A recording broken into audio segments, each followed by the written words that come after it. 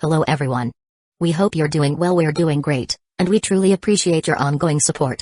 We'd like to briefly address some comments regarding our audiobook series. Rest assured, progress is ongoing. That said, your feedback is vital. If there's a novel you particularly enjoy and want to hear more of, please let us know in the comments. Each chapter requires a financial investment, so we can only continue series that receive strong audience interest. Although we retain core names and plot lines, we make significant editorial changes to enhance clarity, pacing, and immersion. These are not simple recitations. We work hard to deliver a polished, thoughtful listening experience. Without sufficient feedback or engagement, we may need to discontinue a series. So if you're enjoying something, don't stay silent. Your input truly matters. Note, our default audio speed is 3x. If that's too fast, let us know. We're happy to adjust it. Interested in early access to unreleased audiobooks? Visit our Patreon. You'll get to experience new content before it reaches YouTube. Just to clarify, I'm a fan like you. I've purchased these novels and adapted them with care, while respecting all rights and guidelines. For updates, follow us on Facebook and Twitter, X. YouTube update: recently, YouTube flagged some of our content for including mature themes, realistic violence, and darker story elements. As a result, we've decided to stop uploading anything that violates YouTube's guidelines. If you'd like access to the full, uncut versions including the more intense or mature content, you can find them on our Patreon page, where we upload everything first. Available now on Patreon: Shattered Innocence transmigrated into a novel as an extra. Transmigrating over 10,000 years late, I was forced to become a mighty presence. I, the celestial dragon, rule the heavens through the double gate, reigning supreme in countless worlds with peace taming, Tower of God sequence strength, cultivation when you take things to the extreme. Naruto is an Uchiha with cyst. WTF, the centuries-old ancestor in our family take concubine again. Plus 18, Ichi, reincarnated in Bleach as a wizard. Thanks for listening and happy listening, Night Crypt. Taking a step forward, he looked over at his aunt, Grand Elder Songjun.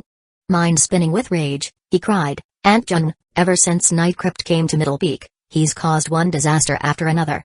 All the disciples here hate his guts because of how he screwed them over. I actually suspect that he's a spy, sent to sow chaos in the Bloodstream sect. Aunt Jun, please make an example of him and expel him from the sect." As his cries echoed about in the Immortals' cave, Bazius Hun's expression flickered, and anger began to rise in his heart as he realized that Song K had come here to complain about him. Unfortunately, Song K was actually right about some of his accusations, which caused Bazius Hun's heart to leap in fright. Just when he was about to speak up to defend himself, Song Jun's face turned grim, and she slapped her hand down onto the table. The resounding smacking sound that rang out instantly drowned out Song K's voice. "Shut up," she said, her expression grim and murderous. As her voice echoed out, the Immortals' cave suddenly turned very, very cold, causing Song K to shiver. From a very young age, he had always feared this aunt of his, and to see her so mad caused him to subconsciously look down at his toes. Seeing Song K react in such a way sated a bit of Song Jun's anger. He was her nephew, whom she loved dearly. Looking both sincere and also profoundly disappointed, she slowly said, "You're the firstborn of the Son clan. There are no limits to what you could do in the future. How could you be so muddle-headed and short-sighted? Night Crypt has a clean background, and has performed great services for the sect. It's true he's annoyed some of the other members of the sect, but none of that was intentional. Neither you nor I know the full extent of the humiliation he endured on the path of pursuing the Tao of medicine for the sect." From the tone of her voice, she seemed to truly lament her nephew's unreasonable behavior. As he sat there off to the side, Bazius Hun felt deeply moved. He gazed softly over at Song Jun, and mused that everything she said was correct. He never intentionally did things to annoy or harm others. He suddenly felt as if Song Jun understood him on a deep and even intimate level. In fact, he really had nothing bad to say about how the Bloodstream sect had treated him. Even as Bazius Hun sighed inwardly, Song K stood there trembling. From the time he was young, he had often been rebuked by his aunt, and he had rarely ever talked back to her. But the situation right now was something he just couldn't accept. That was especially true considering the emotional look on Bazius Hun's face. Song K couldn't help but think about how Night Crypt had been holding his aunt's hand, and how the two of them clearly seemed to be involved in some illicit affair. Song K's breath came in ragged pants as he looked up and said, "Night Crypt, you." When Song Jun saw that Song K was refusing to acknowledge his mistakes, her expression turned even grimmer, and she angrily yelled, "Back down." Then she looked at Bazius Hun and said, "Junior brother Night Crypt, please don't take offense. Kur just doesn't understand adult matters, the little brat." Bazius Hun sighed. Looking like the picture of someone from the senior generation, he nodded and smiled bitterly. "There's no harm in it," he said. "Ker is young and full of energy, which is normal at his age. Members of the senior generation like us can only do our best to educate him a bit more." When Song Kei heard Bazius Hun call him Ker, he felt like he was about to go insane. His cultivation base immediately surged with power, and a murderous aura spread out from him. "Night Crypt, I'm gonna kill you," he howled, and then charged toward Bazius Hun. Because he was so close, there was no time for Song Jung to interfere. Rumbling sounds could be heard as Song Kei performed an incantation gesture, summoning a huge blood-colored hand almost directly in front of Bazius Hun's face. The hand surged with energy, destroying the chair and table. Bazius Hun's eyes flashed up in thought for the briefest of moments, and he decided not to dodge or evade. The hand slammed into him, causing his face to go pale. Coughing up a mouthful of blood, he staggered backward. Seeing that, Song Jung was both worried and angry. She waved her hand, causing a wave of power to surge out and suppress Song Kei. Incapable of moving forward, Song Kei stood there, eyes bloodshot, trembling physically. He knew that Night Crypt had intentionally spit out some blood. Even if he had been injured somehow, there was no way he should have coughed up any blood. "Song Kei, what gall you have!" Song Jung yelled at the top of her lungs. Just when she was about to start reprimanding Song Kei, Bazius Hun raised his right hand to stop her. Wiping the blood off of his chin, he looked over at Song Jung and said, "Ker did nothing wrong. I might be of the senior generation, but I'm not perfect. I make mistakes too. It's my fault that Ker is now hairless. Therefore, I will immediately go into seclusion to concoct some spirit medicine to help him grow some more hair." He even reached out and squeezed her hand to show how sincere he was. Song Jung's cheeks immediately flushed bright red. To have her hand squeezed right in front of her own nephew was something that instantly caused her heart to start racing. It was a very odd sensation. Pulling her hand back, she looked over at Song Kei and angrily said, "Ker, apologize immediately to your sect uncle." Song Kei stood there trembling, blue veins bulging out on his neck and face. Laughing shrilly, he said, "You too fornica." Before he could finish speaking, Song Jung's eyes flashed with cold light, and she waved her hand. A huge wind swept over Song Jung, carrying him out of the Immortal's cave. "Song Kei, your impertinence has earned you 3 months in secluded meditation. Don't step a foot outside of your Immortal's cave during that time." Chapter 232, The Power of Four Ghosts. Bazius Hun didn't feel that it was appropriate to stay in the Immortal's cave any longer. Looking over at the grim-faced Song Jung, he gave a soft sigh, then bid her farewell. Song Jung hesitated for a moment, and then nodded. After offering some more apologies for Song Kei's behavior, she said, "We have a few more months before the war. Middle Peak is going to have its trial by fire for the position of Blood Master. When the time comes, I hope you'll be able to help me." Her eyes shone with keen anticipation. Bazius Hun looked back at her, his own eyes flashing. After a moment passed, he nodded, then left. Once outside of the Immortal's cave, his heart swelled with pride. Taking a deep breath, he reveled in his satisfaction at having mopped the floor with Song Kei. HMMPHH. "From now on, Ker, I'm your clan uncle." Feeling wonderful, but expression pale and grim, he returned thoughtfully to his Immortal's cave on the lower finger. Once inside, he stretched lazily, thinking about how he now outranked Song Kei. Then he waved his wide sleeve. "Ah, whatever. As a member of the senior generation, it's my job to help educate the youngsters."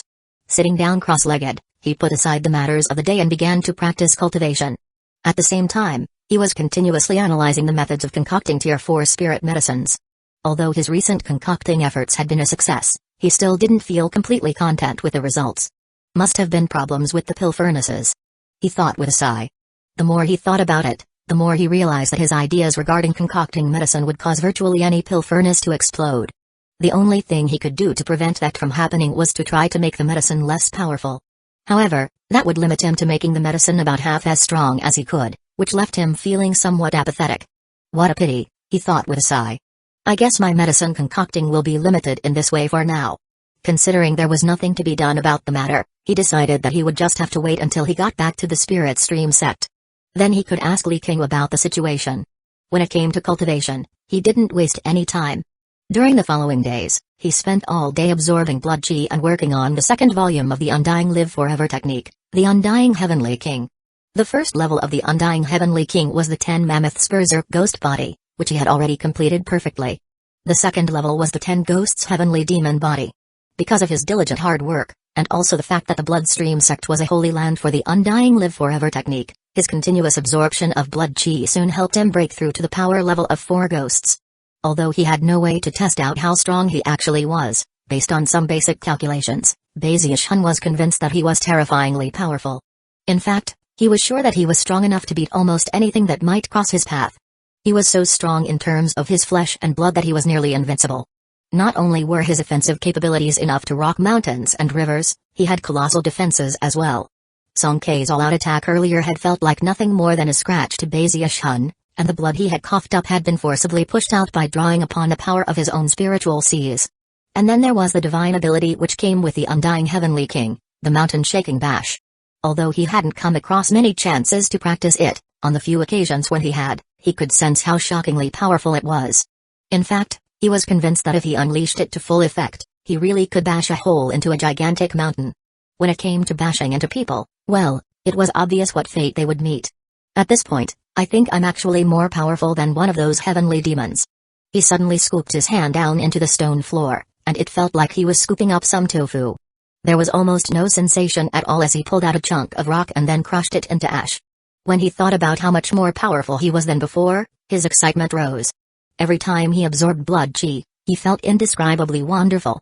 He also worked on his blood annihilation world, and although he didn't actually notice, he was getting much quicker at forming blood swords.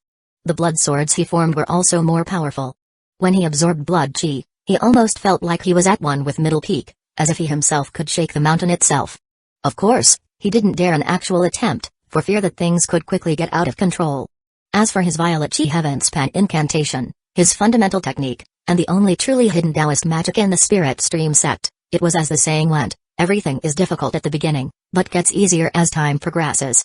Originally, he had needed help with the Heavenspan River water, but after passing into the middle level of the technique, and having successfully absorbed a drop into his spiritual seas, he now had some measure of control over the Heavenspan River water.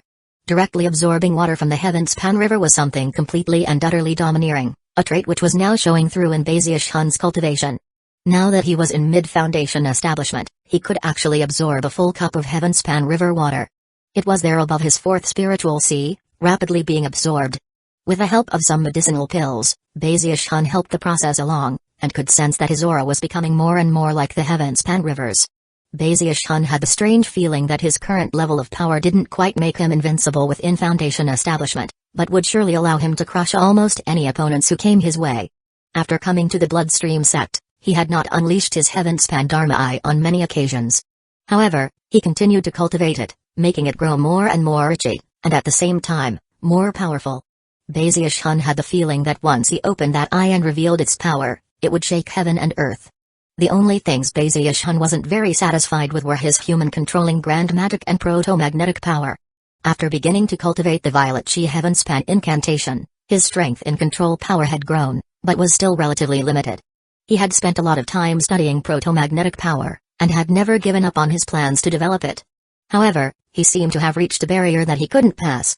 It was very frustrating, but there was nothing he could do about it other than spend some time every day on study and contemplation regarding how to progress. There was one other thing that he spent time thinking about, and that was the Middle Peak Blood Master trial by fire that Song Jun had mentioned, and how she wanted his help. If Song Jun becomes Blood Master, then it stands to reason that the Grand Elder position will open up. Usually, someone would be promoted from among the Bloodstreak Elders. However, I bet that if someone was famous enough, they might be considered even if they weren't a Bloodstreak Elder already. By this point in time, Baziushun had suffered enough at the hands of the talking rabbit that he only delivered internal monologues. However, his eyes still shone brightly at the thought of the Grand Elder position opening up. That would be his greatest chance to successfully acquire the relic of eternal indestructibility, and then finally be able to leave the Bloodstream sect. I'm already just as famous in the Bloodstream sect as Song Kei is, which means I'm already above the Bloodstreak Elders. I'm probably not famous enough to directly become Grand Elder, though. In the next few months, I need to do something to make myself even more famous. Whether it's good or bad, I need to convince people that, despite only being in Mortal Tao Foundation establishment, I'm still a shocking and incredible expert. His eyes began to shine even more brightly than before. And that was how the days passed. The war between the Profound Stream sect and the Pill Stream sect had already reached the point where both sects had mobilized all of their forces. Rumors about the war swirled. Some stories were true, some were false, but they all left the Bloodstream sect disciples in shock. At the same time, The war preparations in the Bloodstream sect were nearing completion, and disciples were already being dispatched from the sect to parts unknown. Baziush-hun could see the blood clouds which hovered over the sect growing larger, and building up pressure to a terrifying degree. Even the blood chi within the sect seemed to be growing stronger. Despite the fact that Baziush-hun was in secluded meditation and rarely emerged, stories about Night Crypt continued to spread, and they only grew more fantastic as time went on. For some reason, a lot of people knew why Song K had been punished by being sent into secluded meditation. There even seemed to be some hidden force trying to get people riled up against Night Crypt. As time progressed, the cultivators of Middle Peak continued to grow both more hateful of him, and more fearful. People even began to talk about how Night Crypt and young Lady Zumai didn't get along, and many people hoped that she would eventually put him in his place. Young Lady Zumai, please come out and teach Night Crypt a lesson. Night Crypt is so terrifying. Everyone on Middle Peak and Corpse Peak is miserable because of him. Middle Peak's Grand Elder always takes Night Crypt's side. Young Lady Zumai, please come out and cut him down. Zumai got requests like that just about every day. At the same time, stories about Night Crypt continued to spread. Eventually, it reached the point where many people viewed him as something on the level of a devil king. However, there wasn't much Zumai could do.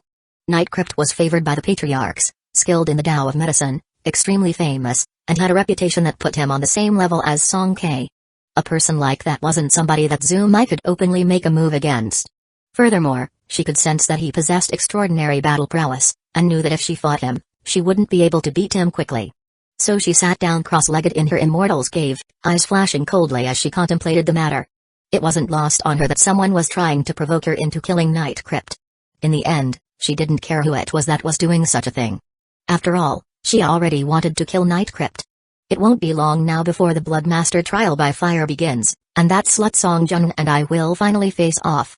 Song Jun is probably counting on Night Crypt to help her, so getting rid of him would be a boon for me. Zumai chuckled coldly, the killing intent in her eyes growing more intense. Night Crypt never made much of a name for himself before. But after he came back from the Fallen Sword Abyss, he suddenly rose to the top. It's almost like he's a different person. So very strange. There's definitely something fishy going on with him. Definitely. I just need to find out what it is. Since she knew she wasn't a match for him openly, it was time to start plotting. At a point when the sect was just on the verge of going to war, the potential for destructive consequences was even greater. Chapter 233, E. Why did you stop talking? As Zumai investigated Night Crypt's background, a rumor began to spread through the Bloodstream sect. Supposedly, after getting medicinal pills from Night Crypt, the Bloodmaster of Corpse Peak had immediately gone into secluded meditation, and still hadn't emerged. However, powerful ripples had begun to emanate from Corpse Peak's Bloodmaster Temple. Quite a few people noticed those fluctuations, especially the Bloodmasters from Lesser Marsh Peak and Nameless Peak. All three of the current Bloodmasters were relatively evenly matched, but now it seemed as if the Corpse Peak Bloodmaster was experiencing a breakthrough. It wasn't likely that he would reach Gold Core, but to Corpse Peak, a breakthrough in corpse refining techniques would lead to a rapid and significant increase in battle prowess. Because of that, the Bloodmasters of Lesser Marsh Peak and Nameless Peak started to get nervous. A few days later, the Grand Elder of Lesser Marsh Peak shot through the air in a beam of light to appear outside of Baziush-hun's Immortal's cave. He was a tall and well-built man, with a mighty look and a powerful aura of chi and blood. As a body refinement cultivator, he almost seemed like a mountain standing there, emanating powerful pressure. Even his voice was deep and resounding as he said, "It's me, Grand Elder Han Chandong of Lesser Marsh Peak. Junior brother Night Crypt, are you home?" The blood trees outside Baziush-hun's Immortal's cave were trembling, but didn't dare to flee. No matter how scared they were of outsiders, Night Crypt was far more terrifying. All they could do was grit their teeth and remain in place, glaring at the Lesser Marsh Peak Grand Elder. Baziush-hun was currently meditating in his Immortal's cave. He had been a bit surprised when he sensed the Grand Elder's arrival moments ago. However, he could already guess why he might be here. After a moment of silence, he waved his right hand, causing the cave door to open. Then he ordered the blood trees to clear a path. The Lesser Marsh Peak Grand Elder strode into the courtyard outside Baziush-hun's Immortal's cave, even as Baziush-hun emerged. As soon as they saw each other, the Grand Elder laughed heartily and clasped hands in formal greeting. "Junior brother Night Crypt, the moment you stepped off of the blood precipice back then, I knew that you were destined for extraordinary things. It's too bad you chose to go to Middle Peak. I would have loved for you to have come to Lesser Marsh Peak." Baziush-hun smiled, although considering that he was wearing the mask, it was a very sinister and cold smile. Clasping hands, he said, "Grand Elder, your presence brings honor to my humble dwelling. Please, come in." Abandoning any other formalities, the Grand Elder followed as Baziush-hun led the way into the Immortal's cave. Once inside, they sat down across from each other, and the Grand Elder said, "Junior brother Nycrypt, you have an extraordinary cultivation base, and shocking latent talent. You prepared long and hard, and then made an incredible rise to the top. Middlepeak is truly blessed to have you, junior brother Nycrypt." Although Baziush-hun was very pleased to hear such words, he maintained a somber expression, and didn't even respond to the Grand Elder's words. Even more amazing is that the patriarchs have taken a liking to you. There are virtually no limits to what you can accomplish in the future, junior brother Nycrypt. The Grand Elder sighed, and then went on to talk about the war between the Profound and Pillstream sects, as well as various other Bloodstream sect matters, both big and small.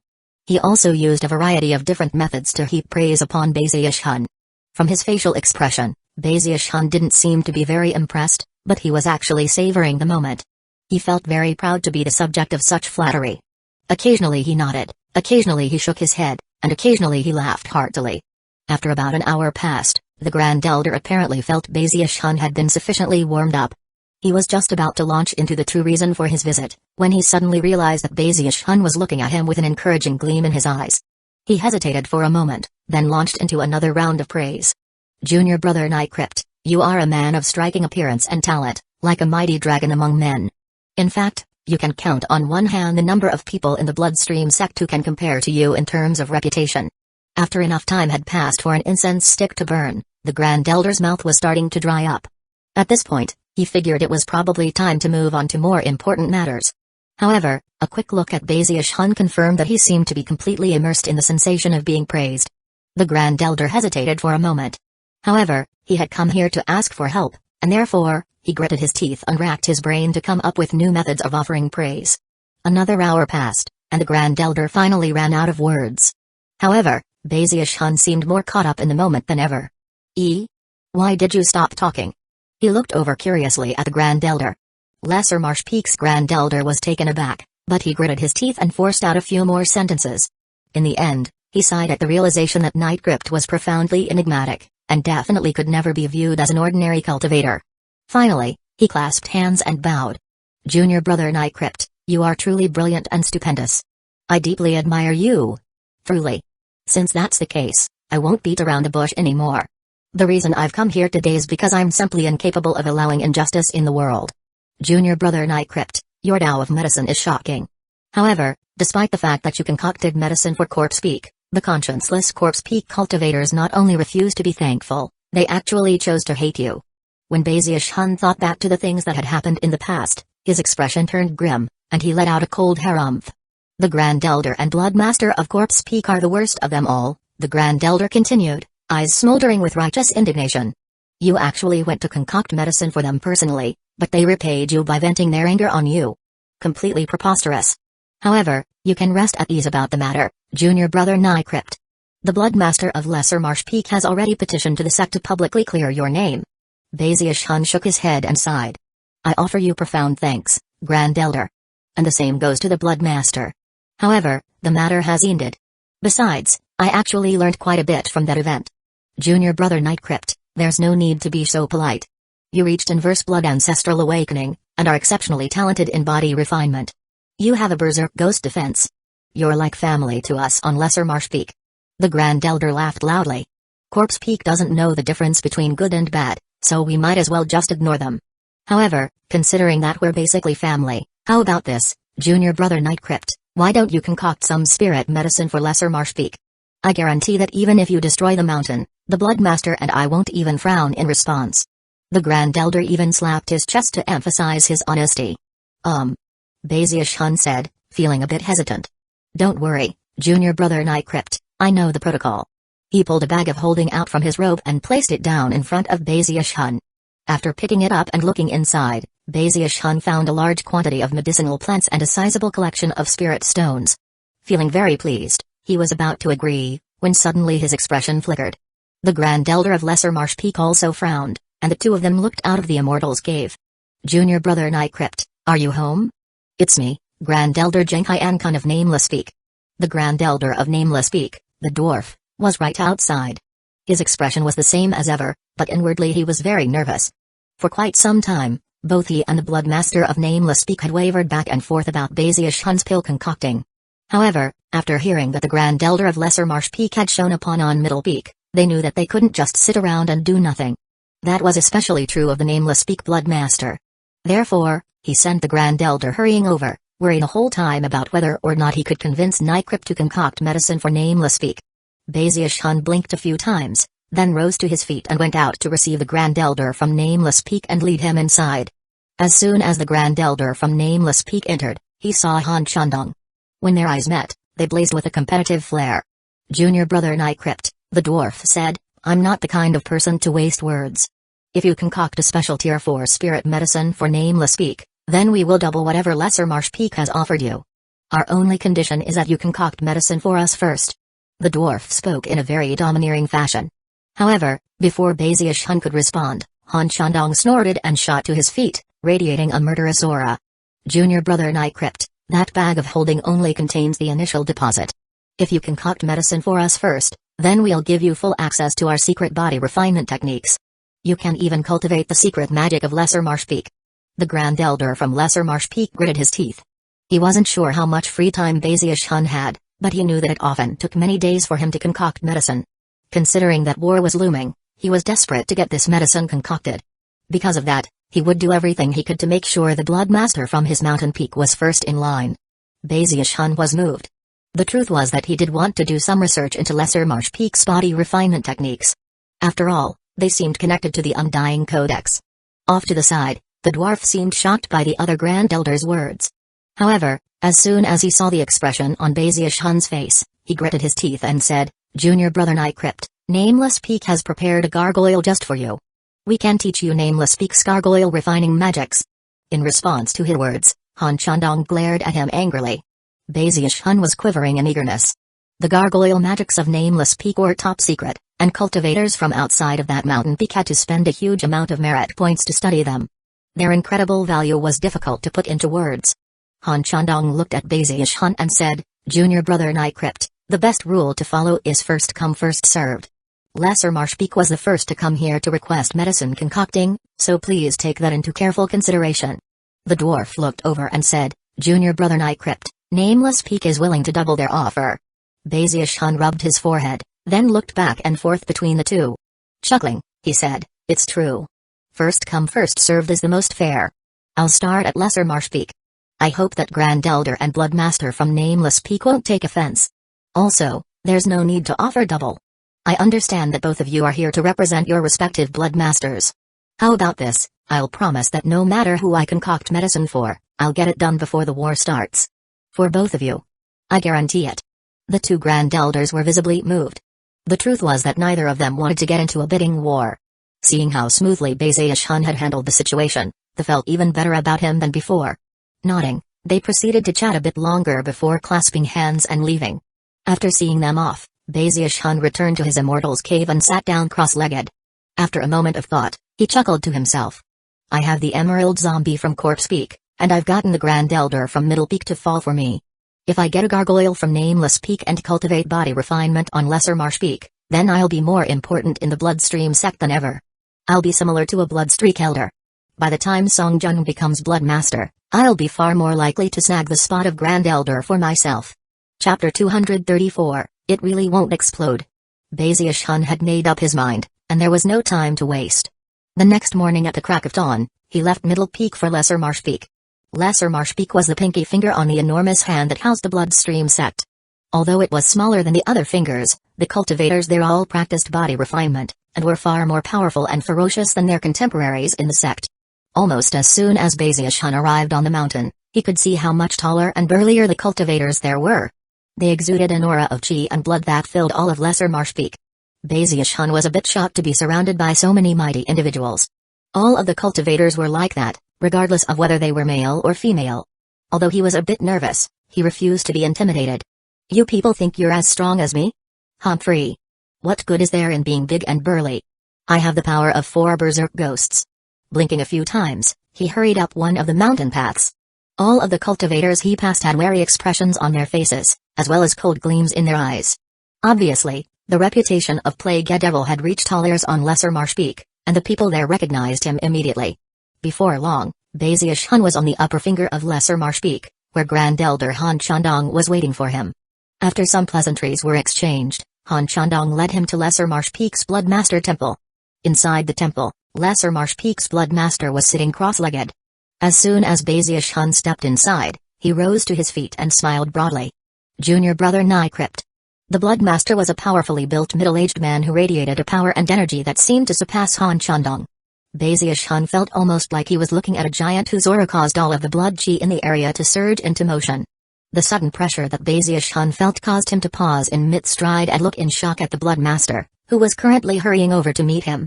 Bazius Hun paid close attention, and immediately picked up on some clues regarding his body refinement technique. It's similar to the second level of the Undying Heavenly King? Despite being shaken inwardly, his expression remained the same as ever. Smiling broadly, he clasped hands and bowed in greeting. Night Crypt offers greetings, Bloodmaster. The Bloodmaster looked at Bazius Hun with shining eyes, and then spoke in a booming voice. There's no need for such formality, junior brother Night Crypt. I'm a straightforward person, and hate beating around the bush. I need you to concoct me a batch of Tier 4 blood body pills. Such pills only serve one function, to rapidly propel you to the next level in Lesser Marsh Peak's secret body refinement technique. War is upon us, and everyone is working hard to prepare. Unfortunately, this pill won't be hugely effective unless it's Tier 5, and Tier 4 versions are unavailable for purchase inside the sect. Therefore, what I need is not a single pill, I need at least 100 Tier 4 blood body pills. Night Crypt, are you confident enough to concoct me 100 Tier 4 blood body pills? The Bloodmaster's eyes glittered as he looked at Bazius Hun, his words echoing back and forth in Bloodmaster Temple. Bazius Hun's ears heard a bit from the Bloodmaster's booming voice. Not willing to accept that, he raised his own voice into a virtual roar and replied, if I have enough medicinal plants and pill furnaces, then 100 pills should be no problem. At first, the Bloodmaster was surprised by Bazius Hun's roaring voice. He was used to using a booming voice when talking with others, but wasn't used to the opposite happening. After looking Bazius Hun up and down for a moment, he started laughing. Oh, I have plenty of medicinal plants, he said. As far as pill furnaces are concerned, come, junior brother Nai Crypt. I want to show you the one-of-a-kind pill furnace we've prepared for you. The Bloodmaster's subsequent laughter shook the entire mountain peak. Waving his sleeve, he swept up both Bazius Hun and the Grand Elder, who had been standing respectfully off to the side. All three of them then flew through the air toward a wide-open space which had been set aside on the upper finger. It was protected by a powerful spell formation, the fluctuations and aura of which were so intense that even the hallucinatory mist that had appeared on Corpse Peak would not be able to escape it. Clearly, Lesser Marsh Peak had taken many precautions before inviting him over to concoct pills. Seeing all of that, Bazius Hun coughed dryly, but didn't say anything. Following the Bloodmaster, he entered an Immortal's Cave inside of the spell formation. It was a newly built Immortal's Cave, in the depths of which was a vast hall set aside for a single object. Almost as soon as Bazius Hun laid eyes on it, he gasped, and his eyes glittered with bright light. He immediately began to circle around the object, and was unable to hold back his gasps as he did. It was a pill furnace of enormous size. It was fully 90 meters in diameter, green in color, and engraved with countless magical symbols. There was something majestic about it that made it seem profoundly and shockingly sturdy. This pill furnace. Bazius Hun reached out and touched it, and the awe-inspiring feeling he got left him even more excited than before. One of his main problems had always been exploding pill furnaces, leaving him no option other than to reduce the medicinal strength of his concoctions, and preventing him from unleashing his full skill in the Tao of medicine. The moment he saw this pill furnace, however, he was deeply shaken. Junior brother Night Crypt, many generations ago, a Bloodmaster of Lesser Marsh Peak robbed this precious treasure from the Pillstream sect. The truth is that it isn't the original precious treasure, only a replica. However, it's a replica of none other than the Heaven-Earth Furnace Cauldron. I personally arranged for you to be able to use it today. With this furnace, you can be as bold as you wish in your medicine concocting. Don't worry, a precious treasure like this won't explode under any circumstances. The Bloodmaster threw his head back and laughed proudly. He was a body refinement cultivator, but that didn't mean he wasn't a cautious person. He was very familiar with the moniker Plague Devil, and had prepared a pill furnace that couldn't explode, placed inside of a spell formation so impenetrable that not even the slightest scrap of an aura could escape from it. Only after having made these preparations was he confident that no mishaps would occur. Bazius Hun took a deep breath as he walked around the pill furnace a few more times, examining it. He was already itching with the desire to go all out, to experiment with medicinal strength that, up to this point, had been impossible for him. And yet, he was still a bit nervous.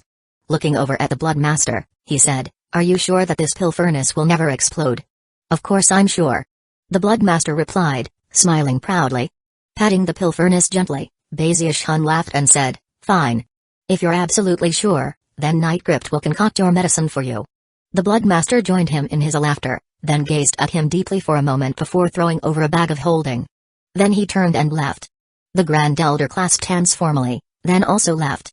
Bazius-hun was now alone in the Immortal's Cave, looking at the enormous pill furnace, his excitement building.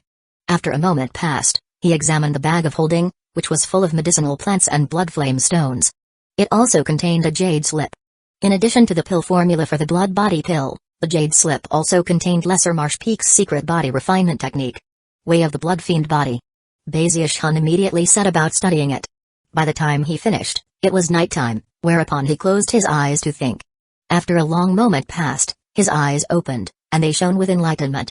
The way of the Blood Fiend Body had been studied by generation after generation of cultivators on Lesser Marsh Peak, and was derived from the huge hand that the sect rested on. It was essentially an inferior version of the Undying Codex, an imitation. It derived power based on totem tattoos, and was divided into power levels of the Ancient Mammoth, the Berserk Ghost, the Heavenly Demon, and the Blood Fiend. By absorbing blood chi into one's own flesh and blood, then catalyzing it with the secret technique, the body's basic structure would transform, and eventually be capable of unleashing powerful fleshly body power. Although it seemed to have a lot in common with the Undying Codex that Bazius-hun cultivated, the truth was that it was extremely counterproductive. The Undying Codex didn't change one's basic body structure, it directly unleashed inner power to create a powerful combination of offense and defense. However, the way of the Blood Fiend Body does have some redeeming qualities.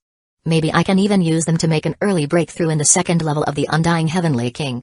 After a bit of further examination, Bazius-hun's spirits rose, and he even tested out some of the cultivation practices. When he did, rumbling sounds could be heard as blood chi rushed toward him. By using the secret techniques of the way of the Blood Fiend Body, he stimulated his flesh and blood, but instead of allowing his basic body structure to be changed, he used the power to drive the Undying Heavenly King. The night passed. The next morning at dawn, Bazius-hun's eyes snapped open, and they shone with delight. That one night of cultivation was like 3 days of ordinary cultivation. So it does work. Ha ha ha. Excited, Bazius-hun mused that the Bloodstream sect truly was his personal holy land. Looking over at the enormous pill furnace, his eyes shone with a strange light, and he suddenly smacked his hand down onto the furnace. A bang could be heard as the furnace's lid opened up. Without any hesitation, he flew up to stand on the edge of the furnace and looked down inside, which left him even more shocked than before. If this furnace really can't explode, then I think I need to test the limits of the medicinal strength I'm capable of producing.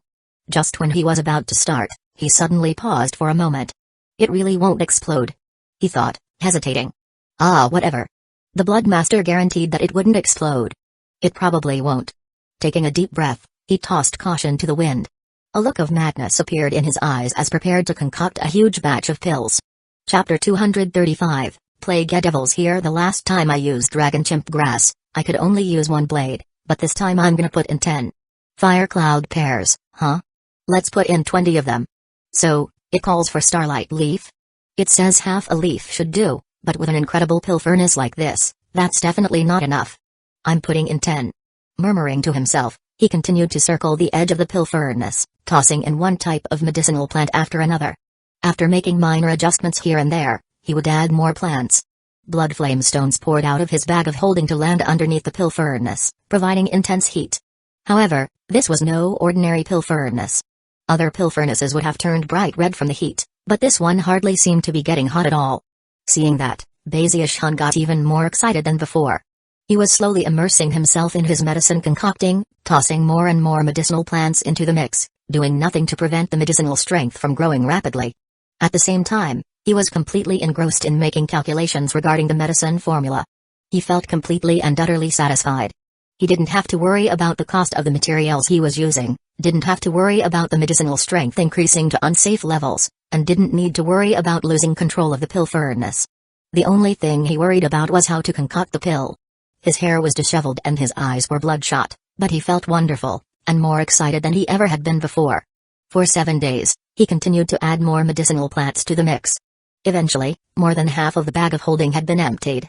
By using the principles of mutual augmentation and suppression, Bazius-hun had pushed the medicinal strength to an explosive level. Rumbling sounds began to emanate from the pill furnace, which by this point was changing from green to bright red. By now, it seemed that the furnace really wouldn't explode. Seeing that, Bazius-hun threw his head back and laughed uproariously. "A precious furnace!" he exclaimed. With that, he descended back into the medicine concocting. Based on his calculations regarding the medicine formula, he continued to add medicinal plants. As inspiration hit him, and as his train of thought proceeded, he made changes as he saw fit. Combined with the all-creation plants and vegetation technique, he was gradually reaching the medicinal strength he sought. Another 5 days passed, and the rumbling sounds inside of the pill furnace grew more intense. By now, the furnace was bright red, and Bazius-hun had added all of the medicinal plants he wanted to. He was sitting off to the side looking very content when he suddenly thought of something. Hurrying forward, he produced a drop of his own undying blood and added it into the furnace. With that, he put the lid back on the furnace and locked it tight. In that instant, any outlet for the medicinal strength was cut off, causing intense rumbling sounds to echo out. The pill furnace began to shake, and the temperature inside began to rise rapidly. Bazius-hun was so impressed with the miraculous pill furnace that he didn't even think about any potential problems. As far as he was concerned, it wouldn't explode. Therefore, he decided to practice some cultivation off to the side. Occasionally, he would look over and make a few adjustments as the medicinal strength inside the pill furnace changed. A few days later, he started to get worried. The pill furnace was now bright red, and radiating such intense heat that the area for 3 meters around the furnace was rippling and distorting. Cracks were even visible on the ground, snaking out from the furnace. Bazius-hun swallowed, and edged away. The waves of heat battering his face caused his heart to begin to pound with fear. If a pill furnace this big exploded, I would lose my poor little life for sure. Blinking, he thought back to what the Lesser Marsh Peak Blood Master had said. This furnace won't explode under any circumstances. Only then did he calm down a bit. There shouldn't be any problems, right? He was already starting to regret putting in so many medicinal plants. Lack of control was definitely one of his downsides. However, the pill furnace currently didn't seem to be in danger of exploding. He waited for 4 more days. The furnace was still trembling, and the area of distortion had increased from 3 meters to 30. The intense heat was even causing some of the nearby rock walls to slowly melt. The heat seemed to be building up with every passing moment. Bazius-hun was sweating up a storm, and his eyes were already wide with terror. He thought about trying to stop the concoction process, but wasn't able to interfere. The spirit medicine inside the pill furnace was already beginning to take shape. He could only imagine how the temperature might increase now that the medicine was actually forming. Bazius-hun took a long, nervous breath. He felt like he was sitting on top of a volcano that might erupt at any moment. He nervously edged backward until he was outside of the Immortal's cave. Finally, he put on a lofty, enigmatic expression and walked out of the spell formation as he prepared to leave Lesser Marsh Peak. In his opinion, Lesser Marsh Peak was now far too dangerous of a place to remain in. On his way out, the Grand Elder detected him and flew over to stop him from leaving. "Junior Brother Night Crypt," he said politely, "where might you be headed now? Are you finished concocting our medicine?" Bazius-hun was very nervous, but his expression didn't show it at all. Clasping his hands behind his back, he coolly said, "Don't worry. The concocting process is done. However, the 100 blood body pills need more time to develop. In 3 months I'll come back personally to extract the pills from the furnace. In the meantime, I'll head to Nameless Peak. After all, I promised to concoct medicine for them too." Despite having been forced to scramble to come up with an excuse, Bazius-hun's expression was the same as ever. Lesser Marsh Peak's Grand Elder was still a bit suspicious, but couldn't find any fault with Bazius-hun's reasoning. "Well, in that case, Junior Brother Night Crypt," he said, "I'll personally escort you all the way to Nameless Peak." He still felt that something was off, but nevertheless, gestured for Bazius-hun to follow him to Nameless Peak. Bazius-hun blinked a few times, then nodded and followed along. Soon he had reached the border of Nameless Peak, where the dwarf Grand Elder came out to meet him. Only then did Bazius-hun finally breathe a sigh of relief. Even as he proceeded on to Nameless Peak, he turned to look back at the Grand Elder from Lesser Marsh Peak. "By the way," he said, "during the next 3 months, no one is permitted to enter that Immortal's cave. And definitely do not let anyone touch the pill furnace. The pill furnace might burst open, and if it does, you'll be responsible." With that, he looked away and followed the dwarf on to Nameless Peak. He also made a decision to never, ever go back to Lesser Marsh Peak. If what the Blood Master of Lesser Marsh Peak said is true, then the pill furnace won't explode. The medicinal pills will eventually be completed. If that pill furnace explodes, it's not my fault. The more he thought about it, the more he believed himself to be in the right. Feeling much better, he followed Nameless Peak Grand Elder to meet the local Blood Master. In accordance with the previous agreement, the Blood Master gave Bazius a gargoyle. Furthermore, they had set aside an immortal's cave on the lower finger where he could concoct medicine. By the time he went in to begin his work, word was already spreading through Nameless Peak about his arrival, leading to gasps among the cultivators there. They already felt like they were going to go mad in the coming days. They knew about Bazius nickname, Plague Devil, and had heard that the terrors which came along with his pill concocting were like tribulations wrought by patriarchs. All of them felt as though they were heading into a life-or-death crisis. The Nameless Peak cultivators began to think about everything that had occurred on Middle Peak and Corpse Peak. They weren't as confident as the cultivators from Lesser Marsh Peak, and were thus soon shaking in their boots. Plague Devil's here. The terror he causes with his medicine concocting is unimaginable. Remember Zhao Shuemu from Corpse Peak? He hallucinated that he was a tuft of spirit grass. Even down to this day, he sometimes goes into a daze if he sees spirit grass. That's nothing. You know Zhu Yibiao? When he sleeps at night, he sometimes yells out that he is Bazius. Actually, there are quite a few cultivators from Middle Peak who have recovered, but still haven't grown back hair, and still have occasional bouts of diarrhea. In fact, it's been on more than one occasion that I saw someone from Middle Peak get the upper hand in a fight, only to suddenly look very uncomfortable. You know what I mean, right? Discussions such as these spread like wildfire. As for the cultivators who actually resided near the location where Bazius was doing his concocting work, their scalps tingled like mad, and many of them simply left.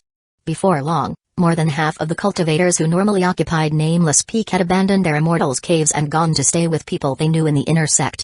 Bazius was a bit shocked at how quiet Nameless Peak became. Not a trace of a living person could be seen anywhere near his immortal's cave. Clearing his throat, he thought to himself, I haven't even done anything yet. What are these people being so jumpy for? I concocted medicine on Lesser Marsh Peak and nothing happened. A bit annoyed, he sat down cross-legged and looked around the immortal's cave for a moment until his gaze came to rest on something in the far corner. A black shadow floated there, emanating a cold and sinister aura. It was one of the Nameless Peak gargoyles, which were somewhat akin to the evil ghosts that could be found on Ghost Fang Peak in the Spirit Stream sect. The main difference was that the evil ghosts weren't intelligent, and didn't grow very large either. In contrast, gargoyles became more intelligent as they grew, and could also practice their own form of cultivation. In terms of power and strength, they were no weaker than evil ghosts, and yet, were vastly more cunning and sly. After they reached a certain level of power, they would develop a bizarre divine ability that allowed them to possess humans and even control them. By becoming something like an inner devil, they could kill people without leaving a single mark, whereupon they would viciously drain them of their blood. Different methods could be used to raise different types of gargoyles. One of the reasons why the Bloodstream sect was known as a devilish sect was because of the devilish gargoyles that they raised. Bazius wasn't too sure about the origins of the gargoyles. That was one of the big secrets of the Bloodstream sect. As for the gargoyle in the Immortal's cave with him, it was completely ordinary, with low intelligence. It was even frightened of Bazius murderous aura, and didn't dare to approach him. Instead, it cowered in the corner, trembling. Chapter 236, You Handle It, Shadow. Bazius looked at the trembling black shadow, and then pulled out a violet jade pendant and said, Get over here. The shadow trembled again, then slowly floated over to Bazius. Now that it was in front of him, he could just make out a face inside the black mist. With that, he reached out to grab it, only to find that his hand passed through the mist. Apparently, the gargoyle didn't actually have a physical body. Bazius was now more intrigued than ever. The Bloodstream sect's gargoyles and the Spirit Stream sect's evil ghosts are similar in some ways. Ghosts come from the souls of people who have died, but what about gargoyles? Where do they come from? After pondering the issue for some time, he couldn't come up with any theories. However, there seemed to be some connection between him and the gargoyle, something other than the jade plaque of control that had been given to him by Nameless Peak. Eventually, he came to the conclusion that the gargoyle must have something to do with the giant hand and the undying live forever technique. Even as Bazius sat there and thought, the face in the mist suddenly twisted into a ferocious expression, and the mist pounced on Bazius. Icy coldness spread out, a coldness filled with intense ferocity. It was almost as if it wanted to consume Bazius' soul. The gargoyle's sudden outburst startled him so much that he unleashed the power of his cultivation base and flicked the thing. The gargoyle let out a miserable shriek, and the mist faded a bit. Having no other options, it hastily retreated to the corner where it remained, trembling. What gall you have! Bazius said angrily. Stomping forward, he aimed a kick at the shadow, which promptly dodged out of the way. Bazius gave a cold harumph and looked down at the jade pendant. Not only could the pendant be used to control the gargoyle, it also contained descriptions of the various punishments and rewards that were usually used to train them. The most common method was to feed the gargoyle one's own blood, which would strengthen the connection and also improve the gargoyle's ability to understand orders. As the gargoyle grew, and its own cultivation base improved, it was also common to allow it to kill other things and drink their blood, which also would help the gargoyle grow stronger. The description also mentioned that if the gargoyle showed any signs of misbehaving, it was important to crush such behavior as quickly as possible. Attempts at rebellion would only grow more intense until the gargoyle became impossible to control. "You trifling, newborn gargoyle," he said angrily. "How dare you try to bite the hand that feeds you?" With that, he used the jade pendant to lock the gargoyle in place, then walked over and kicked him a few times. The gargoyle's mist faded even more, until only a bit was left, whereupon he began letting out plaintive shrieks. "You remember this," Bazius-hun said sternly. "I'm the top dog here. If you dare to provoke me, I won't hesitate to put you in your place. Humphrey. Now, what should we call you? How about Shadow?" After giving him a name, he ignored him, and focused on the medicine formula that the Blood Master of Nameless Peak had given him. "Undying Blood Pill," he murmured thoughtfully. He had heard of this pill before. It had been created years ago by a patriarch who had gained enlightenment of the Holy Pill Wall fragment. It had came to be one of the most useful spirit medicines in the entire Bloodstream sect. Not only could it lead to spectacular results when raising gargoyles, it could help with refining corpses, as well as with the body refinement techniques of Lesser Marshpeak. Because it had so many varied uses, the Undying Blood Pill had been in high demand in the sect from the moment it was first invented. Unfortunately, it was very difficult to concoct. The Tier 3 version was relatively easy, but the Tier 4 version wasn't easy at all. When it came to Tier 5 Undying Blood Pills, they were far beyond the ordinary, and could be used to summon some of the deepest reserve powers available in the Bloodstream sect. Even Tier 4 versions could be used to try to awaken some of the most ancient gargoyles. The more Bazius-hun studied the medicine formula, the more shocked he was. It required 97 types of medicinal plants, each one of which contained numerous transformations that had to be suppressed with Heavenspan River water. It even needed spirit blood from the enormous hand. Only after all of that could the Undying Blood Pill be produced. Even the slightest mistake in the ratios of the medicinal plants will result in a failure. Furthermore, when it comes to combining the plants, some aspects of the connections need to be neutralized, whereas some aspects need to be fused together. The result is that 9 different streams of blood chi will be created. One stream of blood chi is a Tier 1 version, and so on. The Nameless Peak Blood Master wants me to concoct a Tier 4 Undying Blood Pill, which would contain 4 streams of blood chi. Bazius-hun's eyes glittered as he continued to study the formula. As he did, his admiration for the person who had created it grew and grew. No wonder this pill is so difficult to concoct. 1 stream of blood chi is a simple matter, but even just 2 requires vast amounts of augury and other calculations, along with incredible skill in the Tao of medicine. Working with 3 streams of blood chi is even more complicated, about 10 times more so than 2 streams. And then 4 streams. That's almost ridiculous. Clearly, the only way to succeed is to use the all-creation plants and vegetation technique to simplify matters. Bazius-hun's eyes shone with a strange light. Obviously, concocting the Undying Blood Pill in the usual fashion was far too difficult. The only option was to do things backwards. Having reached this point in his train of thought, Bazius-hun pulled out a pill furnace and some medicinal plants, and started to familiarize himself with the concoction process. Instead of trying to succeed the first time around, he decided to do a bit of testing first. Time passed. Before long, half a month had gone by. Bazius-hun never stepped out of the Immortal's Cave even once. He was completely immersed in his medicine concocting. He would concoct multiple batches per day, and whenever he ran out of blood flame stones, he would simply ask for more. It was the same with medicinal plants. It got to the point where medicinal plants were being sent over every day. Thankfully, the mountain peak had deep reserves. Bazius-hun became more and more familiar with the Undying Blood Pill, and yet, as he did, he ruined one batch of spirit medicine after another. In the past, he would have simply discarded such ruined spirit medicine, but this time, he hesitated, and looked over at the cowering gargoyle over in the corner. I wonder if gargoyles eat spirit medicine. They're ruined, but they still have some power left in them. After some thought, he tossed one of the pills over to the gargoyle. Eat it, he said, looking on in anticipation. The gargoyle's intelligence was only starting to develop, but he understood what was being said, and pounced on the medicinal pill. Within a moment, the pill had turned into black smoke which the gargoyle quickly absorbed. Wow, he does eat them. Bazius-hun was quite pleased. From then on, he tossed all of the ruined pills over to the gargoyle. After absorbing the smoke from each pill, the gargoyle would burp loudly, and then laze off to the side with an intoxicated look on his face. Eventually, he would fall asleep. Ha ha ha. So smart of me. These ruined pills have a use after all. After ensuring that the gargoyle wasn't suffering any ill side effects, he felt more than ever that he'd done something great. With that, he continued to concoct pills, looking over at the gargoyle every once in a while and tossing him a ruined pill. He wasn't stingy at all. Time passed. Gradually, another half a month went by. During that time, Bazius-hun concocted many batches of pills, but every single one was a failure. Although he had gained enlightenment of the all-creation plants and vegetation technique, he wasn't familiar enough with it to use it consistently. Problems continued to crop up. However, Bazius-hun always came up with ways to overcome such problems. Furthermore, he didn't waste any of the ruined pills, but instead, fed them all to the gargoyle. I don't have anything else to give you, just these ruined pills. Bazius-hun was actually quite pleased with the situation. Cultivators couldn't consume ruined pills, but they seemed harmless to gargoyles.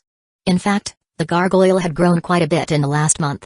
Instead of looking like a tiny imp, he was now about as large as a 7 or 8-year-old child. Of course, he was pitch black, and surrounded by pulsing black mist. Most noteworthy of all was that the gargoyle seemed a lot more intelligent already. Instead of being completely useless, he was now able to assist Bazius-hun a bit when given simple orders. There were a few times when he seemed reluctant to consume the ruined pills, and yet he didn't dare to defy Bazius-hun's orders. On one occasion, Bazius-hun made a mistake, and could tell that the pill furnace was about to explode. He immediately backed up and called out, "You handle it, Shadow." Shadow raced over and passed through the outside of the pill furnace.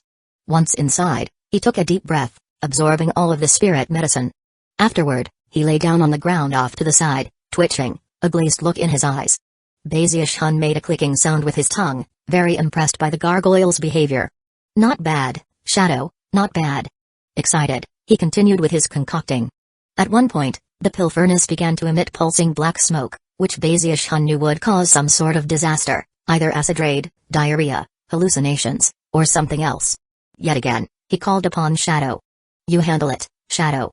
Shadow pounced, breathing in deeply and sucking away all of the smoke.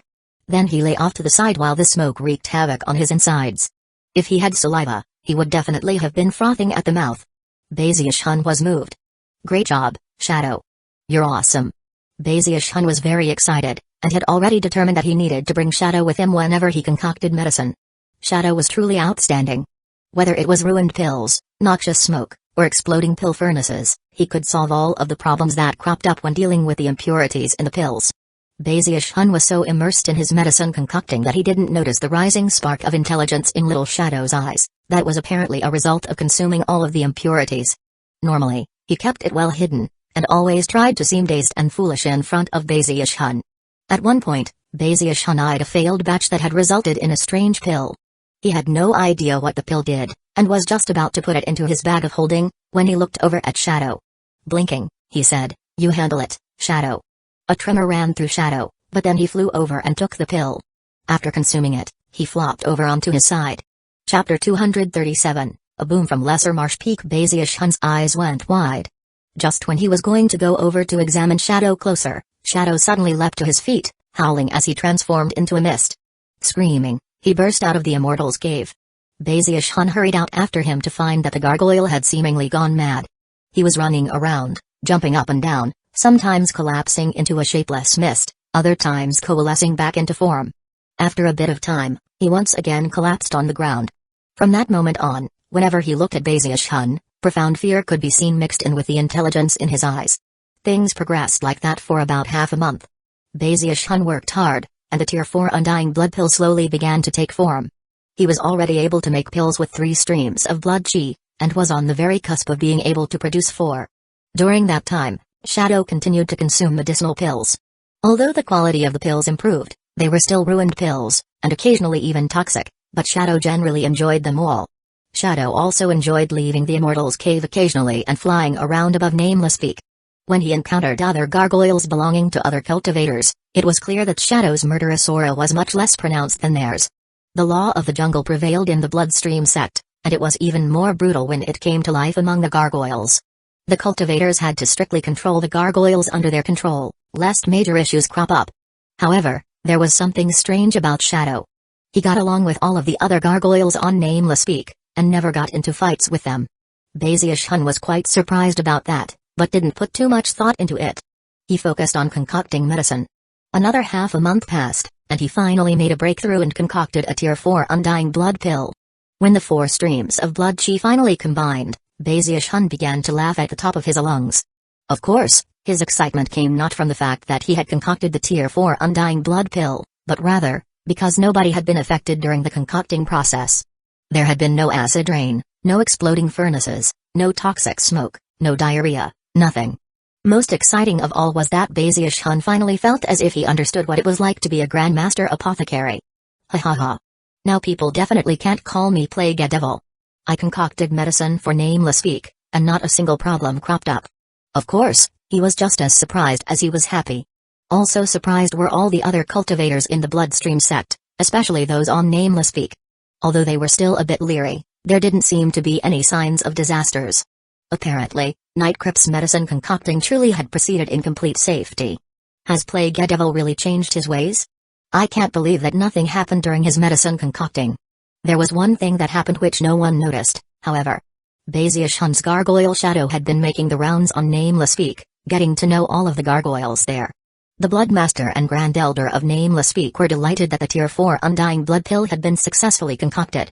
Just as they'd promised, they provided generous compensation, along with a ceremony filled with pomp and splendor. They even decided that they would work more with Nightcrypt in the future. Although the ceremony was held on Nameless Peak, Grand Elder Songjun was invited to attend.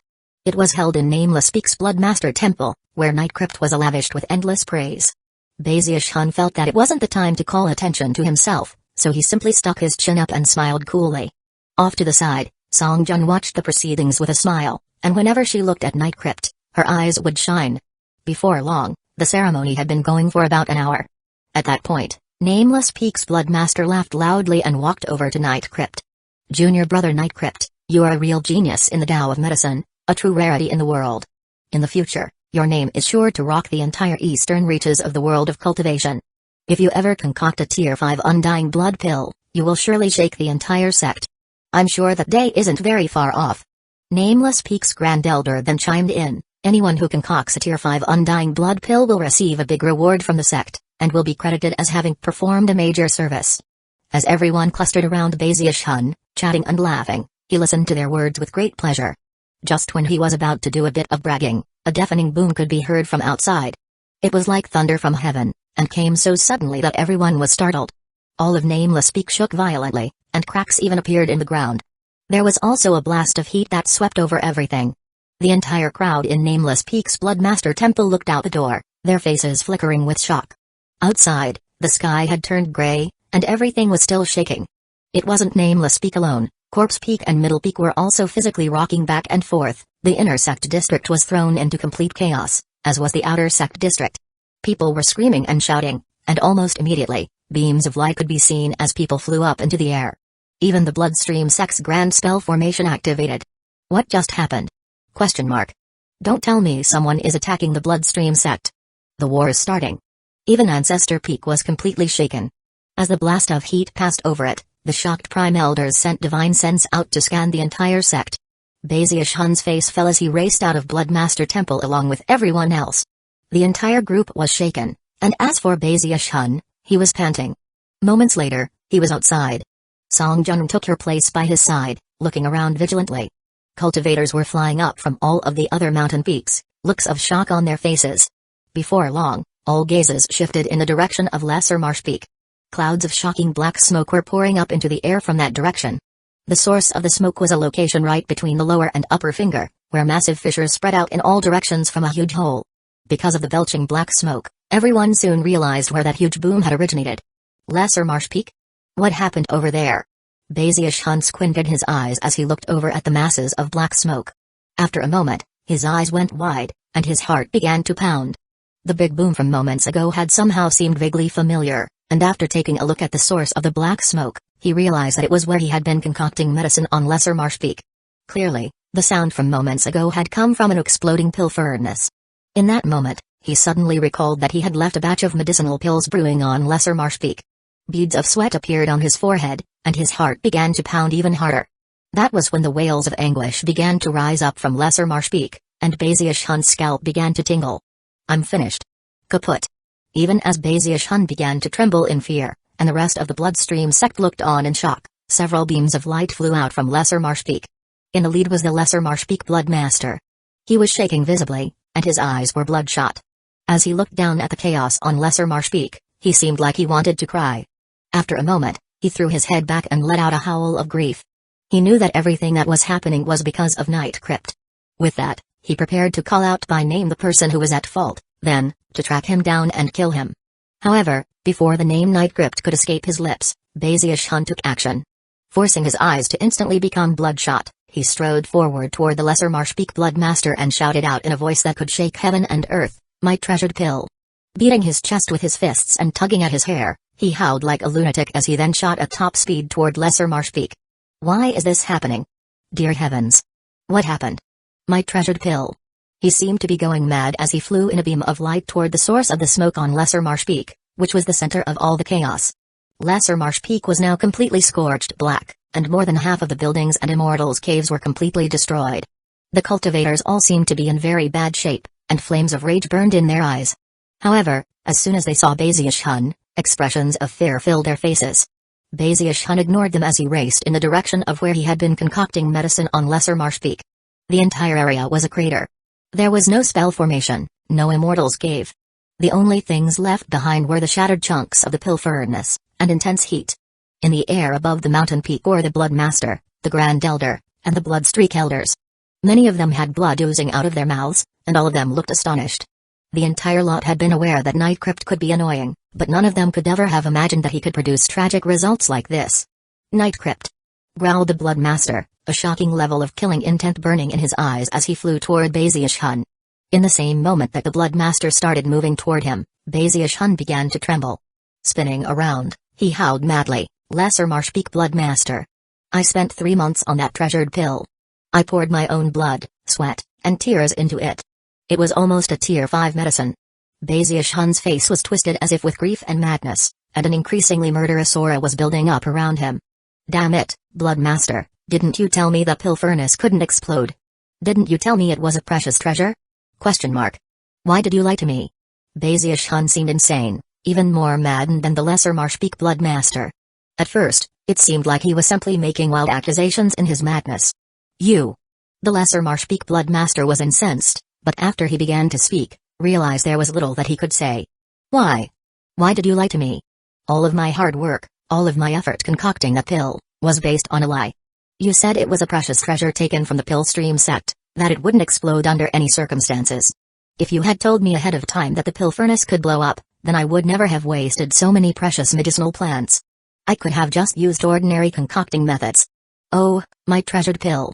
Chapter 238, Tier 5 Spirit Medicine. Do you know how much of my own blood, sweat and tears I poured into this treasured pill? Bazius Hun shouted hoarsely. Damn it. Why didn't you tell me the truth instead of lying to me? Crowds of Bloodstream sect cultivators were converging on the scene to watch, and the streams of divine sense from Ancestor Peak were focused on the area. I told you not to get close to the pill furnace. Tell me, did you get close? Did you? Bazius Hun finally began to chuckle bitterly, his face a mask of disappointment and sadness. There was no way for the Lesser Marsh Peak Blood Master and Grand Elder to offer a retort to Bazius Hun's words. The Blood Master truly had told Bazius Hun that the pill furnace couldn't explode, and had also promised to take responsibility for any situations which arose. Bazius Hun's last words hit especially close to home. The truth was that because the heat radiating from the pill furnace had continued to increase, slowly scorching everything on Lesser Marsh Peak, they actually had felt they had no other choice than to approach the furnace to take a look. They were in the wrong, and yet, the losses sustained by Lesser Marsh Peak were so vast that they couldn't restrain their rage. The Blood Master gritted his teeth and said, You jabbering troublemaker. Lesser Marsh Peak trusted you.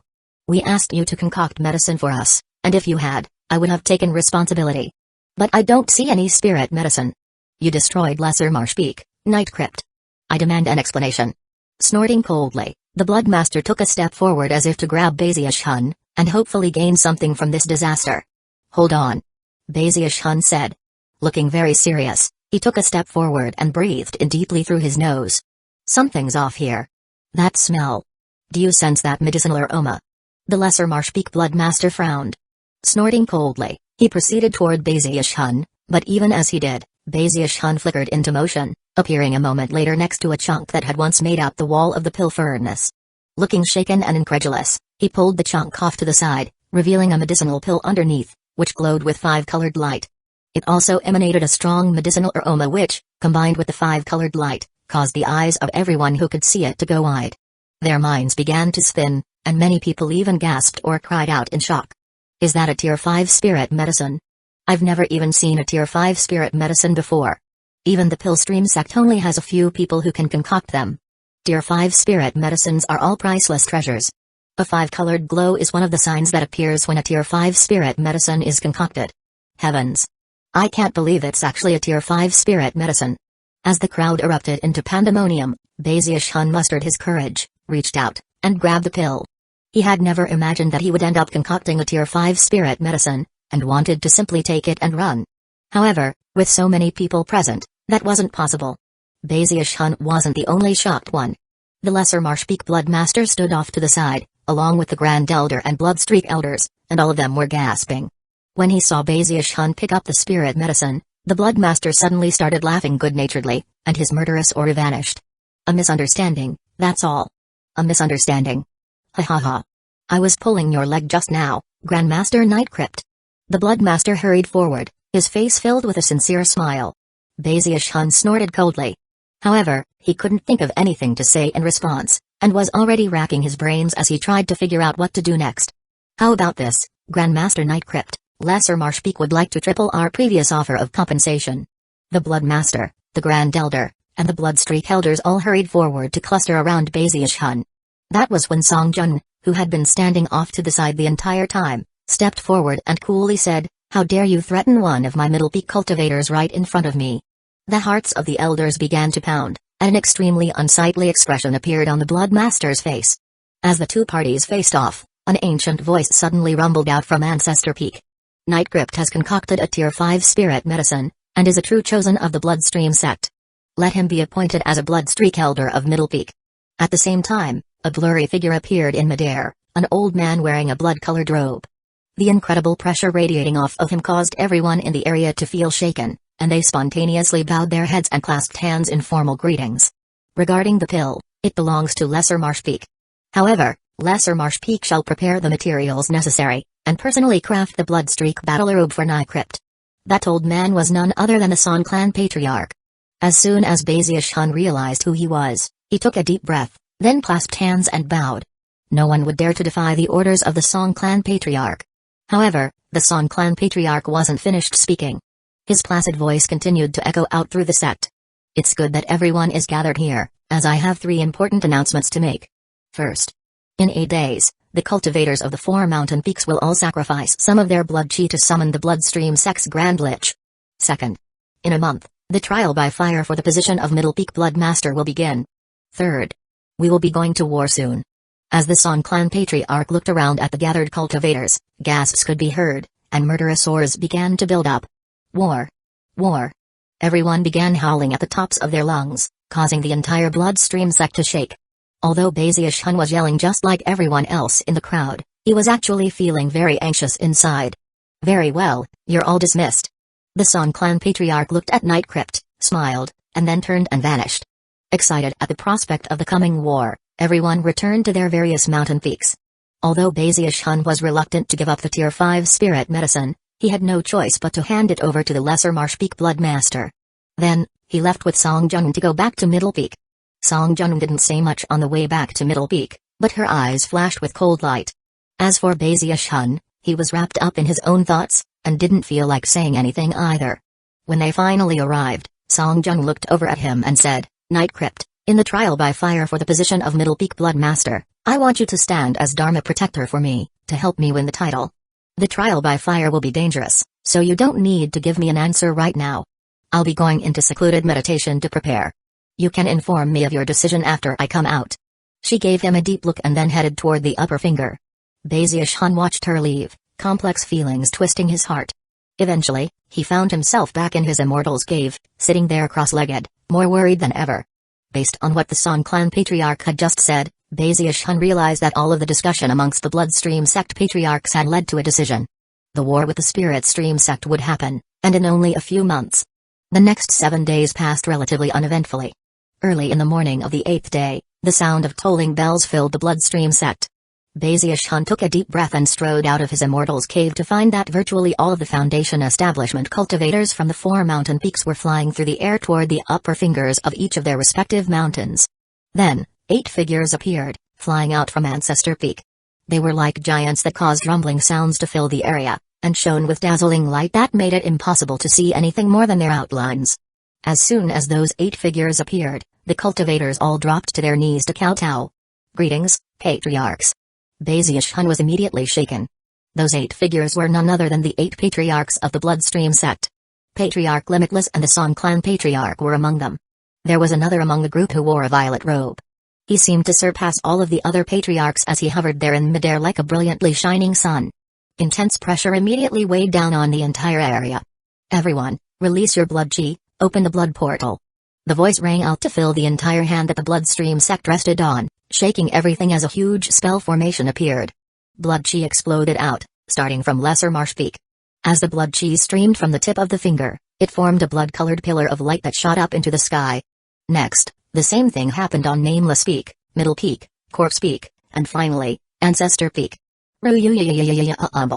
5 beams of blood-colored light shot up, staining the entire sky the color of blood, and creating an enormous vortex. The cultivators of the Bloodstream sect were shaken, and could feel their blood chi seething as they unleashed the power of their cultivation bases. At that point, one of the patriarchs stepped forward, a middle-aged man who was strikingly handsome. There was something entrancing about him that made anyone who looked at him want to admire and trust him. "I am Droughtflame, and I will take the lead in summoning the reserve powers of the Bloodstream sect. I need the help of 9 disciples to help refine the chi and blood. Zhu Xiaoshan, Song Ke, Zhu Mai, Han Dong, Zhu Zhangfen." Although he was speaking in a calm tone, he was a patriarch, which caused even ordinary words spoken by him to carry vast pressure. Every time he called out a name, that person would fly up into the air to stand in front of him. Soon, 8 individuals had been called forth, and the sight of the assembled group caused the other Bloodstream sect disciples to gasp. Every single one of the group of 8 were Earthstring Foundation establishment cultivators with the power of multiple tide flows. All of them were top chosen in the Bloodstream sect. Then, Patriarch Droughtflame's eyes came to rest on Middle Peak, and he uttered the last of the 9 names. Night Crypt. Chapter 239, Should I Help Myself to a Bit? Although Bazius was a bit taken aback, he quickly put a somber expression on his face and made sure his murderous aura was on full display. Then he shot up into the air to appear in front of Patriarch Droughtflame along with the other 8. Not a single Bloodstream sect disciple was shocked that Night Crypt would be part of the group. In fact, for Patriarch Droughtflame to call him out was exactly what many people had expected would happen. Not a single person even felt like commenting on the matter. Obviously, Plague Devil was one of the most famous people in the Bloodstream sect, and everyone recognized that he was a powerful chosen. Not only did the crowds of disciples on the mountain peaks feel that way, Song Ke and the other chosen didn't dispute his qualifications at all, although brutal gleams did appear in their eyes. Bazius had already been in the Bloodstream sect for a few years now. To mortals, that might be considered quite a while, but for cultivators, that amount of time would flash by very quickly. Even still, it couldn't be considered a very short period of time. Bazius had worked hard, and step by step, reached this day in which he was the focus of all attention, and had secured the approval of the entire sect. Bazius could sense that fact, and although he had been prepared for this day to come, even he couldn't help but gasp inwardly at the status he had attained. It filled his heart with contentment and pride. HMMMPHHH. Wherever Lord Bay goes, he ends up shining as brightly as the sun or moon. Who made me this outstanding? Although he felt wonderful inside, not a trace of those feelings showed on the outside.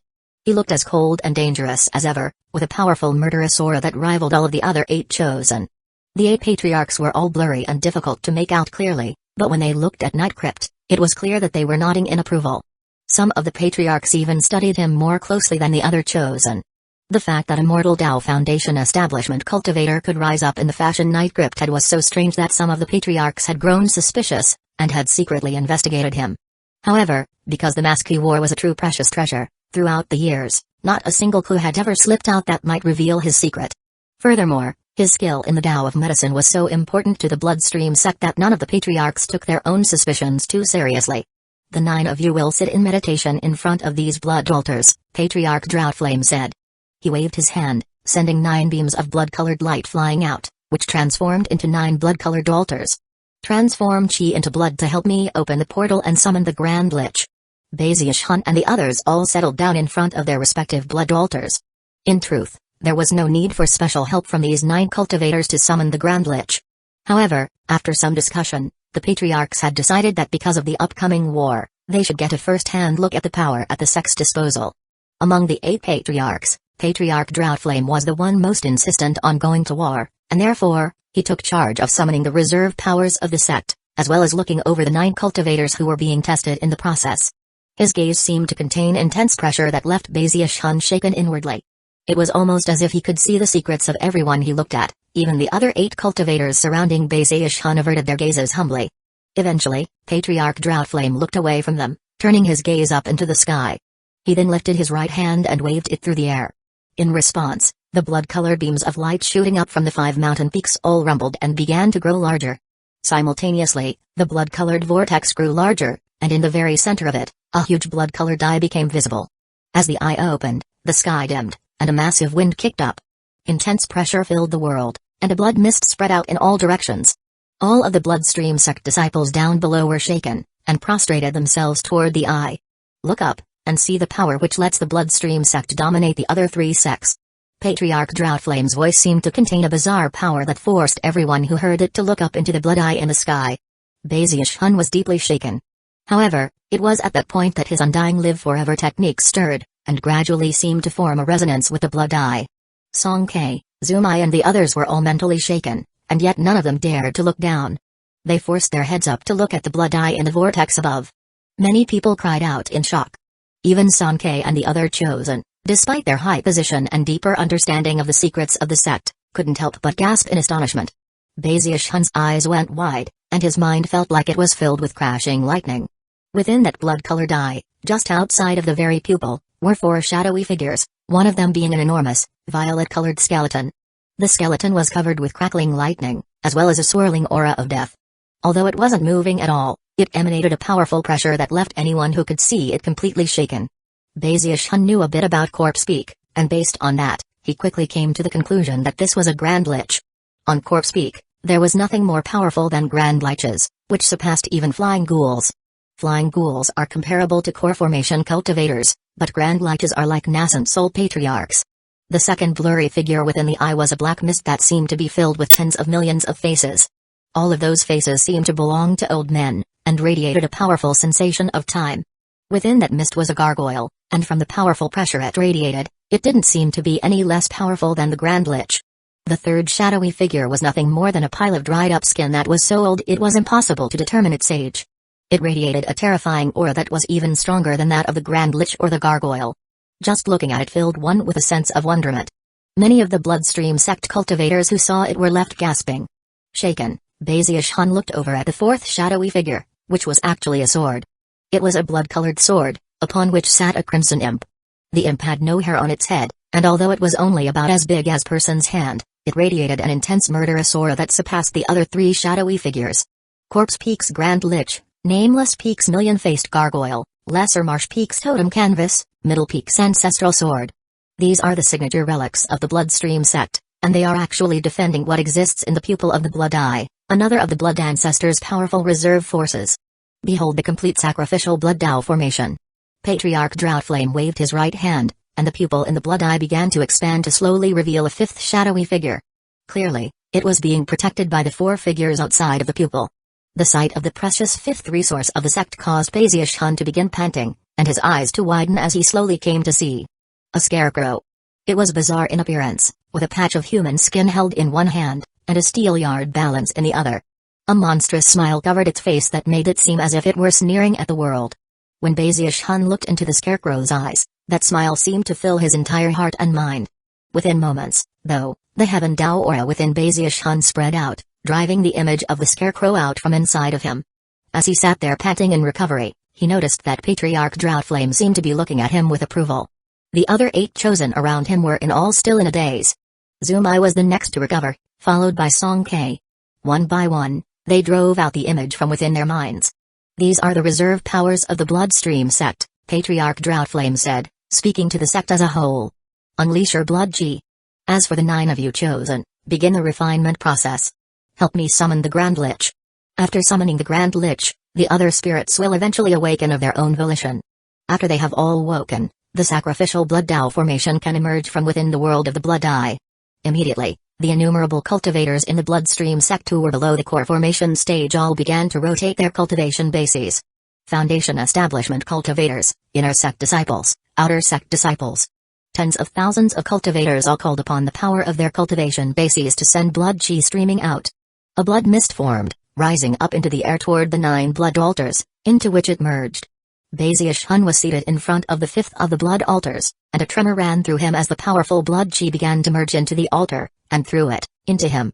Before he even had time to think about what was happening, his undying live forever technique sprang into operation, absorbing the blood chi. He looked around, and saw that Zumai, Song-K, and the others were all absorbing the blood chi. Apparently, they were using their own bodies as vessels, combined with a Bloodstream sect secret magic, they were transforming the chi into blood. Zumai was the first to succeed. A drop of blood emerged from the top of her head and floated up to rest above her. Song-K was next. Bazius Hun quickly followed suit, using his special undying blood refinement technique to transform the blood chi inside of him into a drop of blood, which then floated up out of the top of his head. Soon, blood had emerged from all 9 of the chosen. Time passed, and the drops of blood grew larger. After enough time had passed for an incense stick to burn, Zumai's eyes snapped open. The blood above her head, which was already the size of a fist, flew over toward Patriarch Droughtflame. Patriarch Droughtflame's eyes flickered, and then he nodded his head slightly. The blood then transformed into a red beam of light that shot up toward the Grand Lich in the blood eye. A moment later, it touched the bones of the Lich, which caused it to shake slightly, and a faint aura of life force began to emanate out from it. 8 more drops of blood. Patriarch Droughtflame said coolly. As massive amounts of blood chi continued to pour into the blood altars, Bazius Hun looked on with a somber expression. However, inwardly, he was shaken. So much blood chi, he thought. Should I help myself to a bit of it? Chapter 240, I'm just too honest at first. Bazius Hun was a bit hesitant. He looked around at the other chosen in front of their blood altars and saw that, other than Zumai, who had already succeeded, everyone else was still working with the blood chi. After confirming the situation, Bazius Hun was actually starting to get a bit angry at the excessive actions of the others. Take Song-K, for example. He had a foundation of 8 tide flows, and although it seemed reasonable that he would be slower than Zumai, he shouldn't be that much slower. However, he was clearly only about 70% finished. Everyone else was in a similar situation, with the slowest of the group being only 30% complete. Apparently I'm just too honest, he thought. I can't believe I'm still trying to figure out what to do, while those other jerks are already helping themselves to the blood chi to further their own cultivation. Feeling more righteous than ever, he looked over at Zumai and mused that she really was a fool. Apparently, her honesty was almost at the same level as his own. Ah, whatever. I guess I'll just give in to the peer pressure. Since I'm undercover here, I don't want to do anything to stand out too much. I need to fit in, that's for sure. I really don't want to do this. Sighing inwardly, he took a deep breath, and then began to siphon away about 90% of the blood chi. Because of the suddenness of his action, the blood sphere above his head, which was already about half formed, suddenly withered. Although nobody down below noticed, Song-K and the others did, and their eyes burned with rage as they cursed him inwardly. Patriarch Droughtflame hesitated for a moment, and gave Bazius Hun a closer look. Strange expressions could be seen on the faces of the other patriarchs. Actually, in addition to calling upon these 9 chosen to help summon the Grand Lich, the patriarchs had also intended for them to take advantage of the opportunity to increase their cultivation bases. As for exactly how much they could improve their cultivation bases while simultaneously not drawing too much attention, that would be up to each individual. Because Zumai was focused on becoming Blood Master, she disdained such actions, and the patriarchs ignored that. But then Night Crypt, despite being half-finished, suddenly began to siphon away most of the blood chi for himself. If Night Crypt were the only one to do such a thing, it might not have mattered. However, a few moments later, Song-K, Zuzio-shan, and the others all followed suit. The patriarchs couldn't allow such a thing to go on. After all, an underworldly fire had begun to burn around the Grand Lich in the Blood Eye. Whoever delays the summoning of the Grand Lich by not completing their blood sphere in the time it takes an incense stick to burn will be personally transformed into a lich by me. The Song clan patriarch snorted coldly and then spoke out in a voice that could only be heard by Bazius Hun and the others. Baziushun's heart trembled. The blood chi he had just absorbed had already helped him significantly. His undying heavenly king had already climbed up to the power of 5 ghosts. So stingy. He muttered to himself. However, he didn't dare to defy the patriarchs, and immediately restrained himself. Everyone else bowed their heads, and soon, the allotted deadline approached. By this point, Baziushun and the others all had blood spheres that were about 90% complete. The final 10% would require full concentration all the way down to the last second. After all, no one wanted to complete their spheres early. The best thing to do was wait until the last possible moment, and thus take advantage of the unbelievable opportunity that had been presented to further their cultivation with the help of the entire bloodstream sect. In the short amount of time it takes an incense stick to burn, Baziushun's undying heavenly king made another breakthrough. His fleshly body power now was equivalent to 6 berserk ghosts. He was tingling all over, and had to resist the urge to look up and howl at the top of his lungs. Can't keep this up, unfortunately. Time's almost up. Although he was reluctant to stop, there was nothing else to do. Sighing inwardly, he was just about to take advantage of the final few dozen breaths of time to complete the blood sphere, when suddenly his heart thumped. I wonder, if I put a bit of my own undying blood into the mix, would I be able to control the Grand Lich? The thought excited him, and if it actually worked, could be considered an incredible service for the Spirit Stream sect. But then he thought about how well the Bloodstream sect had treated him, and was torn. Songjun, the Song clan patriarch, as well as the other Grand Elders, have all treated me pretty well. Although they're a bit brutal, overall, they're not bad. Sighing, he also considered the fact that with his current cultivation base, it didn't seem very likely that he would be able to control a Grand Lich. And yet, he still couldn't make a decision. Well, I might as well try. Whether I succeed or not will be up to the will of the heavens. Baziushun's eyes flickered, and he looked down. As everyone continued to transform the chi into blood, he did the same. And yet, he also extracted a bit of blood chi from his undying blood, and mixed it into the blood chi being provided by everyone else. A few dozen breaths of time passed, and Patriarch Droughtflame's eyes flickered as he announced that the process was now ending. At that point, a blood sphere flew over from Song Kei, Zuzioshan, and everyone else. Baziushun nervously opened his eyes as his blood sphere also flew over. His blood sphere looked exactly like everyone else's, but also contained some authentic undying blood within it. They shouldn't notice, he thought. After all, my undying blood is true and authentic. Any other kind of undying blood is only a replica. Even if they do notice, they'll just think it's because I'm stronger than everyone else. After all, I did perform an inverse blood ancestral awakening. As the 8 blood spheres flew over, Patriarch Droughtflame studied them briefly, then waved his hand, sending them flying up to the Grand Lich in the Blood Eye. Baziushun breathed a sigh of relief as the blood spheres merged into the Grand Lich. Moments later, a powerful life force erupted out, and the underworldly fire in the Grand Lich's eyes began to burn even more brightly than before. Then, the Grand Lich slowly rose to its feet, threw his head back and roared. That roar shook heaven and earth, and caused all light to dim as a shocking energy radiated out. A gale force wind sprang up, sweeping across everything, casting everything into murky darkness. As the Grand Lich awoke, the million-faced gargoyle, the withered patch of skin, and the blood sword all trembled. Apparently, they were now heading toward the point of awakening. Cracking sounds echoed out in all directions as fissures began to fill the pupil of the Blood Eye, as if a magical seal were being broken.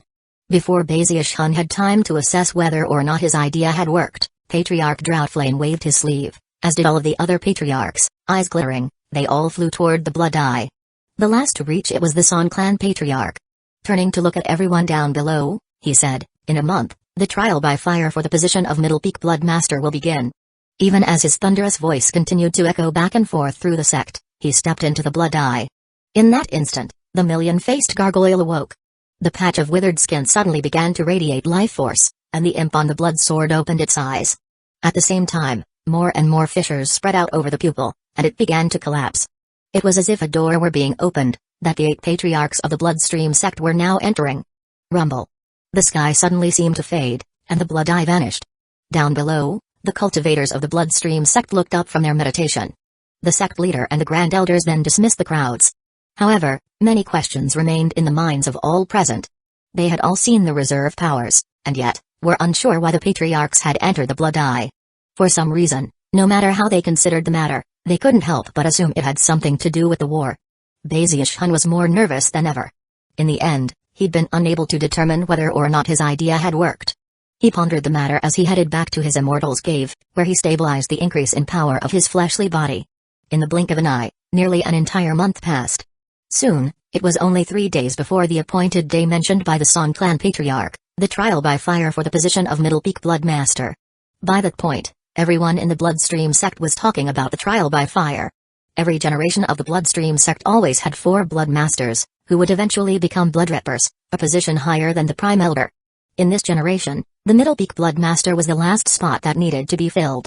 Now that war was looming on the horizon, the trial by fire would finally be held to select the individual to become Blood Master. After the Blood Master was selected, the battle prowess of Middle Peak as a whole would be increased. It was an important matter for the entire Bloodstream sect, and even more so for the cultivators from Middle Peak. After all, in theory, any Foundation establishment cultivator from Middle Peak could eventually become Blood Master. Of course, it was common knowledge that this generation's Blood Master would be one of 2 people.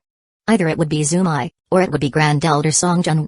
Discussions raged as the trial by fire neared. It will definitely be young Lady Zumai. She's at the peak of Earthstring Foundation establishment with 9 tide flows. If she doesn't become Blood Master, that would be a big loss for us here on Middle Peak. I think the Grand Elder also has a good chance of succeeding. After all, she's in the great circle of Foundation establishment. Zumai might be at the peak of Earthstring Foundation establishment, but that's still only mid-Foundation establishment. She's not quite on the same level as the Grand Elder.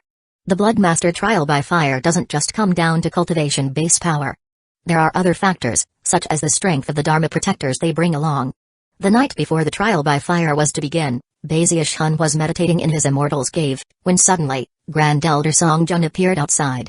She was cloaked in moonlight as she came to stand outside the door, and when she smiled, she looked more beautiful than ever. "Junior brother Night Crypt, are you well rested?" she asked softly. Chapter 241, The Blood Devil is the Blood Lord. In the days preceding Songjun's arrival outside his immortal's cave, Bazius Hun had pondered what to do regarding her request. He knew that after she emerged from seclusion, she would come looking for him, to ask for his help during the trial by fire for the position of Blood Master. For many days, she hadn't come. Just when he was trying to decide whether or not to take the initiative to go see her, he heard her voice. At that point, his eyes glittered, and he cleared his throat. Instead of immediately opening the door of the Immortal's cave, he decided to take advantage of the situation to make her wait outside, thus increasing his own perceived value. In truth, he wasn't sure which decision was correct. After all, if he didn't join her, he could take advantage of her absence to attempt to sneak into her Immortal's cave and acquire the relic of eternal indestructibility. If he succeeded, then it would definitely be unnecessary for him to participate in the trial by fire. However, that option was also inherently dangerous, so dangerous that it was hard to decide if it was a better choice than the trial by fire. Even as he sat there thinking, the door of his Immortal's cave swished open quietly, and Songjun stepped inside. "You!" Bazius Hun was so startled he jumped up and walked backward a few steps. His Immortal's cave was protected by a defensive spell formation, and yet Songjun had somehow entered despite it. She smiled enigmatically as she looked Bazius Hun up and down, almost as if her gaze could pierce into his heart. "I'm the Grand Elder of Middle Peak, and I currently stand in for the Blood Master here. I control every blade of grass and every rock. If I want to go into an Immortal's cave, nobody can do a thing to stop me. Besides, why would Junior Brother Night Crypt refuse to let me into his Immortal's cave? Instead of making you say the words, I just decided to take the initiative." With that, she sat down in a stone chair and rested her chin on her palm. Although her gaze wasn't seductive, there was something enticing about it, something that tugged at Bazius Hun's heart in shocking fashion. His expression turned somber, and he growled, "Is becoming the Blood Master really that important to you?" Songjun looked back at him quietly for a moment, then nodded. For many years, the Song clan has administered Middle Peak, and generations of Blood Masters have all been chosen from our clan. But this time around, things changed. Our patriarch made a deal with Patriarch Limitless, and one of the conditions was that the slut Zumai would have a chance to compete for the position of Blood Master. In exchange, we got information about Heavendale Foundation establishment. Unfortunately, Song K failed to live up to expectations, and didn't reach Heavendale Foundation establishment. Even worse was that the slut Zumai unexpectedly reached 9 tide flows. As of this point, Kerr is no match for her. Therefore, I am the only person left who has a chance at becoming Blood Master. And that is why I need your help. With you as one of my Dharma protectors, I think I have a hope of actually succeeding." With that, Songjun waited for Bazius Hun's response. Bazius Hun didn't say anything at first. After hearing about the details of Zumai's involvement, everything made a lot more sense. However, He still felt that the competition for the position would be very dangerous. A long moment passed, and Song Jun continued, I wouldn't ask you to help me if it wouldn't benefit you as well. Considering that you're already a blood streak elder, if I succeed, I will strongly recommend you to be the next Grand Elder. For some reason, she blushed slightly, and a charming seductiveness in her eyes seemed to intensify. It was almost like she were casting her vixen-like claws into Bazish-hun in an attempt to drag him in. Bazish-hun coughed lightly and averted his gaze. Inside, he was still trying to decide what would be best. If he didn't participate in the trial by fire, there was always the chance that he could secretly acquire the relic of eternal indestructibility. Although making that attempt would be a big risk, participating in the trial by fire would be equally risky. In one situation, he would have almost no control over how things played out. In the other, he would have a bit of control. In one scenario, here was a high chance of success despite the danger. In the other, the chances of success weren't as high, but were still good. It took some time, but he made his choice. Gritting his teeth inwardly, he looked at Song Jun and said, if you want to become Blood Master, then of course I'll help you. However, I'd like to know a bit about the trial by fire. How exactly does the process work? How do you become a Blood Master? He had already decided that, even though he would attempt to help Song Jun, his own safety was paramount. Perhaps by being careful, he could reduce the dangerous elements. Song Jun was already glowing with excitement. Eyes shining, she looked at Bazish-hun, a smile growing on her face that she covered with her hand. Expression softening, she said, to many people, the details of this trial by fire are a big secret. But I won't hide anything from you. To begin with, I have to be clear, in every trial by fire, death is a common thing. Although Bazish-hun had been prepared for news like this, it didn't stop his heart from suddenly beginning to pound. Every time he heard the word death, he would get anxious. One reason for that is that the trial by fire isn't held in the outside world, but rather, in the world beneath our feet. Although she was speaking quietly, her words struck Bazish-hun like lightning. Beneath our feet? Stunned, Bazish-hun looked down at the ground. It only took a moment for it to dawn on him what she meant, whereupon his eyes widened, and he gasped. Song Jun smiled at his reaction. Back when you first arrived at the Bloodstream sect, you noticed how the sect itself resembles an enormous hand, right? The Bloodstream sect really is built on top of a huge hand. That hand belongs to a giant that is submerged beneath the surface of the Heavenspan River.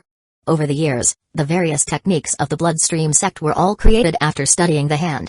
We also came to call the giant our blood ancestor.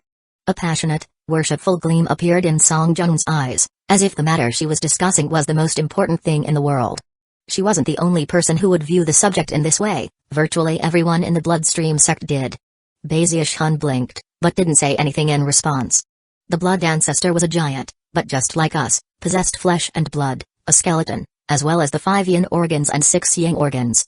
Anyone who wants to become a blood master must gain the approval of the blood ancestor. That approval comes in the form of crystals, which grow in the organs of the blood ancestor. On Middle Peak's Blood Master Temple, there is an entrance that leads to the interior of Middle Peak itself. By following the blood vessels inside the finger, we can enter the body of the blood ancestor. Each of the mountain peaks corresponds with one of the 5 yin organs, with Middle Peak connecting to the heart. The blood crystals there are the goal. The first person to get the blood crystal wins the approval of Middle Peak, and can call upon the power of the blood chi of the entire peak. They will gain the ability to suppress the cultivation bases of all cultivators there, and even more impressive, raise all cultivators' battle prowess. That is a blood master. Bazish-hun took a deep breath. He was more shocked than ever by what he was learning. Although he had understood a bit about blood masters, as of now, he realized how truly high of a position they occupied.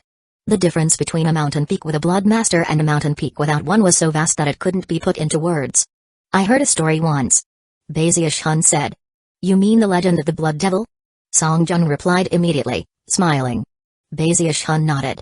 That legend stems from conclusions reached over generations of research by the patriarchs. They all believe that somewhere in the blood ancestor's body is a legacy blood crystal. Whoever gets that legacy won't become a blood master, but rather, the Blood Devil, a position far higher than the blood masters. In fact, that position is even above the patriarchs. Because the Bloodstream sect practices spirit blood cultivation, if the Blood Devil appears, speculation states that a single thought on his part could reduce the cultivation bases of the entire sect by 50%, from the outer sect all the way to the patriarchs. At the same time, a single thought on his part could increase the battle prowess of the entire sect by 30%. Simply describing a person like that as the Blood Devil isn't quite sufficient, so another term exists, a term known only to a select few in the sect. In fact, Only the patriarchs of the top clans in the sect are aware of it. Bloodlord. She spoke the words softly, but they seemed to contain great power. But legends are just that. Legends. Throughout the years, generations of patriarchs have searched through the body of the blood ancestor. Despite having searched most of the locations, they haven't found any legacy. I hope that one day while I'm still alive, I'll be able to see the Bloodlord rise up. Even the patriarchs are well aware that once the Bloodlord comes, he will either lead the Bloodstream sect to unheard of the glory, or drag it down into ruin. Because of that, some of the patriarchs hope the Bloodlord never comes. As for my Song clan patriarch, he is not among that group. Song Junun smiled. But enough about legends. Let's talk about the trial by fire itself. Your main purpose in coming along is to help me get the blood crystal. The most important factors leading up to that point are battle prowess and speed. Along with the other Dharma protectors, you must protect me, and help me beat Zumai to the heart cavity. As long as I can get to the heart cavity first, that blood crystal will be mine. Song Jun's eyes gleamed with self-confidence. How many Dharma protectors will there be? Bazius Hun asked. Both Zumai and I can bring up to 20 Dharma protectors. Song Jun replied placidly. That many? Bazius Hun said, a bit shocked. What if one of the Dharma protectors gets to the heart cavity before you? Theoretically speaking, any of the Dharma protectors could become a blood master. All they would have to do would be to get to the heart cavity first, take the blood crystal, and absorb it. Bazius Hun blinked. If what Song Jun said was true, then how could she prevent that very scenario from playing out? Presumably, she would have some method of retaining control other than being very particular about which Dharma protectors she selected. Song Jun chuckled lightly, but didn't offer any further detailed explanation. Much as Bazius Hun had suspected, both she and Zumai both had methods of retaining control, special command medallions given them by their respective patriarchs. Only someone with the command medallion would actually be able to enter the heart cavity. After a moment of contemplation, Bazius Hun gritted his teeth and looked down at the ground. He wasn't interested in fighting to get the Bloodmaster title. After all, he wasn't even a real disciple of the Bloodstream sect. He just wanted to get into the Grand Elder's Immortal's Cave. Therefore, he needed to help Song Jun become Bloodmaster, so that he could become Grand Elder. That would solve all the problems perfectly. Bazius Hun had already been in the Bloodstream sect for years now, and at long last, his goal was in sight. With that, he looked up and said, I'll be there tomorrow morning at Bloodmaster Temple. Song Jun took a deep breath and looked at Bazius Hun, her eyes glittering. Covering a smile with her hand, she took a step forward, then leaned forward and spoke into his ear, her lips nearly touching him, her warm breath caressing the side of his face. If you become Grand Elder, there are many things that could happen between us. Suddenly, her face flushed, as if she weren't sure why she had suddenly spoken those words. With a final piercing look at Bazius Hun, she glided away. Chapter 242, Trial by Fire for Bloodmaster. The vixen makes another move.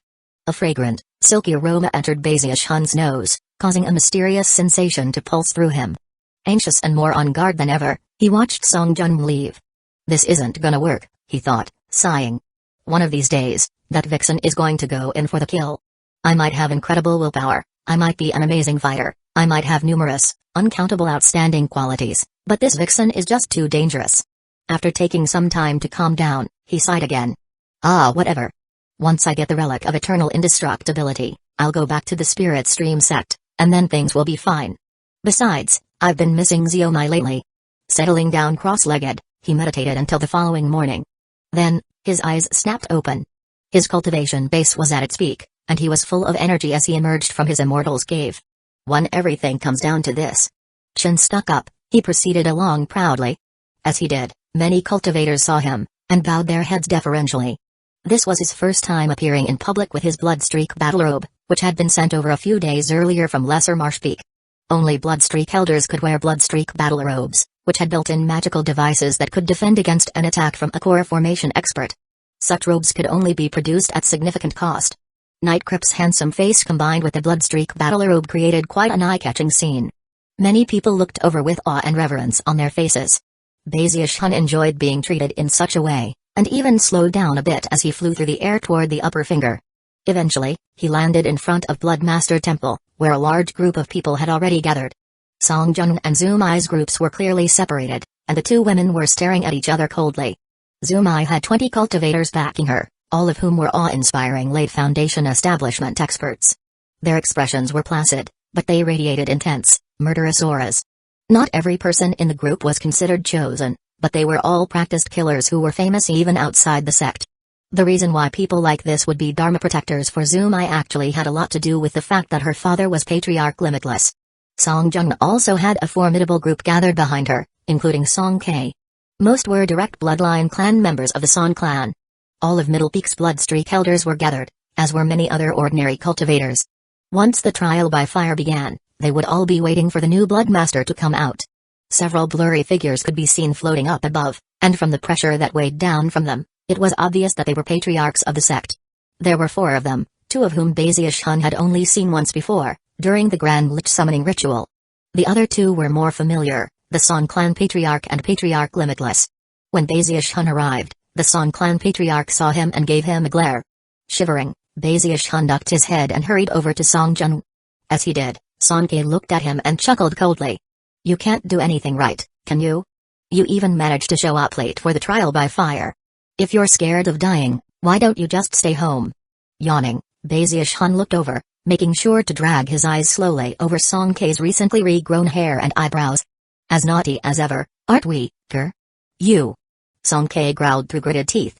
Glaring at Bazius Hun, he was about to say more when Song Jun intervened with a cold snort. Enough. She said.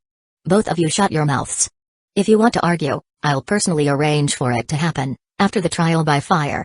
Bazius Hun blinked a few times. Considering the somewhat oppressive atmosphere at the moment, he decided not to say anything else. Up in midair, the Song clan Patriarch and Patriarch Limitless exchanged a bemused glance. Then, Patriarch Limitless looked over the crowd and said, let the trial by fire for the position of Middle Peak Bloodmaster begin. Patriarch Limitless then performed an incantation gesture with his right hand and waved his finger toward Bloodmaster Temple. Bloodmaster Temple began to rumble, and then a huge crevice opened up in the square outside the temple. Strong blood chi erupted out, along with intense, pulsing coldness and blinding blood-colored light. It almost looked like an enormous mouth ready to consume anything that came near. However, closer inspection would reveal that the blood-colored light was anything but ordinary. It was possible to see other worlds inside of that light. Apparently, if you stepped inside of it, you would be sucked into one of those blood-colored worlds. The instant the crevice opened, one of Zumai's Dharma protectors stepped forward, his cold eyes radiating killing intent. After looking over derisively at the people gathered behind Song Jun, he stepped into the crevice and vanished. One after another, all of Zumai's Dharma protectors stepped forward and entered the crevice. Last to enter was Zumai, who cast a cold glare at Song Jun and her group before vanishing. As the others were stepping into the crevice, Song Jun lowered her voice and gave her Dharma protectors more information about the endless world of blood. The first stage of the Bloodmaster trial by fire is called the Endless World of Blood. Zumai and I will not be able to pass through the first stage. It is only for you Dharma protectors. The body of the Blood Ancestor is a place that not just anyone can enter. The first stage tests the qualifications of the Dharma protectors that the 2 of us have selected. It will also determine exactly how many Dharma protectors will be able to proceed to the second stage. In order to enter the body of the Blood Ancestor, you have to become one with him. Although he is dead, there are still parts of him which contain life force. You must convince those living systems within the Blood Ancestor that you are one of them. Only then can you avoid being expelled. Within that crevice are numerous worlds, each one of which can only be entered by 2 people at a time. Zumai's Dharma protectors have taken the initiative to select which worlds they will go into. As for you all, when you enter the crevice, you will automatically be dragged into one of those worlds with them. Once inside, you and the other Dharma protector will vie for the approval of the world. Those who succeed will be able to proceed to the second stage. Those who fail will be ejected. Not only must you be on guard against Zumai's Dharma protectors, you must also watch out for the blood beasts within the world. They aren't intelligent, but they are completely and utterly bloodthirsty. I'll be waiting for you at the entrance to the second stage. With that, she clasped hands and bowed to the assembled group. Song Ke nodded back at her, his expression somber. Then he looked at Night Crypt, snorted coldly, and strode over to the crevice. Moments later, he was gone, and the rest of the group began to enter. After a brief moment of hesitation, Bazius Hun gritted his teeth and leapt into the crevice. Almost instant, a beam of blood-colored light swept over him, and he felt a massive force tugging at him. He completely lost control of his own body as he was sucked into the light. Although the light didn't necessarily seem impressive from the outside, once it wrapped around him, he felt as if he were floating in a huge sea. As he was sucked along, he moved toward the end of that sea, where he saw an enormous, blood-colored sphere. There were other spheres visible, all of which had people floating toward them. As the people neared the spheres, they were swallowed up. Bazius Hun was frightened, and looked away from all the spheres. However, it was in that moment that something strange occurred. All of the blood spheres suddenly trembled, and then sent out even more blood-colored light, all of which shone onto Baziush-hun. Baziush-hun wasn't sure if he was mistaken or not, but it almost seemed as if the blood spheres all wanted to be able to select him in particular. There were even some blood spheres which were empty, having not been selected by any of Zumai's Dharma protectors, which were also quivering, as if with anticipation. Baziush-hun felt his nervousness mounting, but before he could react, the first blood sphere to have reached out to him seemed to go mad. Before he could get close, it actually flew toward him, then slammed into him, seemingly delighted. Baziush-hun's vision went black, and he was sucked into the body of the sphere. When things began to clear up, he found himself in a strange world. The sky was the color of the blood, the ground was the color of blood, everything was the color of blood, even the mountains and the plants. So weird, he thought, looking around vigilantly. The more he considered what had occurred, the stranger it seemed. After some thought, he decided it must have had something to do with his undying live forever technique. Could it be that I'm like a god in this place, and that's why all the blood spheres seem to go crazy? His eyes turned up in thought, and he cleared his throat. Then he cast his senses about, and was sure that he could sense the presence of a powerful will, a will that seemed filled with desire, something that was calling out to him. One of Zumai's Dharma protectors is also in his place. I need to be careful. All of them are in late Foundation establishment. He looked around again, vigilance mounting as he flew up into the air. The more he flew along, the stranger things seemed. It was almost like he didn't need to use any cultivation base power to fly. The wind simply carried him along. He didn't even see any blood beasts, to the point where he started wondering if they even existed here. Chapter 243, Night Crypt, I'm GLI, and you're dead. The entire world, including the sky and the land, was the color of blood. Plants, trees, mountains, everything was crimson as far as the eye could see. Off in the distance was a blood-colored desert, and the very end of which was an oasis which was also the color of blood, that led to an ocean. In the middle of that ocean was a mountain, the peak of which pierced the clouds. That mountain was where the will of the world was located, and whichever cultivator climbed it first would win the approval and blessing of the world.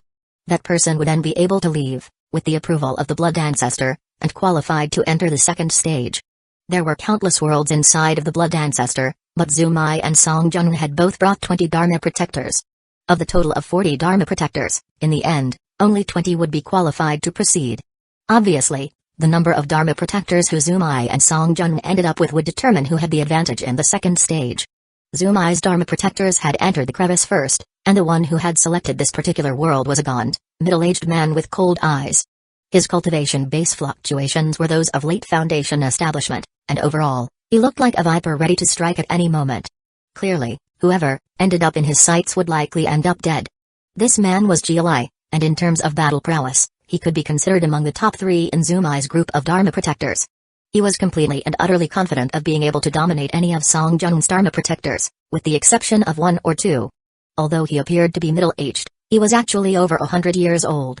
However, because of the unique techniques he cultivated, his fleshly body was at the ultimate peak. Furthermore, he'd been able to add a full 60-year cycle to his longevity during his Foundation establishment trial by fire. He had reached 5 tide flows, had an incredibly powerful cultivation base, and was an adept killer. This world is like a blessed land for me, he thought, looking off into the distance. He was currently gripping a blood-colored sea snake by the head. No matter how it struggled, it couldn't free himself, and if GLI wanted to, he could crush it to death in an instant. GLI completely ignored the snake as he looked at the towering mountain not too far off in the distance. He already felt somewhat amused by this first stage of the trial by fire for Blood Master. He'd only just arrived in the huge world, and yet, he was already relatively close to the location of the world's will. The reflection of the vast ocean and the towering mountain could be seen in his eyes, as well as the pulsing fluctuations which spread out from the mountain. Even if Song Jun's Dharma protector gets lucky, there's no way he could get as close as I am. I might as well just take control of the will of this world right now. I won't even need to kill the other Dharma protector. I wonder who it is. Night Crypt maybe. He chuckled coldly. Originally, he had planned to kill Song Jun's Dharma protector and then earn the approval of the will of the world. But now it seemed that might not be necessary. Blurring into motion, he sped out over the blood-colored ocean, quickly closing in on a cloud-wreathed mountain. He proceeded along with caution, and as such, wasn't taken by surprise when an intense roaring sound shook everything in the area. A moment later, a huge blood-colored dragon sped out from the other side of the mountain, fixed its eyes on GLI, and then sped toward him rapidly. It was more than 30 meters long, and bristled with a murderous aura. A sense of intense crisis gripped Jialai, and beads of sweat popped out on his forehead. Eyes widening, he exclaimed, "Impossible! How could a blood beast like that be in this place? Foundation establishment cultivators can't fight something like that." Even as he gasped in shock, more roars could be heard, and the auras of more blood beasts exploded from the vicinity of the mountain. Something like a powerful wind blasted out, causing the blood ocean to churn and seethe. Moments later, countless murderous eyes appeared beneath the surface of the water. There were so many that anyone who saw them would be shocked. Before Jialai could proceed any further, the blood beasts beneath the surface of the water joined the blood beasts from the mountain to attack him. The sheer number of blood beasts Jialai saw caused his scalp to tingle in shock and fear. Not daring to proceed, he actually fell back. After he retreated by about 3,000 meters, the enormous dragon slowly turned around, the auras of the other blood beasts slowly faded, and even the creatures beneath the surface of the water disappeared. Jialai's face was covered with sweat, and his breath came in ragged pants. Despite the supreme confidence he had in his cultivation base, to be stared at by so many blood beasts left him scared out of his mind. After a bit of time passed, he frowned anxiously. With so many blood beasts here, it won't be easy to go any further. I guess I'll just need to wait for the right opportunity to present itself before I move onward.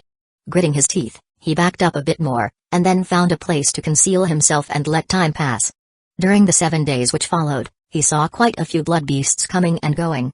Finally, the killing intent in his eyes flared. Forget it. Things aren't going to change here anytime soon. Instead of waiting around, I might as well go find Song Jun's Dharma Protector and kill him. Then I'll have plenty of time to wait around. Maybe if I'm lucky, my opponent will be Night Crypt, and I can save a bit of effort by getting rid of him now. Looking at the ocean of blood which stretched out behind him, he chuckled coldly. Being an adept killer, he was naturally a skilled hunter as well. He had keen senses, and although the world he was in was large, he was confident that with his cultivation base, it would be no difficult task for him to track down the other Dharma Protector. Blurring into motion, he flew off to begin the search. Before he got very far, though, the sea down below seethed, and a huge blood beast burst out from the depths. It had the torso of a human and a tail of a fish, and as soon as it appeared, it attacked Jialai with bloodthirsty violence. After a short battle, Jialai killed the blood beast and proceeded along. However, before he could get very far, 2 more blood beasts burst out from the water to attack him. Meanwhile, Baziush-hun was flying through the air, marveling at how strange and quiet the world was. Despite having been flying along for a few days, he hadn't seen a single blood beast. Everything around him seemed to be completely empty. He didn't even need to use his cultivation base. The wind simply pushed him along. Of course, the strangeness of the situation put him more on guard than ever. Something really weird is going on with this place, he thought. And where is Zumai's Dharma Protector? I wonder if he set up an ambush for me since he got here first. He continued to look around vigilantly as he proceeded. Eventually, he reached the desert. By the time, Jialai was fleeing in terror across the blood ocean, chased by several thousand maddened blood beasts. His face was pale white, and his expression was that of terror. Damn it! Why are there so many blood beasts? I didn't provoke them, and yet they're showing up one after another. They're like a flood. Before long, the 10th day passed. The more time that passed, the more Baziush-hun felt as if something really strange were going on. He still hadn't even seen the slightest trace of a blood beast, but distinctly recalled Song Jun saying such bloodthirsty creatures existed here. At this point, he was starting to wonder what exactly was going on. Eventually, he caught sight of the end of the desert, with the blood-colored oasis and the blood-colored ocean. His astonishment grew, as did his caution. By now, Jialai's hair was disheveled, his skin sallow, and his eyes bloodshot. At long last, he burst out of the ocean region and into the oasis. After numerous dangerous encounters, he had finally made it out alive. When he thought back to everything that had occurred in the ocean, he was filled with a sense of awe and dread regarding the world around him. It's a good thing I had all those life-saving magics and items, otherwise I probably would have died. However, if things were that difficult for me, then it's probably the same with Song Jun's Dharma Protector. In fact, maybe he already got eaten by the blood beasts. He looked back out at the ocean, heart still thumping with fear. Just when he was about to sit down and rest, his heart trembled, and he looked off into the distance, where a beam of light could be seen flying lazily through the air. A cold light flashed through Jialai's eyes, and he quickly reined in the power of his cultivation base. At the same time, he produced a pearl, which let out a soft, warm light that completely concealed his aura. Unless he suddenly unleashed the power of his cultivation base, that pearl would make it almost impossible to detect him. It was one of the life-saving items that had enabled him to make it out of the ocean of blood alive. After activating it, he stood there unmoving, looking up into the sky. Night Crypt? Ha ha ha. It's really him. Eyes flashing with killing intent, he began to chuckle. Although Night Crypt was very famous, Ji felt nothing but disdain for him. So what if you can concoct some medicine and please the patriarchs? You really think you're a chosen? Even with your inverse blood ancestral awakening, you're only in mid-mortal Dao Foundation establishment. I can kill you as easily as flipping over my hand. By cutting you down, I can accomplish the mission assigned to me by the Blood Master of Lesser Marshpeak. Completely calm and confident, he pulled in his murderous aura and decided to wait for the right moment to attack. Bazish-hun proceeded along cautiously. He didn't move very fast, and kept his divine sense spread out in all directions. As he got close to the blood-colored oasis, he was about to fly over it, when he looked down. Although he hadn't opened his third eye, his intuition told him that the place harbored danger. Without the slightest hesitation, he backed up. Ji was surprised that Night Crypt would have such acute senses. He gave a cold laugh. Considering how powerful his own cultivation base was, he decided that there was no need to hide any longer. He leaped up into the air, shooting directly toward Night Crypt, his murderous aura exploding around him. Night Crypt, I'm Ji, and you're dead. Laughing loudly, he shot forth accompanied by rumbles like that of thunder. His right hand flashed with an incantation gesture, and he waved his finger, causing a huge blood-colored hand to appear, which sped directly toward Bazish-hun. Chapter 244, Pure Malice. Bazish-hun's eyes widened.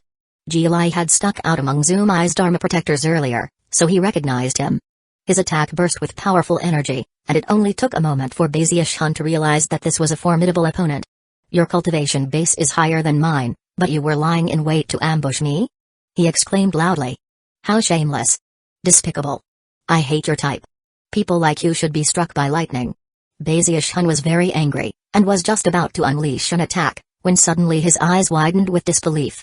Ji likewise was completely astonished by what happened next. Almost as soon as the words left Bazish-hun's mouth, Ji had laughed in response, and sent his blood-colored hand shooting forward. But then, without any warning whatsoever, a deafening boom filled the sky, and a bolt of lightning appeared, as thick as a bucket. Before Ji even had a chance to react, it slammed into him. As the boom echoed out, Bazish-hun's jaw dropped. Ji cried out in alarm, and the blood-colored hand was destroyed. Before Bazish-hun could do anything, a second lightning bolt appeared, then a third and a fourth, all of which shot directly toward Ji.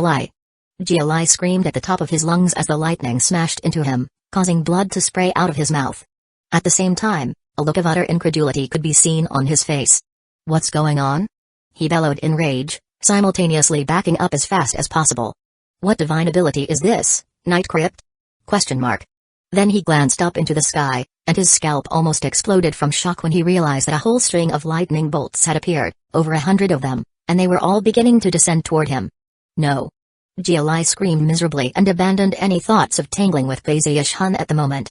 He slapped the top of his head, causing an ancient, dilapidated buckler to pop out of his mouth, which provided a modicum of protection as he fled. However, the more than 100 lightning bolts continued to slam down, and although the buckler managed to block them, Ji was still left coughing up blood. The last dozen or so lightning bolts were too much for the shield, which shattered. Coughing up more blood, Ji withered visibly. At that point, he pulled out a paper talisman, which he ignited, increasing his speed dramatically. With that, he sped off into the distance. Bazish-hun hovered there, jaw hanging open. He hadn't even had a chance to unleash an attack. All he'd done was say something. It was a completely shocking and unfathomable scene. In the mere moments in which Ji closed in on him, he was struck by over 100 bolts of lightning, and then fled with his tail between his legs. Despite that, Bazish-hun chose to do the cautious thing and just let him run. Taking a deep breath, he looked up into the sky, and then looked at Ji fleeing into the distance. Blinking, he suddenly started to get excited. Could it be? Could it be that, without even my knowledge, my cultivation base has reached the point where I can kill someone with a mere word? ? The idea excited him, but the more he thought about it, the more he realized it wasn't very likely. After some more thought, he decided that it was either a coincidence, or something to do with the Undying Live Forever technique. In fact, he was actually hoping Ji would show up again so that he could analyze the matter further. Filled with curiosity and anticipation, he slowly flew out over the ocean of blood. Meanwhile, some distance away from Bazish-hun, Ji finally came to a stop in an area close to the ocean. He had blood dripping down his chin, and his eyes burned with madness. However, within that madness could be seen fear, and even terror. As of this moment, he was absolutely convinced that the lightning which had struck him was not one of Nightgrip's divine abilities. How did he do it? Damn it. How exactly did he do it? How did he get so much lightning to strike me? Wait, I know. Nightgrip is also known as Plague Devil. He is vicious and merciless, as well as a profound schemer. He must have realized that I planned to ambush him, then figured out a way to cause anyone who neared him to get struck by lightning. Even after more thought, he decided that this was the only possible theory that made sense. Although he wasn't absolutely convinced, he was having a hard time coming up with other ideas. Maybe it had something to do with that oasis. The area where it borders the desert had some unstable fluctuations. Maybe my sudden appearance and the unleashing of my cultivation base disturbed some natural law. As an apothecary, Nightgrip knows a lot more about those kinds of things than me. Maybe he took advantage of that to cause the lightning. Jialai gritted his teeth, and his killing intent began to rise even higher than before. I refuse to believe that if I prepare well enough, you'll escape my next attack. I'm going to hack you to pieces. You'll die in complete and utter torment. Jialai had never suffered in such unlucky fashion, and it took him quite a bit of time to calm down. I'm going to sacrifice a bit of my cultivation base to completely conceal my life force and aura. With that level of concealment, nobody in the Foundation establishment stage will be able to detect me without getting within 300 meters of me. He gritted his teeth, and suddenly his face turned red and his body withered. Then he began to slink forward stealthily. It took him about 3 days to track down Bazius Hun, who was currently flying around over the ocean. As he flew, his passage kicked up gentle waves, and yet, not a single blood beast could be seen anywhere. Bazius Hun was actually very interested in what the blood beasts looked like, and yet, still hadn't had a chance to see one. As he flew along, bored out of his mind, he suddenly noticed the air rippling and distorting about 300 meters to his left. Even as he turned his head, he saw Jialai suddenly materialize. Jialai threw his head back and laughed uproariously. Eyes bloodshot, he summoned a blood mist that completely covered him and then transformed into a gigantic, vicious head that lunged toward Bazius Hun as if to consume him. Time to die, Nightgrip. Considering how close he was, it only took a moment for the blood mist head to be just up ahead of Bazius Hun. Before Bazius Hun could react, and before the blood mist head could actually reach him, brightly colored light flashed through heaven and earth, wind screamed, and rain began to pour down. Then, an indescribably powerful gale sprang up right in front of Bazius Hun. The wind even caused the ocean water to rise up in shocking fashion. It smashed into the blood mist head, which shuddered for a moment before exploding to reveal the screaming Jialai. Impossible. How are you doing this, Nightgrip? He was completely helpless as the mighty wind swept him away, shredding his clothing, ripping at his skin until blood flowed. In that critical moment, Jialai pulled out a life-saving magical item which teleported him away just before he was torn to pieces. Bazius Hun took a deep breath. Moments ago, he had only been about 60 meters away from Jialai, and yet the mighty wind and the surging ocean hadn't even moved a single hair on his head. That 60-meter distance was like the gap between heaven and earth. Bazius Hun watched mutely as Jialai was swept away in terrifying fashion. If he didn't understand what was happening by this point, he wouldn't be Bazius Hun. This world is protecting me? We're related because of the undying live forever technique, so it's helping me? Moved, he looked around at the world, and was more convinced than ever that this was the case. Excited, he stuck his chin up and then swished his sleeve. With the snap of a finger, I, Bazius Hun, can reduce measly Foundation establishment cultivators to ashes. The pride he felt cleansed him of any nervousness. With that, he flew in grand fashion up into the air, sighing emotionally. Meanwhile, quite a distance away, Jialai was coughing up mouthfuls of blood. By this point, he was on the verge of going crazy. Damn it, damn it, damn it. Enraged to the point of trembling, he simply couldn't accept the situation. First there was the lightning, and then that wind. Just how is Nightgrip doing it all? Don't tell me this world is actually taking care of him? I refuse to believe it. I refuse to accept it. Then he coughed up another mouthful of blood. Eyes completely bloodshot, he looked down at his injured and damaged body, and was relieved to see that his bag of holding was still clutched tight in his right hand. He put on a new set of clothing, killing intent surging. His hatred for Bazius Hun had reached the point where he couldn't bear to live under the same sky as him. Gritting his teeth, he pulled a small statue out of his bag of holding. The statue depicted an evil ghost, completely vicious in appearance. After a moment of hesitation, Jialai bit the tip of his tongue and spit some blood onto the statue. The statue immediately melted, transforming into a black liquid that then took the shape of a magical symbol, which flew up and branded itself onto Jialai's forehead. Jialai shuddered, then let out a piercing cry as the magical symbol spread out from his forehead, transforming into a black suit of armor. In the blink of an eye, the armor covered his entire body, healing his wounds, and causing his gaunt figure to suddenly ripple with muscles. Closer inspection would reveal that the transformation was partly corporeal and partly illusory. The Lesser Marsh Peak Blood Master gave me this ghost body. It will temporarily restore my cultivation base, and even advance it a bit. Nightcrypt's bizarre abilities won't do any good against the ghost body. I already understand his lightning, and although I don't really get that wind, I can now attack him from under the water. Plus, the ghost body can pass right through the wind. Nightcrypt, I refuse to believe that this world is taking care of you. And even if it is, I can defy the heavens and kill you. Gritting his teeth, he reined in his cultivation base and then dove down into the water, where he sped along at top speed. Chapter 245, This Isn't Fair. 3 days later, Bazius Hun was still flying around over the Blood Ocean. He could sense that, off in the distance, there were strange fluctuations which were obviously coming from the location of the world's will. I wonder why that GLI hasn't shown up over the past few days? Bazius Hun actually missed him a bit. Every time he showed up, it was a chance to see how the world would protect him. Because of his anticipation, he made sure to fly along even more slowly than usual. On the evening of the third day, when the blood-colored sky was starting to grow dark, the seawater beneath Bazius Hun suddenly exploded with a shocking aura. Water showered up into the air, along with raging killing intent and a powerful roar. Prepare to die, Nightcrypt. It was a voice filled with indescribable hatred, and along with it, a black-armored figure appeared. It was GLI, who seemed to flicker between corporeal and illusory. As he flew out of the water, he rapidly increased his speed, shooting directly toward Bazius Hun. All of the power of GLI's late Foundation Establishment cultivation base exploded out. That, coupled with the boost provided by the ghost body armor, put him incomparably close to the great circle of Foundation Establishment, and caused intense pressure to weigh down in all directions. Bazius Hun was delighted, and as GLI closed in, he stuck his chin up and waved his sleeve. Pointing at GLI, he said, "Back off." To see Bazius Hun posing in such a way enraged GLI even more, and caused him to accelerate even more rapidly. By this point, he was already about 9 meters away from Bazius Hun, and not even a lightning bolt could intervene quickly enough to stop him. As far as he was concerned, Nightcrypt was going to die, beyond the shadow of a doubt. Mouth twisting into a vicious smile, he cried, like hell. However, before he could even finish his sentence, a blood-colored hand suddenly shot up from the sea down below. It moved with indescribable quickness, forming a palm that slapped GLI like a human would a mosquito. A resounding smack could be heard. GLI's black armor shattered, and blood sprayed out of his mouth. The bitterness of his scream would shock to the core anyone who could have heard it. No. Despairing, GLI coughed up a mouthful of blood as he tumbled away. His body was already on the verge of exploding, and his recently recovered cultivation base power was instantly damaged. He was now weaker than ever. Bazius Hun gasped and blinked a few times as the enormous blood hand sank back down into the water.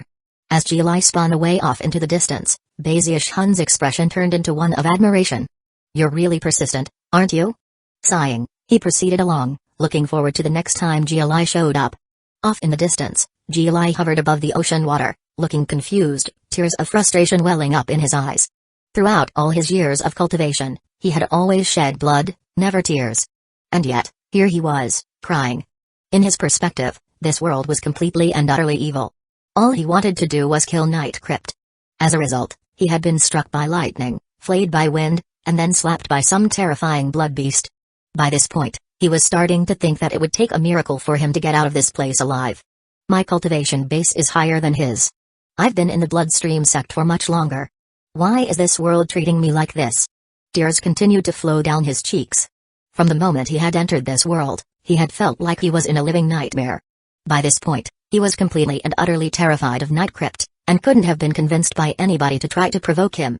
Furthermore, he completely hated the Blood Master of Lesser Marsh Peak, as well as Zumai. The only reason he was here was because of Zumai. Otherwise, he would never have been forced to tangle with Nightcrypt, nor would he have accepted the mission from the Lesser Marsh Peak Blood Master. He wouldn't have attempted to kill Nightcrypt so many times, and wouldn't have ended up in this state, targeted by the very world around him. This isn't fair. GLI was actually quite close to the mountain peak, and the will of the world. However, there were so many blood beasts on the mountain that he obviously had no hope of even getting near it. As GLI despaired, Bazius Hun was flying casually through the air some distance away.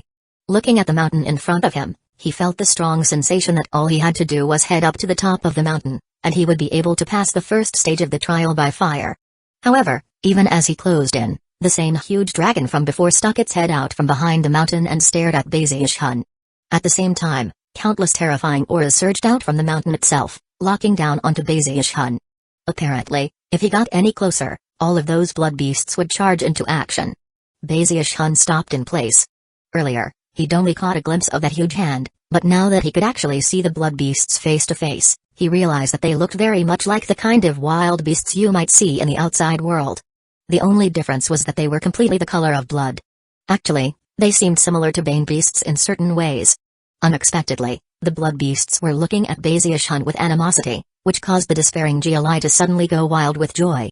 Panting, his eyes widened, and hope gleamed therein. He can't get onto the mountain either. Jialai exclaimed excitedly. At last, his chance had arrived. Quickly covering up his aura, he fixed his eyes on Bazish-hun and began to search for another opportunity to snatch victory. Bazish-hun felt a headache coming on as he looked at the mountain full of blood beasts.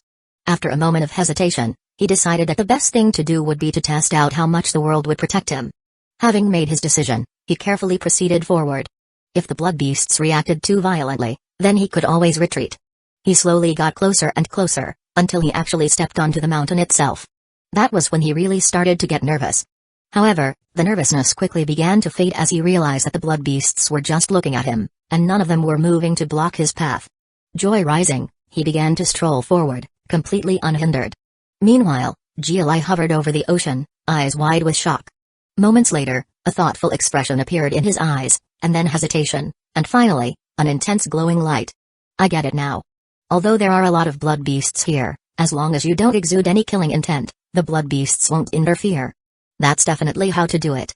For example, here I'm floating on the surface of the ocean, right next to the mountain, and yet none of the blood beasts under the water are attacking me. It's obviously because I have no killing intent. Jialai still felt a bit hesitant and unconvinced. However, if he gave up at this point, his newfound hope would be dashed. Therefore, he clenched his jaw and flew up into the air with an expression of determination. Making sure he had no killing intent, he proceeded forward with the utmost caution. Soon he was nearing the mountain, and the numerous blood beasts turned their gazes upon him. Jialai stopped in place, scalp tingling, limbs trembling. However, he forced a smile onto his face. No ill will here, he said.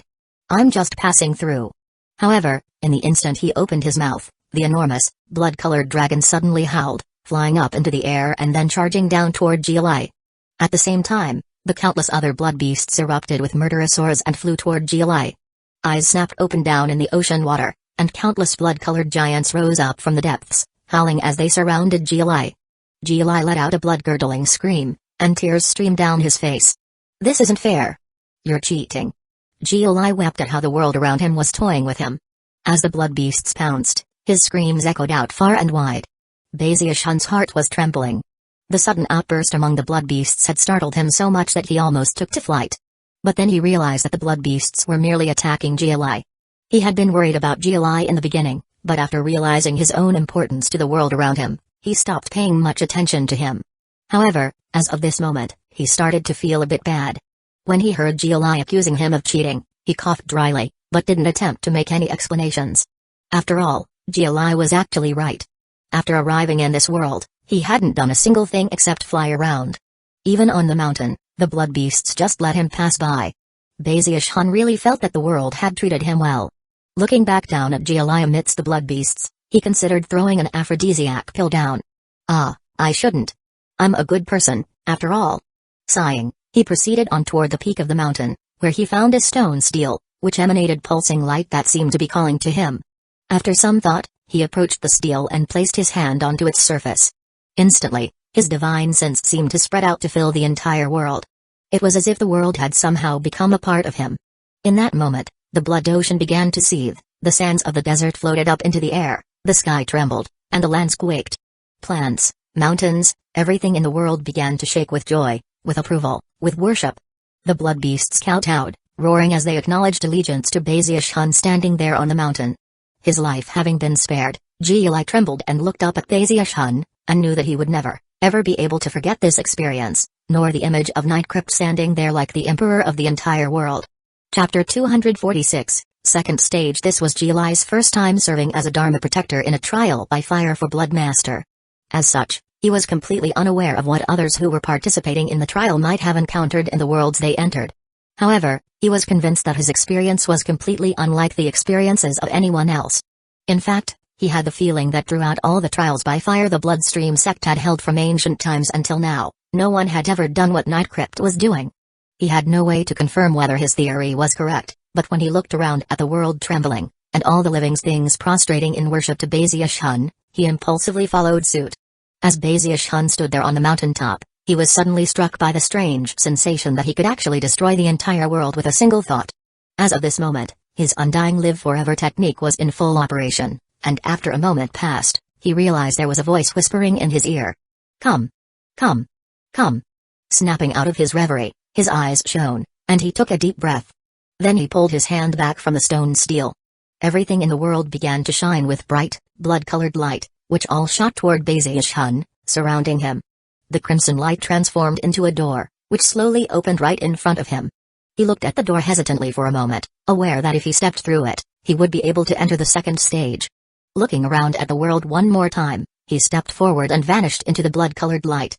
At some unknown location within the body of the Blood Ancestor, there was an open space that seemed to have no beginning or end, and was as quiet as death. The only thing visible were numerous cone-shaped pillars which rose up from the darkness below. At the top of each pillar was a platform. Two of those platforms were much taller than the others, but not very far away from each other. Zumai was on one, and Songjun the other. Both of them sat cross-legged, staring at each other. They had been sitting there for less than 2 hours. Because of the command medallion each of them possessed, they didn't need to acquire the approval of the Blood Ancestor the way the Dharma Protectors did. They had come directly to this place to wait. Time flowed differently in the endless world of blood.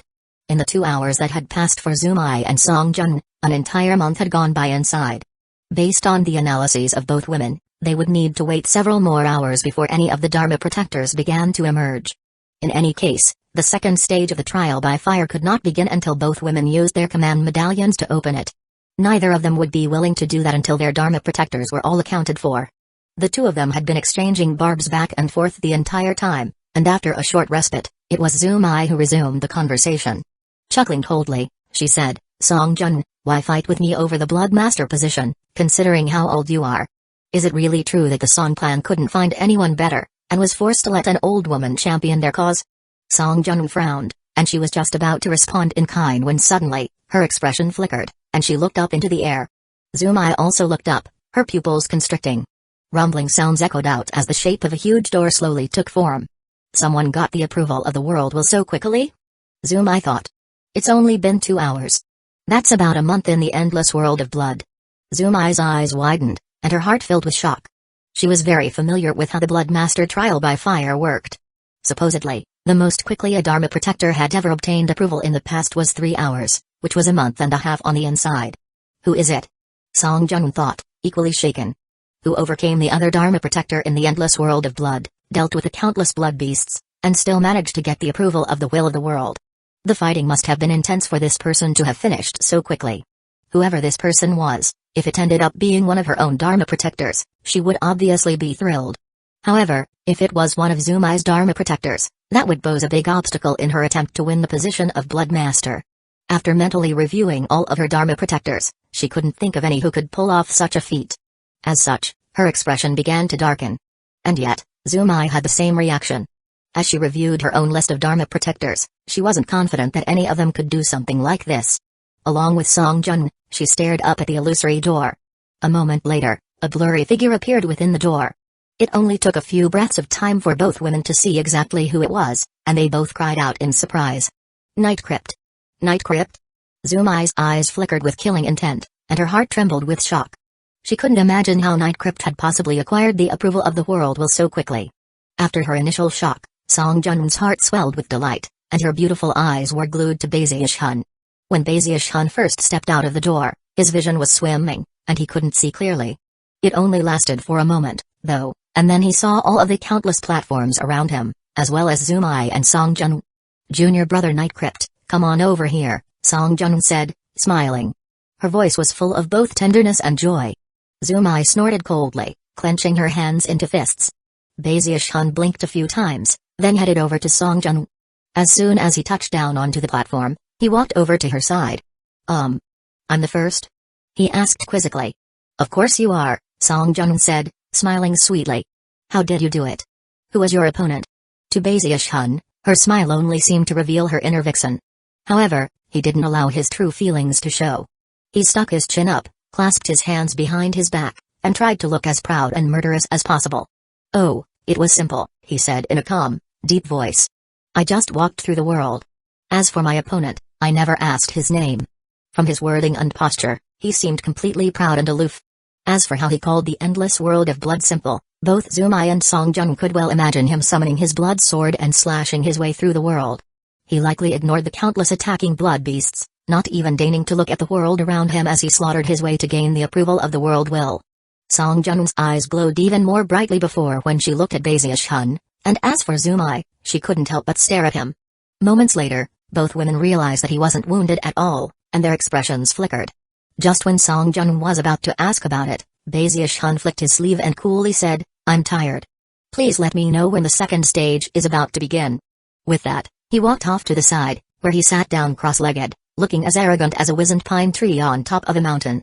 When he closed his eyes, his cold, cruel face and murderous aura caused Song Jun's words to stick in her throat. Inwardly, Baziush-hun was laughing, and felt very proud of himself. As far as he was concerned, he was completely outstanding and utterly superior to everyone. Wait, I need to do something to make it seem a bit more realistic, he thought. With that, he slowly lifted his head and looked off into the distance, eyes filling with a look of melancholy and introspection. That left Song Jun and Zumai even more shaken, although they weren't sure exactly what it meant. Time passed. 2 hours later, the air up above once again began to ripple and distort, and the door appeared again. A burly, dangerous-looking man appeared, seemingly out of breath as he emerged into the open. As soon as Zumai saw him, she broke out into a smile. The burly man clasped hands and bowed to her in greeting, then approached the platform and sat down next to her. When he saw Baziush-hun over on the other platform, his heart filled with shock. He had assumed that he would be the first to emerge, and would never have even guessed that Night Crypt would be faster. As the hours passed, more and more Dharma protectors appeared. Song-K was one of them, although he looked exhausted, and his body was riddled with wounds. Clearly, it had been a difficult task for him to win the approval of the world will. 10 hours later, the final Dharma protector appeared, and the first stage was officially over. Both Song Jun and Zumai had selected their Dharma protectors carefully, and all of them were extraordinary in some way. Unexpectedly, the two groups had been quite evenly matched, as there were now exactly 10 Dharma protectors on either side. The two women exchanged a frosty glance, and then both of them snorted coldly. Turning to their Dharma protectors, they began to explain the second stage. During the first stage, Song Jun began, You Dharma protectors fought for the approval of the world, and I did not participate. In the second stage, the fighting will be more brutal, and I will participate. The second stage is called the Blood Wasteland. It is a road without end, over which a deathly wind blows every 14 hours. Once that wind blows, every living thing within the Blood Wasteland will be killed, reduced to nothing more than a skeleton. That is the path that leads to the heart cavity. Put simply, we have exactly 14 hours to search the Blood Wasteland for the keys which lead to the heart cavity. Off in the distance, Zumai was making a similar explanation to her Dharma protectors. Every 2 hours, a key will appear at a random location within the wasteland. Anyone who gets one of the keys, and holds on to it until the 14 hours have passed, will be teleported to the ancient blood path which leads to the heart cavity. Of course, Zumai and I don't need keys to enter the ancient blood path.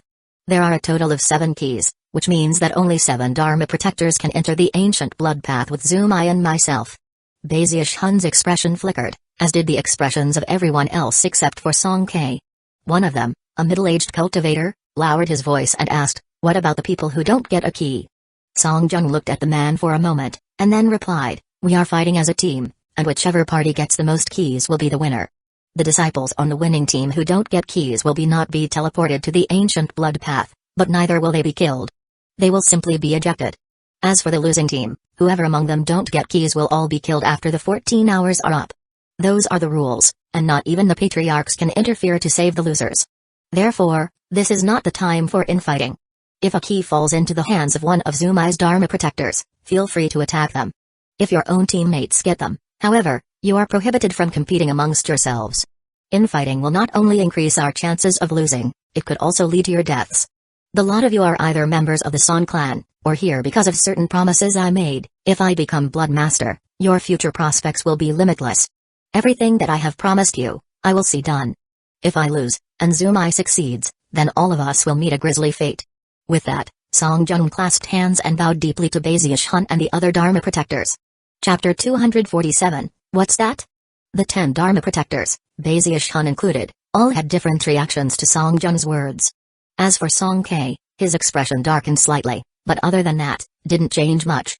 Because of his position in the Song clan, he actually knew more about the Bloodmaster trial by fire than most did.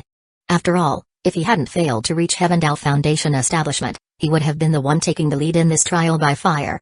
However, because he wasn't a match for Zumai, the Song clan had chosen Song Jun as the one to vie for the Middle Peak Bloodmaster position which the clan had held for generations. Because of how things had played out, Song K was on the bad side of many of the older generation of the Song clan. In turn, the rise of Night Crypt had put even more pressure on him. That was especially true considering that Song Jun had come to favor Night Crypt. Song K was left with few options. The Song clan had deep roots in the Bloodstream sect, and had many direct bloodline clan members. Song K was the face of the current generation of direct bloodline descendants, but that only meant that there were plenty of people hoping to see him fail miserably so that they could then replace him. He needed to blaze a path for himself, to go all out with everything he had, to try to make sure his aunt succeeded. Only in that way would he be able to prove how valuable he was.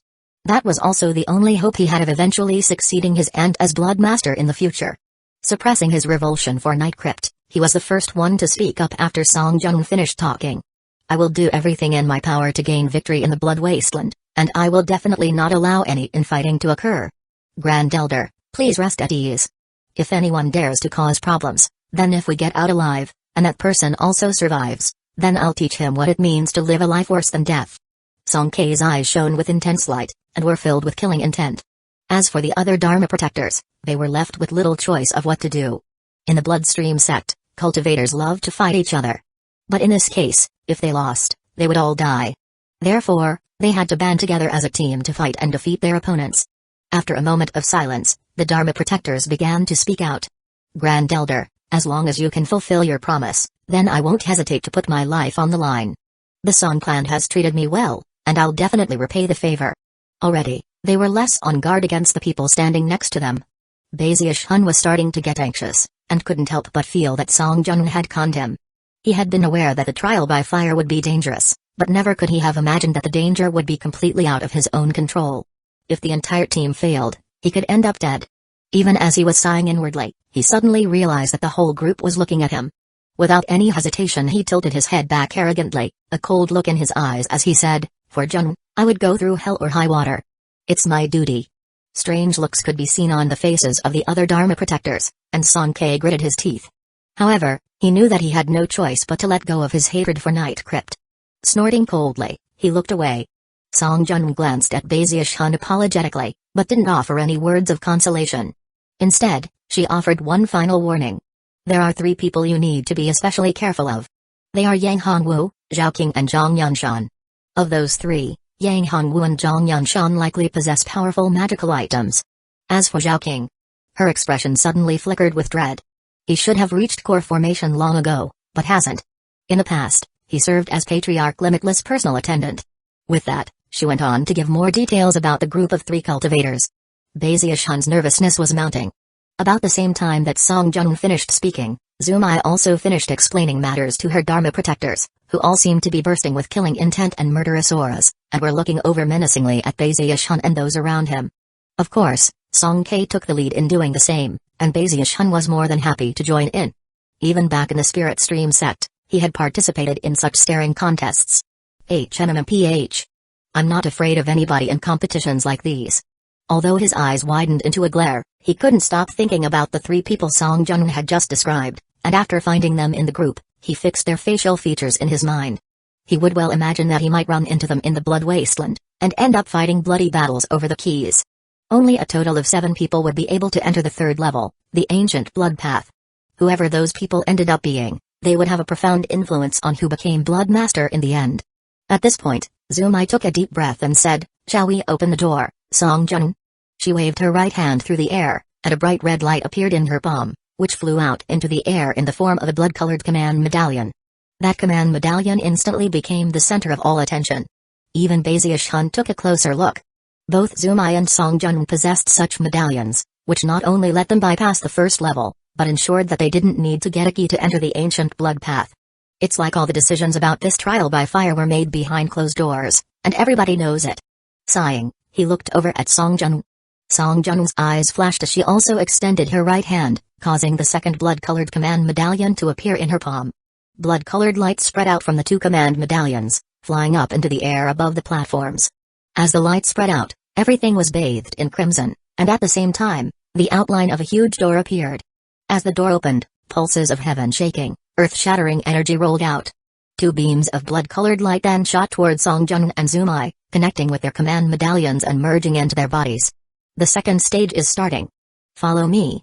With that, Song Jun flew into the air, followed closely behind by Song Kei. The other Dharma protectors flew out into formation around Song Jun, Bazius Hun included, and the entire group shot toward the blood-colored door. They managed to beat Zumai into motion, and even as the 11 of them flew into the door, Zumai and her group sped into motion behind them, transforming into beams of light that also shot toward the door.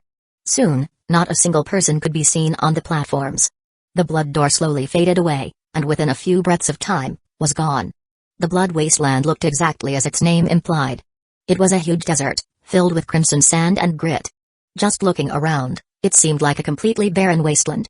Hot, screaming winds gusted, sending sand flying around everywhere. It seemed bleak and destructive, a place devoid of life.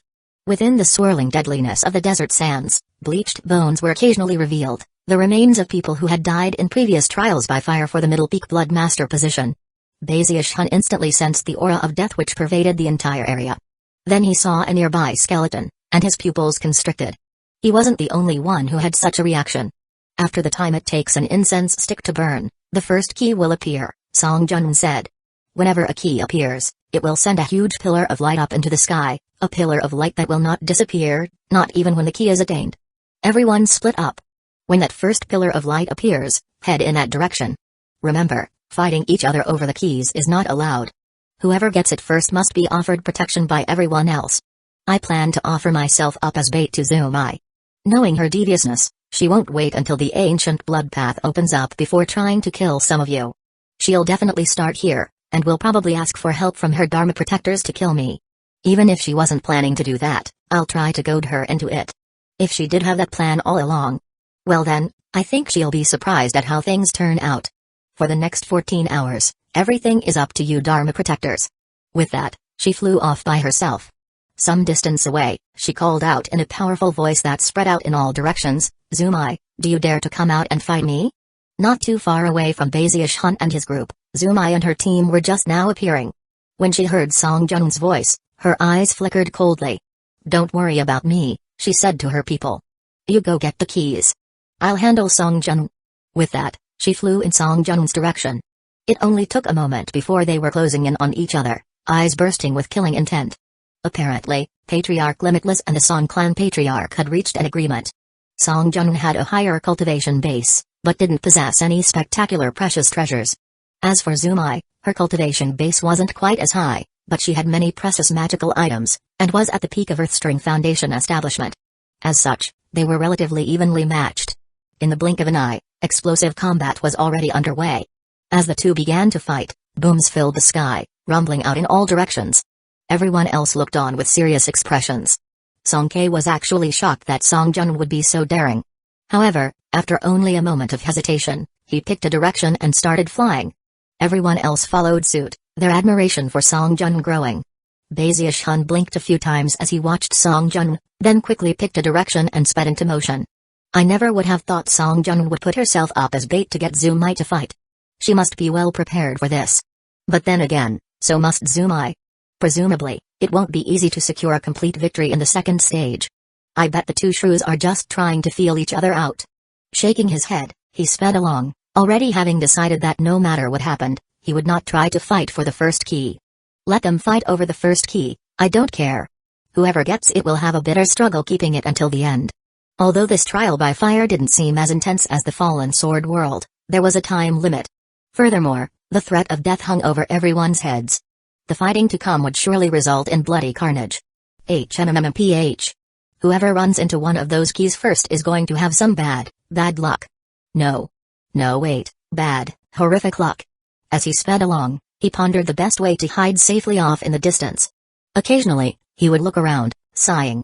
That was when, all of a sudden, right up ahead of him, a blood-colored light appeared. "What's that?" he said, taken aback. Within the space of a few breaths of time, the light grew so intense it hurt his eyes to look at it. Then, it turned into a pillar that shot up into the sky. Chapter 248, Get Away From Me, Stop Following Me. Bazius Hun's jaw dropped at the sight of the pillar of light, especially considering that floating right there in the middle of it was a key, right within arm's reach. He took a deep breath. How could he ever have imagined that the random direction he picked to run in would turn out to be the exact location where the first key appeared? Simultaneously, the appearance of the pillar of light caused Zumai and Song Jun to stop fighting for a moment and look over. Also, the Dharma protectors from both sides, regardless of where they were, all stopped in place and looked over. The people who had been selected as Dharma protector for this trial by fire were all outstanding individuals. Obviously, they all knew that the first person to get one of the keys would automatically be put in a very difficult position. Every single one of them seemed to hesitate for a moment, but then they all started flying at top speed toward the light, bristling with murderous auras. Anybody who fights with me over that key had better not blame me for killing them. Song K howled, the battle prowess of 8 earthstring tide flows surging around him. Everybody else might be afraid of you, but not me, Zhuhua. Snatch that blood key. As the voices of the Dharma protectors rang out, it heralded the beginning of the fierce fighting that was destined to take place in the blood wasteland. When Bazius Hun heard the voices rising up, he shivered and said, "Damn it. I gotta get out of here." By that point, more than a dozen figures were already heading in his direction. Bazius Hun gasped and quickly began to back up. However, the instant he began to move, to his complete and utter disbelief, the blood-colored key began to move straight toward him. Heavens, how could a key move? Bazius Hun was about to cry. Currently, one of Zumai's Dharma protectors was closing in, and as soon as he caught sight of the blood-colored key, his killing intent surged. Clearly, his first goal was not to get the key, it was to kill Bazius Hun. He was in the late Foundation establishment stage, and held a blood-colored greatsword in his hand. When Bazius Hun saw the man's deadly-looking blood sword, and his violent killing intent, it was obvious that the man wanted to kill him. Bazius Hun immediately got angry. Why you're pushing things too far. I just saw the key and didn't even touch it, and yet you're gonna try and kill me?" His eyes narrowed, flickering coldly. Although he hadn't fought much in the Bloodstream sect, his battle prowess had increased to a dramatically terrifying level. Even as the sword slashed down toward him, he planted his right foot down onto the ground and then sprang forward with all the power he could muster. He instantly blurred into motion, leaving nothing for the sword to slash through other than afterimages. In the blink of an eye, he had bashed directly into Zumai's Dharma protector. It was none other than the mountain-shaking bash. It was backed by the power of Heavendal Foundation establishment and 3 crystallized spiritual seas, which meant he was in mid-Foundation establishment. It was powered by the 2nd level of the Undying Heavenly King, the fleshly body strength of 6 berserk ghosts. The mountain-shaking bash was a secret magic of the Undying Codex, and when fueled by such multiple levels of incredible power, it ensured that Bazius Hun was now like a vicious beast. A bang rang out in all directions, low-pitched but shocking to the extreme. It was hard to imagine that a collision between 2 people would produce a sound as tragic as this. Zumai's Dharma protector screamed, and then blood spurted out of his mouth. Much of his body was already shattering, but that wasn't the end of things. His back bulged out, and his face turned violet as cracking sounds rang out from inside of him. He began to spin backward through the air, his expression blank, his mind rapidly emptying. At the same time, the dozens of other cultivators who were converging on the area looked on with tingling scalps as the Dharma protector who had just been bashed by Bazius Hun exploded. Bones, flesh, and blood spattered in all directions, and the man's soul was transformed into ash. Even as his scream continued to echo about, he was killed in body and soul. In any other sect, what had just happened would have left everyone too stunned to do anything. But this was the Bloodstream sect, and its cultivators were cruel and merciless. Zumai's other Dharma protectors quickly overcame their shock, and 3 of their number were the first to fly toward Bazius Hun. 2 of them were in late Foundation establishment, and 1 of them was in the Great Circle. As they flew forward, 3 blood swords appeared, causing everything in the area to rumble. Most shocking among the group was one of the late Foundation establishment cultivators, a middle-aged man with a long beard. Shockingly, he held an illusory stick of incense in his hand. The incense was already burning, creating an aura that filled Bazius Hun with an intense sensation of deadly crisis. It was like every inch of his flesh and blood were screaming at him that this incense was completely and utterly dangerous. Bazius Hun wasn't the only one to have such a reaction. The faces of the others in the area instantly fell. That's Yang Hanwoo. He's the one Song Jun said to look out for.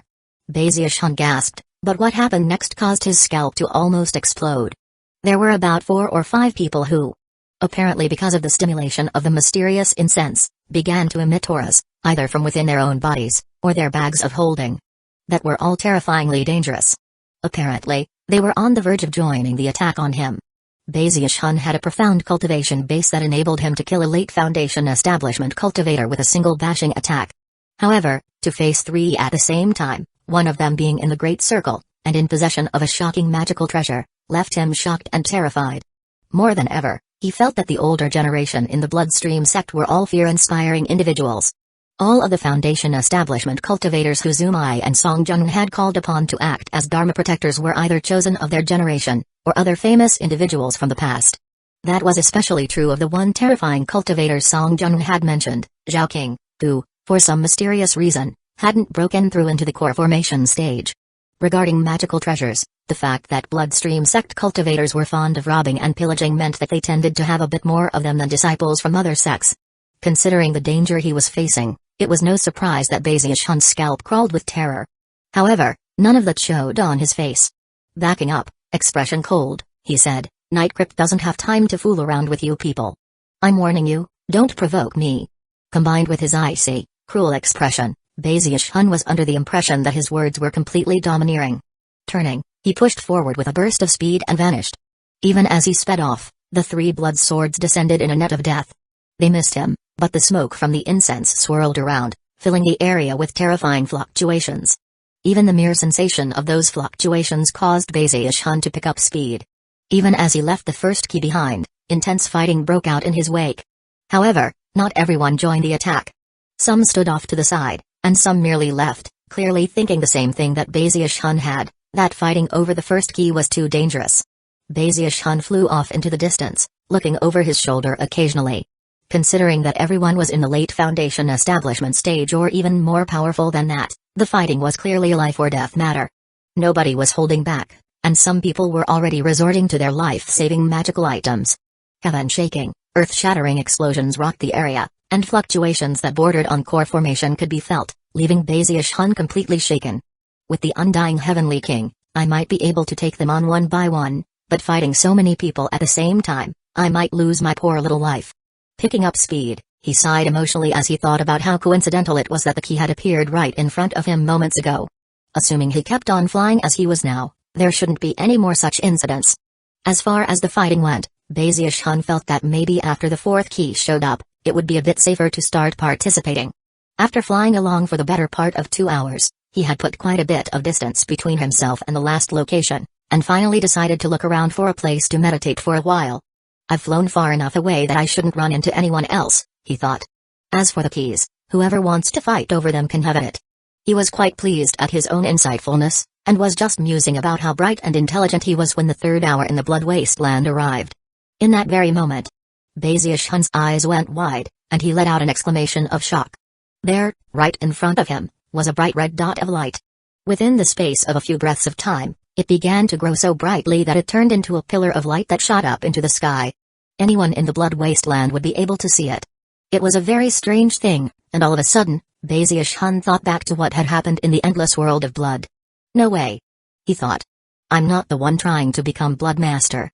How could this be happening? Staring at the key in the pillar of light, he sighed, and then turned to leave, only to find that the key was flying toward him. Get away from me. Stop following me. Thinking about how the group of people had been fighting earlier, he wanted to cry. The terrifying ripples that had spread out from that fight were enough to send him running in the opposite direction. However, the key behind him picked up speed, chasing Baziushun relentlessly through the Blood Wasteland. Soon, cultivators on both sides of the conflict realized what was happening, and their eyes went wide with disbelief. The first key appeared right in front of Baziushun. That could have been chalked up to chance. But for the second key to do the same, they gritted their teeth and told themselves that it was another coincidence. And yet, they were completely dumbfounded at the sight of the key chasing Baziushun. Chapter 249, I can't believe he ate it. What's going on? Am I seeing things? That blood-colored key is actually chasing Night Crypt? This. Although people were shocked, it didn't take long before them to react, and they began to speed toward Baziushun to start fighting for the key. Meanwhile, Up in midair, Zumai and Song Jun saw what was happening. Song Jun looked angry. She had seen what had happened with Bazia's Hun earlier, and felt it was a true pity that he had passed up the first key. Now here he was flying along while the key chased him, refusing to grab it. Song Jun was furious. Night Crypt. She yelled. The key is right behind you. Take it immediately. Everybody else, protect Night Crypt. Bazia's Hun hesitated for a moment, but when he considered that if he wanted to become a Grand Elder eventually, he would need Song Jun's recommendation, and that she had just openly given him an order, he gritted his teeth, stopped in place and reached out to solemnly grab the key. In that instant, the second blood-colored key suddenly erupted with dazzling light and shot into his hand. For some reason, Bazia's Hun was certain that, as it did, he heard something like a cry of joy. Come help me! He cried. There was no time to think. He immediately began to back up as Song Jun's other Dharma protectors arrived to intercept the enemy. A moment later, magical combat erupted all around him, causing resounding booming sounds to shake heaven and earth. Not everyone was present, in fact, not even 10 people were here. However, magical items were unleashed, and terrifying fluctuations spread out. It was in that moment that someone shouted out in alarm. Wait a second, why is the blood-colored light so faint? Question mark.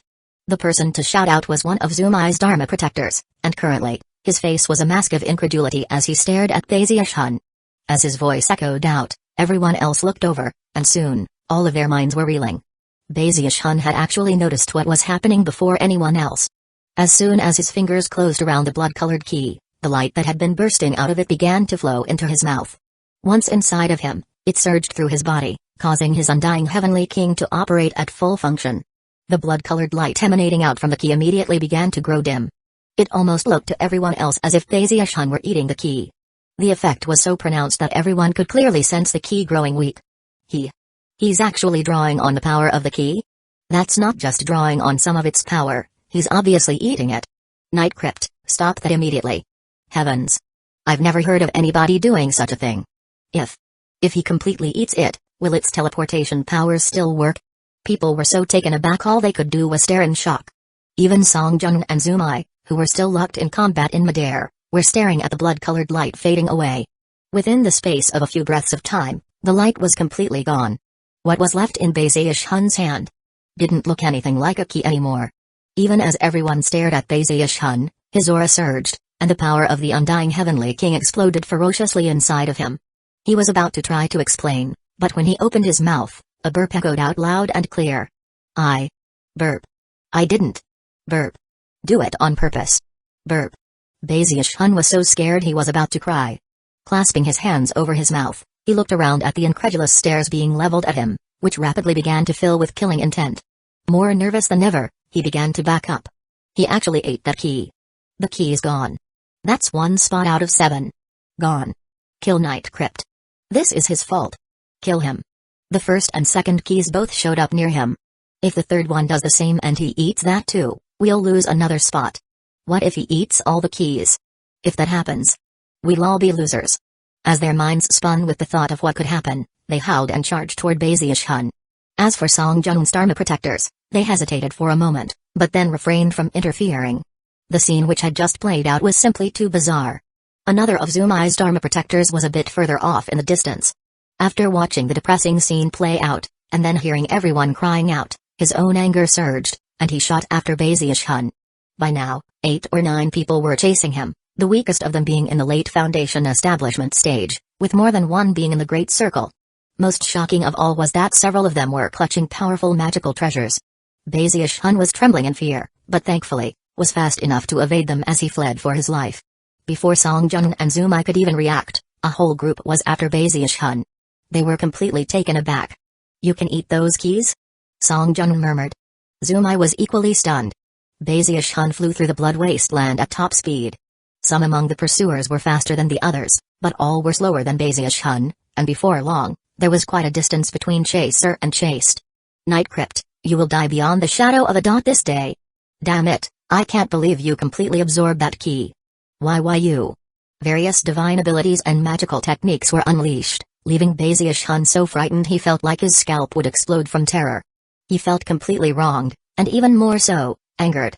He almost thought about turning around and fighting, but there were just too many opponents, All of them with higher cultivation bases than him, and many with powerful magical treasures. Although Zhao King wasn't among their number, Bezier Hun had the feeling he might show up at any moment, and thus devoted himself fully to fleeing. Before long, the 3rd and 4th hours had passed, and the 5th hour was approaching. In that very instant, the group of pursuers were shocked to find that the 3rd dot of red light had appeared directly above Bezier Hun's head. Even as he moved along, a blinding beam of blood-colored light shot up, which continued to float along with Bezier Hun as he flew along. What exactly is going on here? Damn it! Why is this happening? I can't believe the 3rd key appeared right above him. Night Crypt, you will die this day. Zumai's Dharma protectors were going mad. Were Jialai here, he would tearfully tell them that this was nothing. Had they been by his side in the endless world of blood, they would have been driven to complete despair. Bezier Hun was really starting to get pissed off. Looking around at everyone, he gritted his teeth, reached up, and grabbed the 3rd blood-colored key. Rumbling sounds could be heard as massive amounts of blood-colored light poured into his mouth. Yet again, Bezier Hun seemed to be gobbling it up. He ate another one. There are only 7 keys, and he already ate 2. If he keeps this up, then he'll end up eating all the keys. We have to kill him. Everyone was starting to get anxious. Song Jun's Dharma protectors were starting to hesitate, unsure of whether they should help Night Crypt, or try to kill him. Up in midair, Zumai's eyes glittered with cold light, and she suddenly waved her right hand, causing the bracelet wrapped around her wrist to flash with blue light. Instantly, a blue beam shot out, and even as she was about to send it flying toward Bezier Hun, Song Jun swished her sleeve, sending out a blast of power to block the way. Zumai glared at Song Jun. Song Jun. Something weird is going on with him. I refuse to believe that you can't see it. Song Jun refused to respond, and simply launched another attack. Zumai grinned malevolently. Since she was being prevented from doing anything about Bezier Hun, she unleashed her full power upon Song Jun. By this point, the two of them weren't simply feeling each other out, they were fighting with everything they had, including their secret weapons. At the same time, just as murderous auras were beginning to rise up, the mad absorption of the blood-colored light by Bezier Hun caused cracking sounds to ring out from inside of him. The undying Heavenly King was operating at full speed with the nourishment that was being provided. Fleshly body power was rapidly building up, and clearly, Bezier Hun was rapidly reaching the point of breaking through from the level of 6 berserk ghosts to 7. Although he was being chased with murderous intent, the fact that his fleshly body was powering up so rapidly elated Bezier Hun. He could sense his power rapidly growing, and his battle prowess increasing. If I could complete the 2nd level of the Undying Heavenly King, and form the Heavenly Demon Body, then even if I run into one of those cultivators with the powerful magical treasures, I could still fight them. It's too bad I can't reveal my identity, otherwise I could definitely beat those old Foundation establishment experts. Considering how things are at the moment, what should I do? Moments ago, he had sensed that Zumai had been about to unleash something incredibly dangerous on him, and as a result, was only getting more nervous. He looked over at Zumai and Song Jun briefly, then looked away. His head was starting to ache. Even as he tried to think of a way to resolve the situation, another sensation of imminent crisis filled him. This time, it didn't come from Zumai, it came from behind him. One of Zumai's Dharma protectors had been quietly closing in on him. It was none other than Yang Hongwu. His eyes flickered with cold, merciless light, and his hand clutched a burning stick of incense. Chapter 250, Die. Song Jun had said to pay special attention to 3 of Zumai's Dharma protectors. One of them was Zhao King, who was on the very cusp of core formation. Perhaps because of certain conditions in the Blood Wasteland itself, it was difficult for him to break through here. However, one could imagine that even after half of a breakthrough, he would still be powerful enough to dominate anyone else. The second person Song Jun had mentioned was Zhang Yanshan. The third was the very person who was closing in on Bezier Hun at this very moment. Yang Hongwu. Yang Hongwu's cultivation base was in the late Foundation establishment stage, and he had a powerful magical treasure.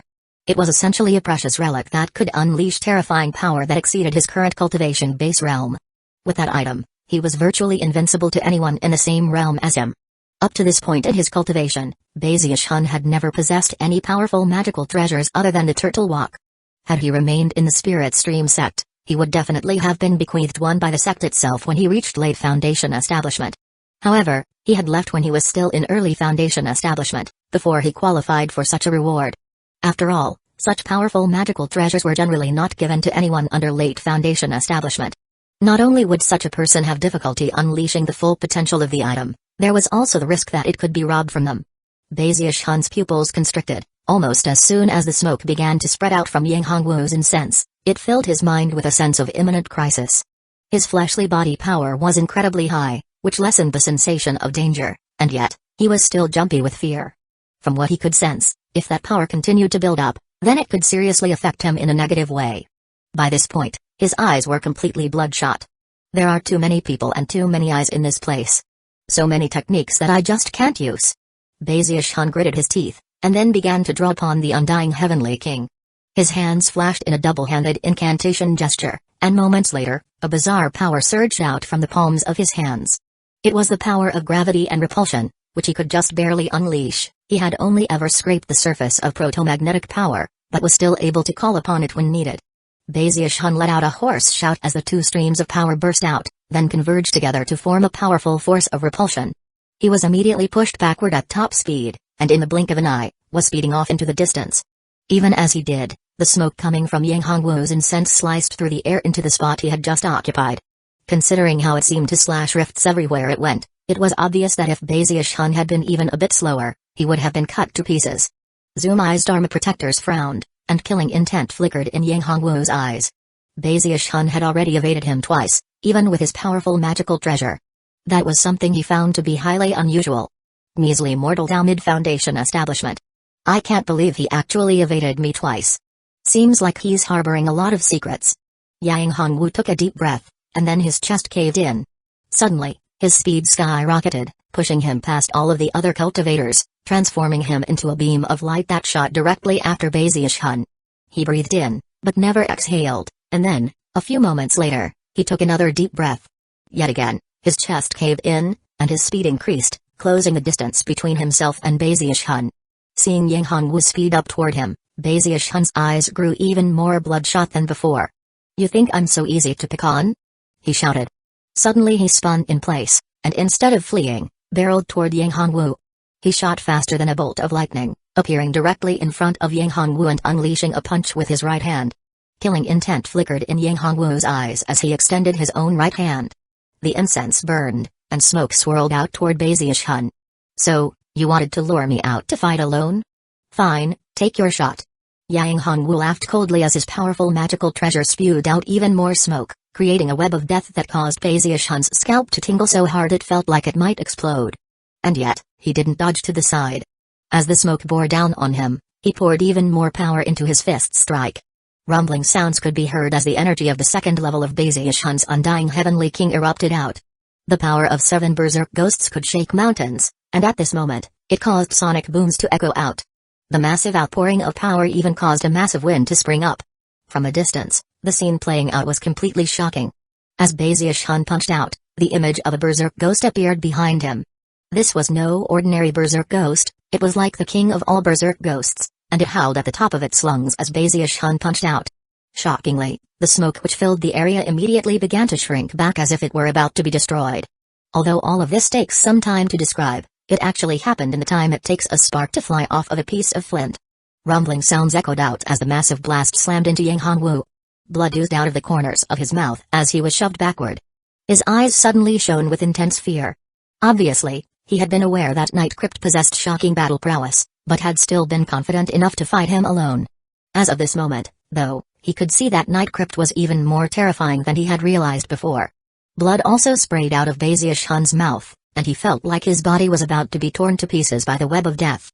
The power of Yang Hongwu's magical treasure slashed into the image of the berserk ghost, and yet, the power of Baziush-hun's undying Heavenly King ensured that he wasn't seriously injured, much less ripped to shreds. It took some effort, but he managed to wrench free from the smoke, destroying it in the process. Even as the wisps of smoke dissipated, the air not too far away from Baziush-hun distorted, and someone materialized. It was a young man with a fan in his hand. His expression was dark and somber, and his eyes flickered with killing intent. Without any hesitation, he waved his fan in Baziush-hun's direction. Wind screamed, transforming into a tornado that connected the sky and the land as it raced toward Baziush-hun. Zhongyanshan. Baziush-hun's pupils constricted from the sensation of imminent crisis. Throwing his head back, he roared, and his energy began to rise as another berserk ghost appeared behind him, then a third, and a fourth. In the blink of an eye, 7 berserk ghosts had appeared, causing heaven and earth to shake violently. All of them threw their heads back and bellowed. Although the terrifying energy they were releasing wasn't quite enough to form the heavenly demon body, it was enough to create A giant hand. It was a giant, pale white hand, not the clawed hand of a ghost, but rather a heavenly demon hand. It was as pale as death, and the outlines of scales could just barely be seen on its surface, as well as vicious-looking bone spurs. As soon as the hand appeared, it smashed out toward Zhang Yunshan. The first thing it hit was the tornado. A huge boom echoed out as the tornado shattered, and at the same time, the heavenly demon hand flickered and faded a bit.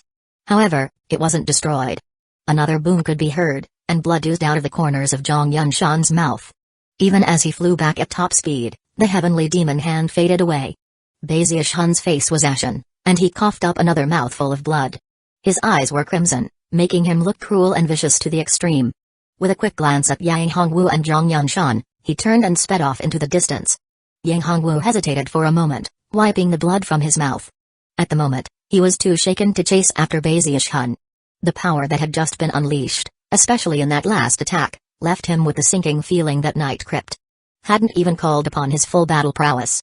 Even Zhang Yunshan's sneak attack had done nothing more than cause Night Crypt to unleash even more power. Just how many secrets does this guy have? Yang Hongwu took a deep breath.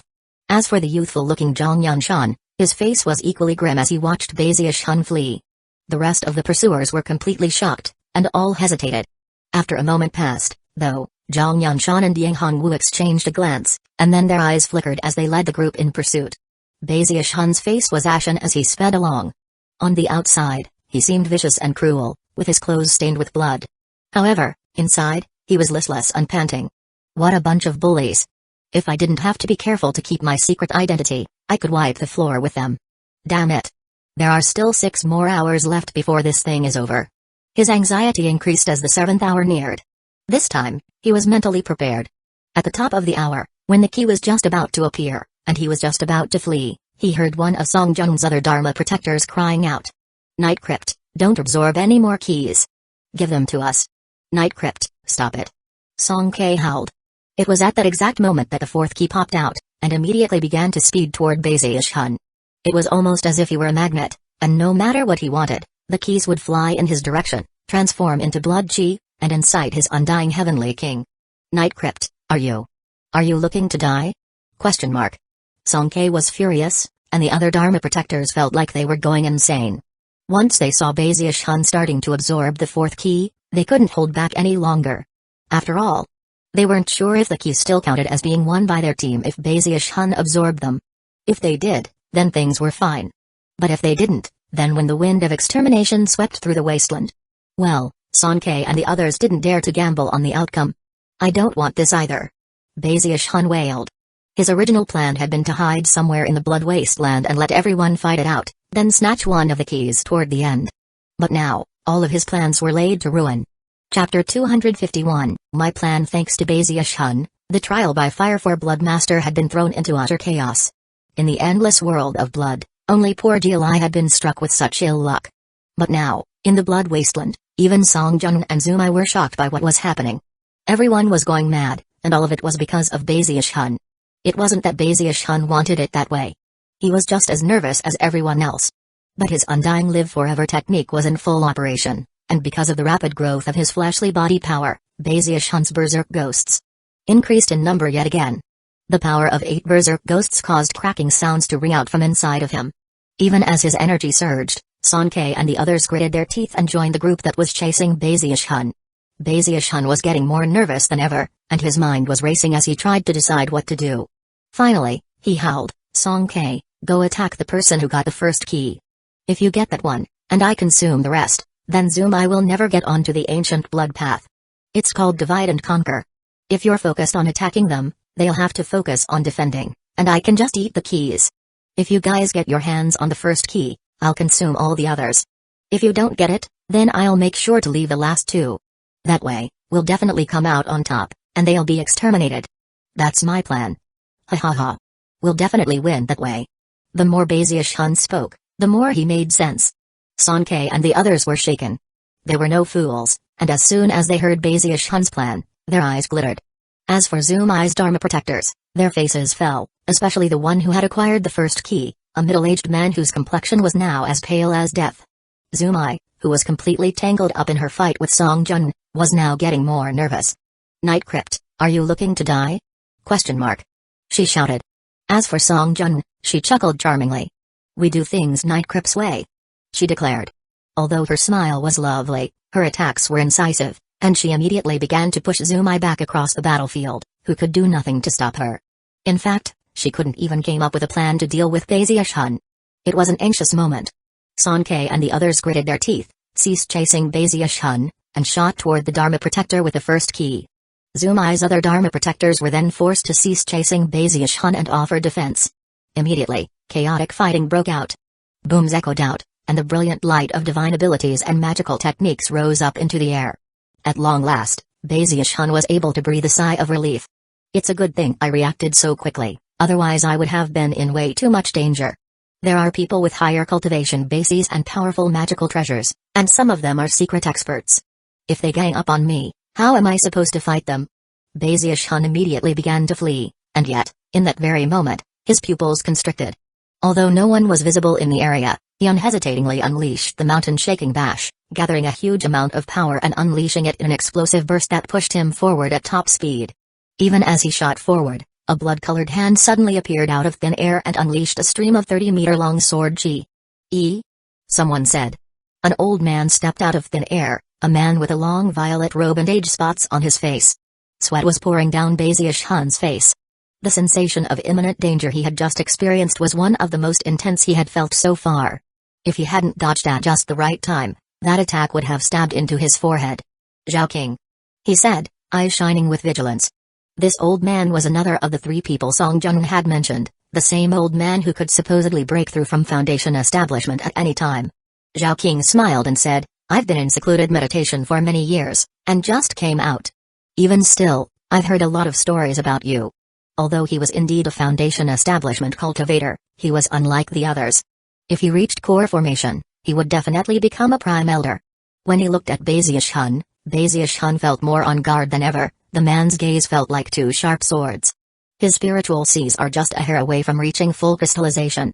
If I used everything in my repertoire, I could probably fight him. But considering how limited I am right now, I'm no match for him. Without the slightest hesitation, Baziush-hun began to flee. "Why are you in such a hurry to leave, junior brother Night Crypt?" Zhao King smiled and took a step forward with speed that matched Baziush-hun's. Then he waved his sleeve, and a stream of blood-colored sword chi appeared and slashed down toward Baziush-hun. "What crap are you spewing?" Baziush-hun asked. "If I don't leave, then what else am I supposed to do? Sit around and wait for you to kill me? Did your cultivation cause you brain damage or something?" With that, he blurred into motion, avoiding the blood sword. Zhao King's smile went stiff. Throughout all the times he had fought people in his life, no one had ever spoken to him like this before. Expression turning grim, he let out a cold harumph and said, "Ill-mannered cur. When I get my hands on you, I'm going to rip out your tongue. Let's see what quips you come up with then." Chuckling coldly, he took another step forward in pursuit. At the same time, his right hand flashed with an incantation gesture, summoning a stream of blood chi that shot toward Baziush-hun. Despite his anxiety, Baziush-hun was still trying to come up with a plan as he flew along. "Seems you really did suffer from brain damage while you were cultivating. If I had no tongue, I might not be able to speak, but I could still use divine will to say something." As they sped through the blood wasteland, Zhao King attacked multiple times. On a few occasions, his magical techniques actually hit home, and yet, Baziush-hun's terrifyingly powerful fleshly body defenses left Zhao King in shock. With Zhao King's current battle prowess, he could dominate any other Foundation establishment cultivator. And yet, Baziush-hun was incredibly fast and abnormally tough. In fact, as the chase went on, he kept going even faster. His reserves of spiritual power were simply unbelievable. How could mid-mortal Dao Foundation establishment possibly unleash such power? Zhao King's eyes flickered. The battle prowess being put on display by Baziush-hun in the blood wasteland was completely and utterly shocking to him. Even more bizarre than that, though, was the situation with the blood-colored keys. If there was only one strange oddity with Baziush-hun, then it would be much easier to determine the cause, and then ascertain a method to deal with the situation. But with so many strange things happening, it was hard to decide where to start, and very easy to get going in the wrong direction. Zhao King's eyes narrowed as he once again gave chase. As for Baziush-hun, he was grumbling and complaining to himself. It felt like Zhao King was stuck to him with glue. No matter how Baziush-hun tried to shake him, he would continue to pursue him. Were it not for the fact that Baziush-hun had an incredible fleshly body, and was actually at Heaven Dao Foundation establishment, he would never have been able to sustain the speed he had been keeping up so far. Just wait until I make a major breakthrough with my fleshly body. Then I'll definitely show that old fogey how awesome I am. Bazius gritted his teeth. By now, he actually looked forward to the arrival of the 10th hour. Now that he already had the power of 8 berserk ghosts, for some reason, it didn't feel good enough.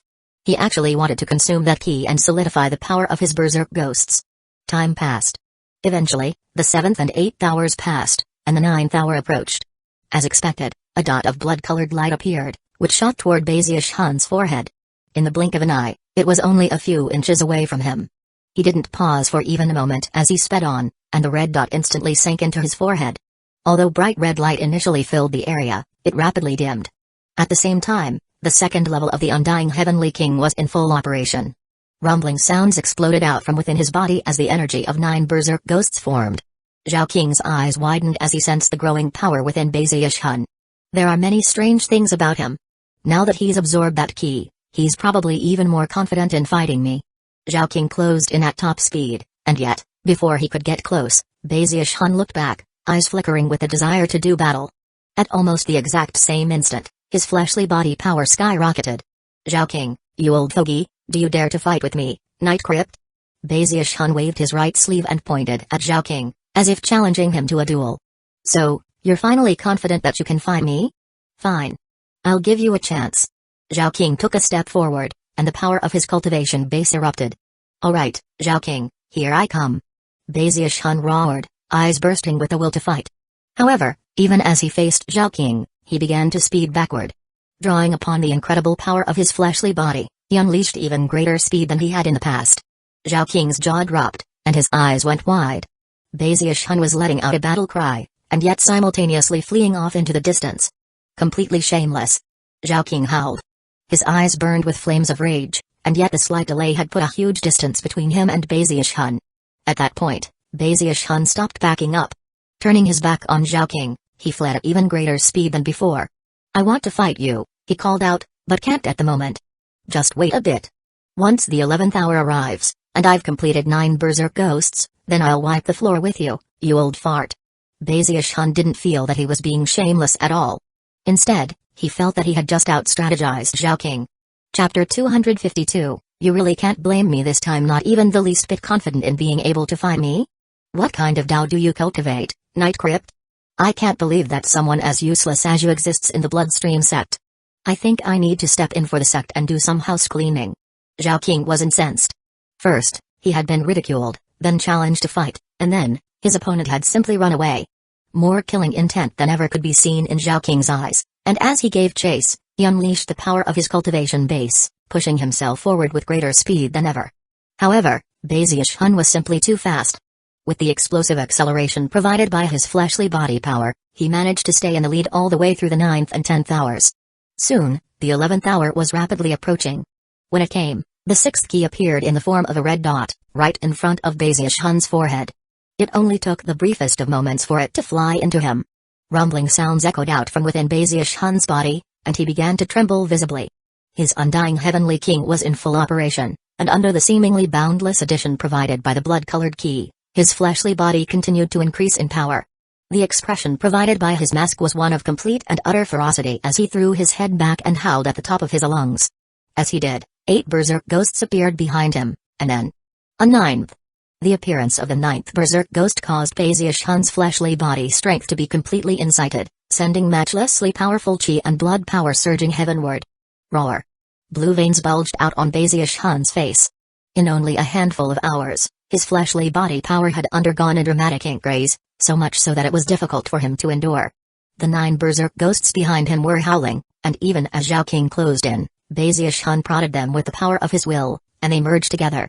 That new berserk ghost was vastly larger than the others, almost as if it were a new form of life. It was now pure white, with vicious-looking bone spurs sticking out all over it.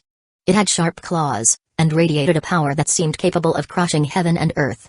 Strangely, though, it had no head. It was a headless heavenly demon body, incomplete, but shockingly powerful nonetheless. When it formed, Bazius howled, and seemingly infinite fleshly body power caused a tempest to spring out all around him. Within moments, it was a tornado connecting heaven and earth, an enormous, spinning vortex. Zhao King stopped in place, his eyes widening. For the first time, a very serious expression could be seen on his face. Not only was Bezier Hun stronger, but the image of the headless heavenly demon made him seem completely different than before. Alright Zhao King, come on, let's fight. Although Bezier Hun didn't look any different physically, the sensation he gave off was that he was growing rapidly. Having absorbed the blood chi from 5 of the keys, he suddenly felt that if he didn't unleash some of the power immediately, he would explode. No such sensation had come from the previous 4 keys. But with the 5th key, he suddenly felt explosively powerful. Even as he called out, he took a step forward, and massive rumbling sounds could be heard as he shot toward Zhao King in a bashing motion. The heavenly demon image behind him made the same bashing attack, except with power exponentially greater than Bezier Hun's. It was such an explosive outburst that it seemed capable of bashing anything and everything to bits. Even the air twisted and distorted as he bore down on Zhao King. Just when Zhao King was about to dodge out of the way, the charging Bezier Hun suddenly extended his right hand, and a powerful gravitational force sprang out from his palm and seemed to latch onto Zhao King's neck. Then the hand transformed into a fist. The air vibrated as powerful fluctuations spread out, locking down the entire area and making it impossible for Zhao King to even move. Zhao King's eyes widened, and he roared as his hands flashed with an incantation gesture. Blinding, blood-colored light instantly spread out, transforming into a huge, crimson greatsword which slashed out toward Bezier Hun.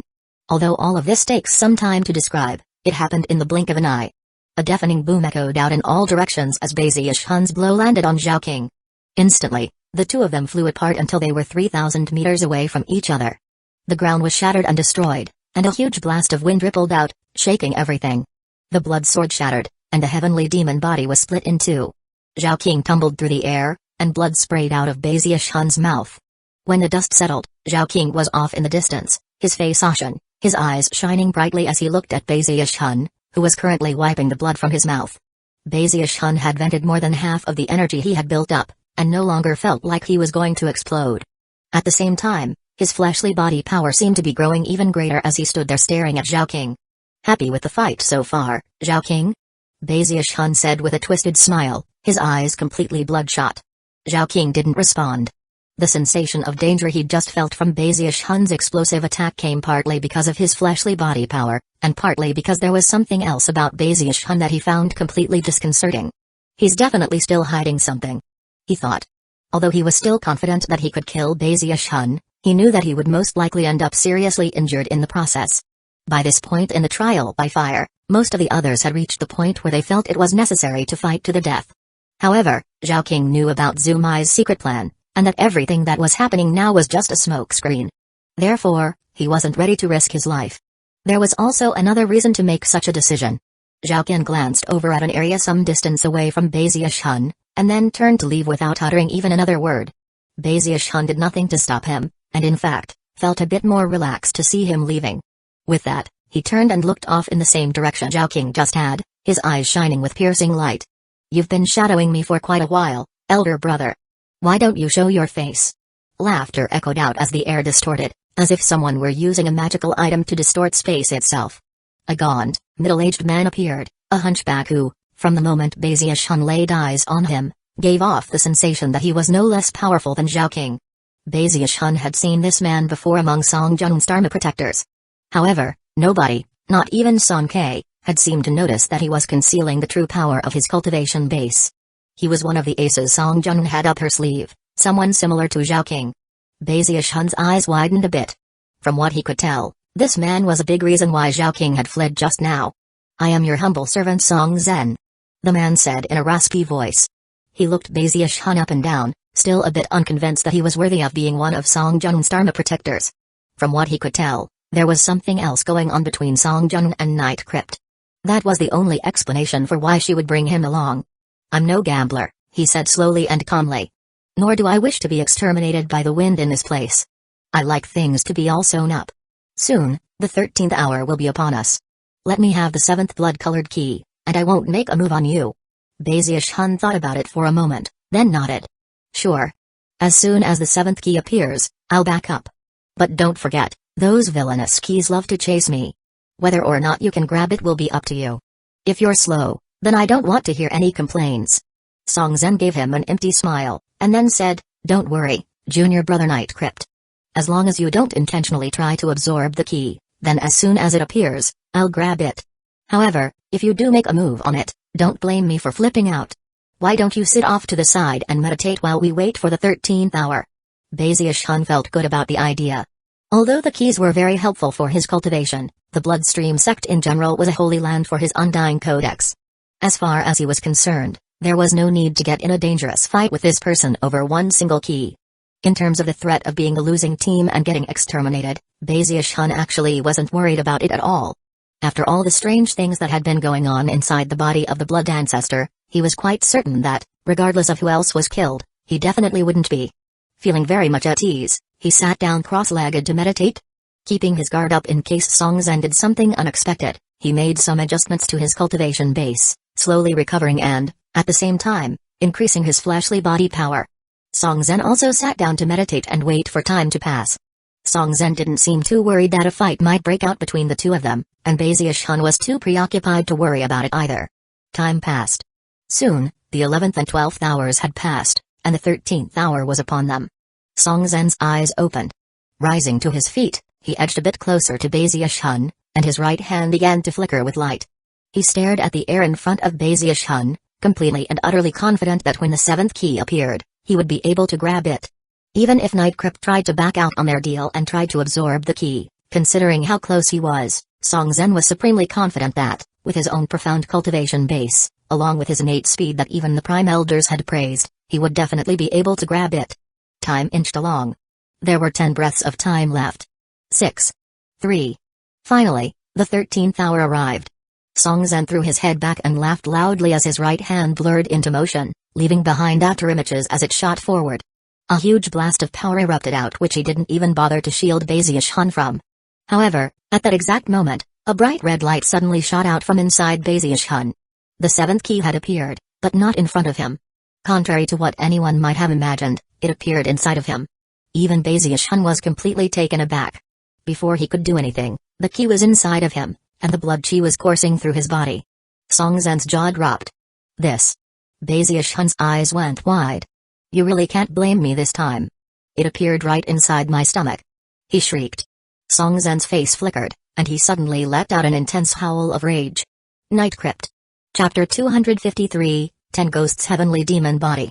As Bazius-hun backed up, his undying live forever technique exploded into action, absorbing all of the blood chi from the blood-colored key and causing intense, thunderous rumbling to fill him.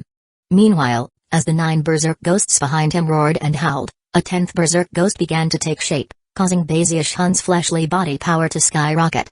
Of the 7 keys to be had in the blood wasteland, 6 had been absorbed by Bazius-hun. By now, Bazius-hun could clearly sense the fluctuations emanating from the first of those keys, some distance away.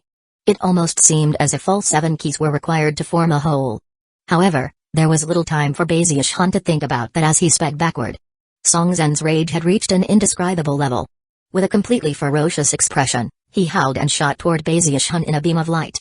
At the same time, he performed an incantation gesture with his right hand, summoning a blood-colored grey sword, which he hefted as he closed in. Then he slashed the sword out in an attack, backing it with the full cultivation base power of the Great Circle of Foundation Establishment. The sword rapidly grew as it cut through the air, until it was fully 30 meters long. The air distorted, and the sky filled with rumbling sounds as the sword light slashed toward Bazius-hun. Bazius-hun's scalp was tingling so hard it felt like it might explode. There was no time to ponder the situation. His hands flashed in a double-handed incantation gesture, and he called upon both his fleshly body and the power of his cultivation base, 3 crystallized spiritual seas. Intense ripples spread out as the undying live forever technique flew into motion, and true undying blood swirled out into the open.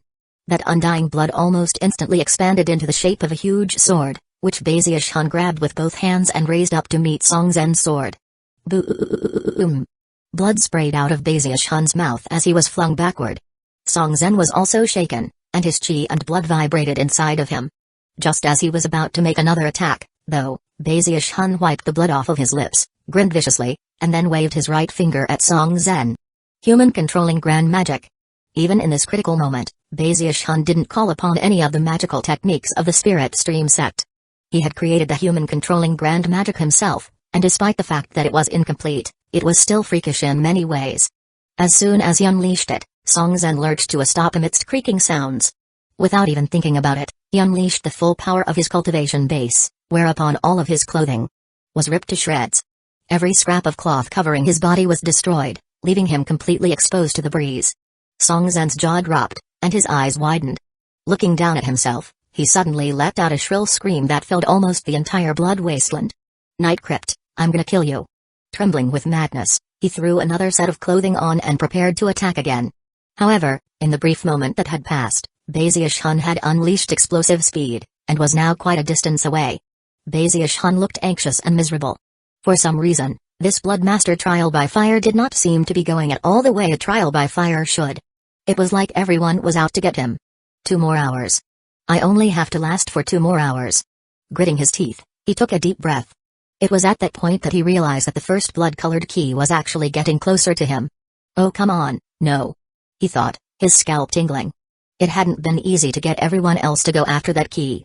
Although Song Zhen was chasing him, everyone else was now in a killing mood as they fought over that one key. Go away. Don't even get near me. Tears were welling up in his eyes. Even if he could advance his undying heavenly king by absorbing that key, he wasn't willing to put his life on the line, especially considering that everyone would try to kill him if he did. Shivering, he changed directions and sped away from the key. However, even as he did, the key suddenly sped up dramatically, to the point where Bezier Hun was sure he could hear it whizzing through the air. Don't get near me. He pushed forward with even more speed. Enough time passed for an incense stick to burn as he shot through the blood wasteland, Song Zhen hot on his tail. Then, up ahead, a blood-colored pillar of light appeared, heading directly toward him. It was none other than the blood-colored key. No. He wailed. It was the very key which had first appeared, and following it were a dozen or so Dharma protectors, all moving at top speed. The key had originally been acquired by one of the Zumai's Dharma protectors. However, just as Bezier Hun had planned, the rest of the people in the trial by fire had been fighting over it, and it had changed hands numerous times since. As the end of the trial by fire approached, Song Ke acquired it.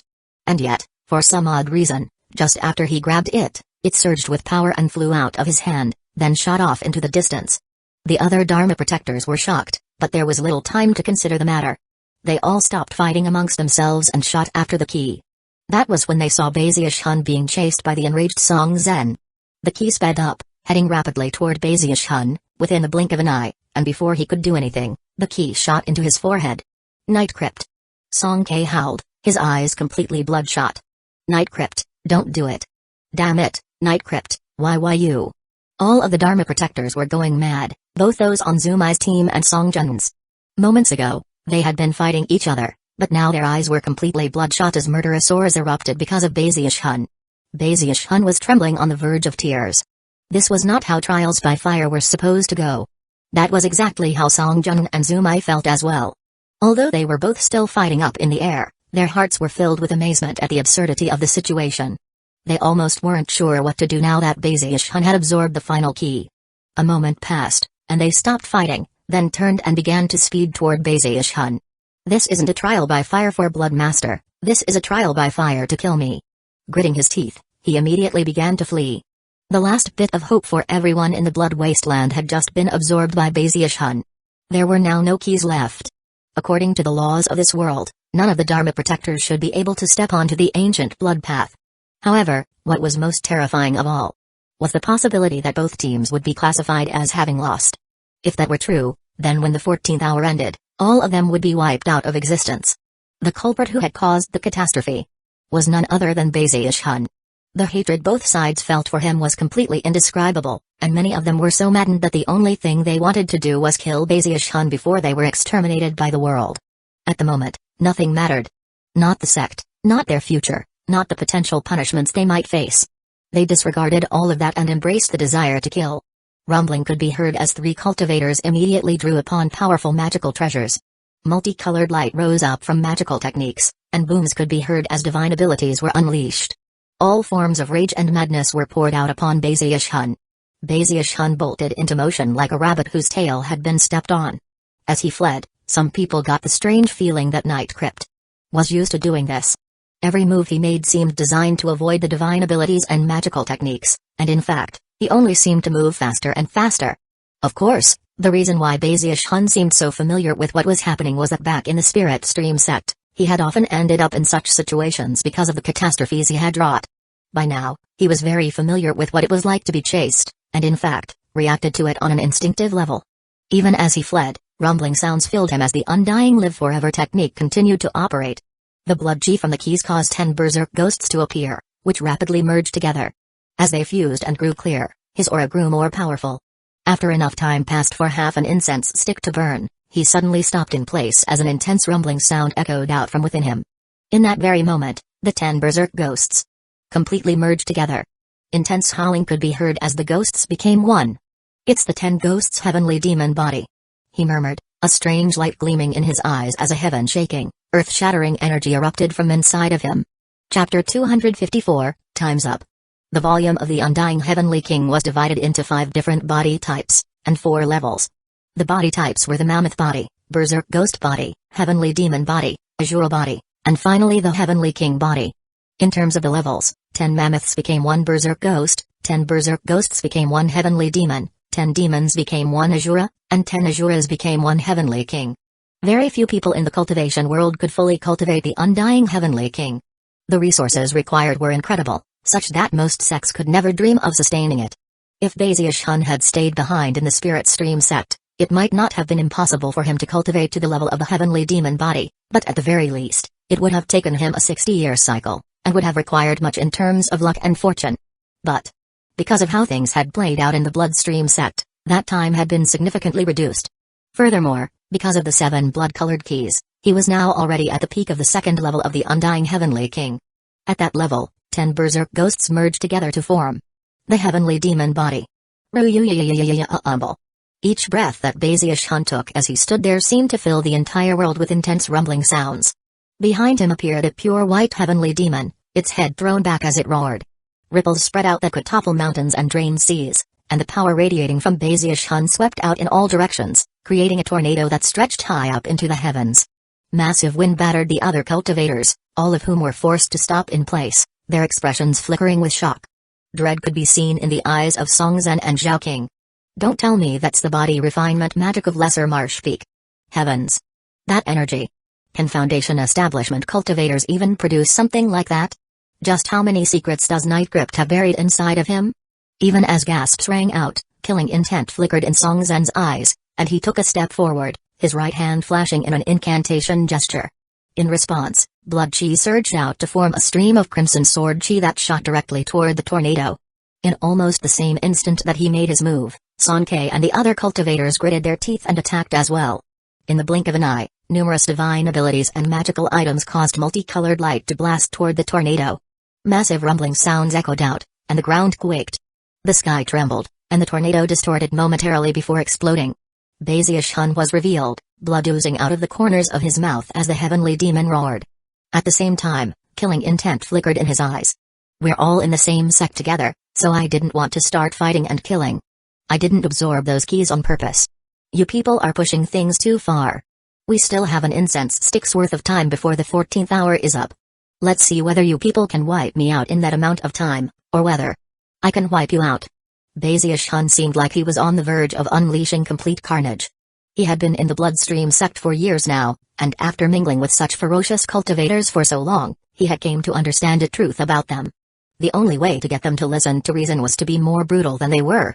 Even as the words left his mouth, he burst into motion, appearing directly in front of Songzhen. Songzhen's pupils constricted, and his hands turned bright red as he struck out at Baziush-Hun. Back off! Baziush-Hun growled, unleashing the mountain-shaking bash.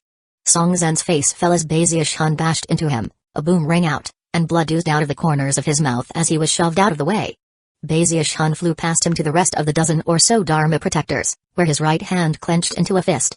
When he struck out, the full power of the Heavenly Demon Body was unleashed.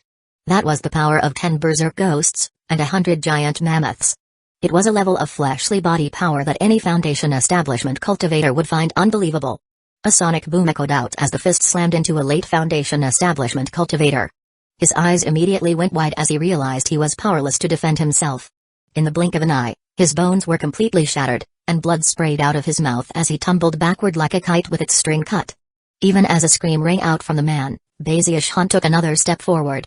By this point, the magical techniques and divine abilities from the surrounding cultivators were closing in. There were 6 blood swords, a blood dragon, and 3 ordinary flying swords. As they neared, Bazius took a deep breath and then stepped forward to appear in front of another Foundation establishment cultivator. His hand snaked out and latched onto the man, whose eyes widened with terror as Bazius viciously headbutted him. A boom could be heard, and then the Foundation establishment cultivator screamed as he was lifted up into the air to block 3 blood swords and 2 flying swords. As for the other incoming swords, they all hit Bazius. Bazius trembled slightly, but otherwise seemed unaffected. In fact, his left hand even shot out to grab the magical blood dragon. When his fingers crushed down onto it, it shattered. However, at almost the exact same instant, the besiegers attacked again. This time, Yang Hongwu unleashed his incense, and Zhang Yunshan called upon his powerful magical treasure. Song Ke was in the group as well. Bazius snorted coldly, and once again used the mountain-shaking bash. He was like an ancient wild beast that dodged the incoming attacks and closed in on Song Ke. Blood sprayed out of Song Ke's mouth, along with a choked cry. He was at the peak of 8 earth-string tide flows, and had life-saving magical items, and it was only because of those things that he managed to come out relatively unharmed. Then he looked on in shock as Bazius borrowed the momentum of the mountain-shaking bash to speed past him. "Trying to run?" Zhao King said, eyes flickering with killing intent. Just when he was about to follow, Bazius suddenly looked over his shoulder and chuckled coldly. Who said anything about running? Without any hesitation, he yet again called upon the mountain-shaking bash. The image of the heavenly demon roared as Bazius shot toward Zhao King, whose face instantly fell. He was rather frightened of this particular move of Bazius', especially considering how he was able to use it repeatedly. Gritting his teeth, he considered fleeing, but there were too many people blocking his path. A boom rang out as more than half of the group of pursuing Dharma protectors were sent staggering backward as they jointly diffused the energy of the attack. Even as that energy faded away, Bazius was upon them, and miserable shrieks began to ring out. By the time Bazius was fleeing again, another Foundation establishment cultivator had been killed. There Bazius was, off in the distance, covered with blood, none of which was his own. Although a bit of blood was oozing out of the corners of his mouth, any injuries he had sustained were already healing. Although he was slightly out of breath, his 2 successive attacks in which no one could do anything to stop him, combined with his intense murderous aura and the fact that he was now soaked in blood, caused everyone who could see him to gasp in shock. None of them were even sure of how many divine abilities and magical techniques had hit him, and none of them had even slowed him down. His defenses were unimaginable. Not only had the combined efforts of everyone present failed to force him into retreat, he'd actually started attacking with even more power than before. Of course, this group of cultivators wasn't accustomed to fighting together, so their combined attacks weren't as powerful as one might imagine. However, it was still something that ordinary Foundation establishment cultivators shouldn't be able to fight back against. And yet, not only could Bazius hold his own, he was bringing the fight to them. The fear in the hearts of the other Dharma protectors only continued to mount. Zhao Qing's eyes narrowed, and yet they still flickered with killing intent. Even as he snorted coldly in his heart, he looked over at Yang Hongwu and Zhang Yunshan. All 3 of them were clearly holding back, as if they were waiting for something. Even as the 3 of them exchanged a glance, 2 beams of light suddenly appeared off in the distance. Bazius looked up silently, and dispersed the power of another mountain-shaking bash that he had been planning to unleash. It was Song Jun and Zumai, both of whom looked like devilish gods as they glared at Bazius. Song Jun's face was ashen, and blood still caked the corners of her lips from the fighting with Zumai. Currently, the look on her face was one of confusion and mixed emotions. Next to her was Zumai, whose face was also caked with blood beneath her mask. A wound could be seen on the back of her right hand, from which blood she leaked. Song Jun had inflicted that wound with her blood sword, and although the injury seemed small, it had destabilized Zumai's cultivation base. Clearly, the fighting had taken its toll on Zumai, and yet her eyes still glittered with cold sinisterness as she stared at Bazius. But then, she gritted her teeth for a moment and started laughing.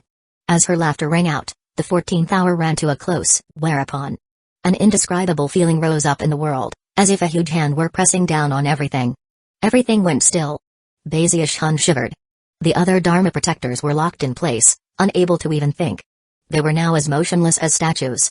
Only Song Jun and Zumai seemed unaffected, apparently because of their glittering command medallions. A boundless will seemed to be comparing the 2 parties to determine who had won and who had lost. After a few breaths of time passed, the will seemed incapable of making a decision, and faded away.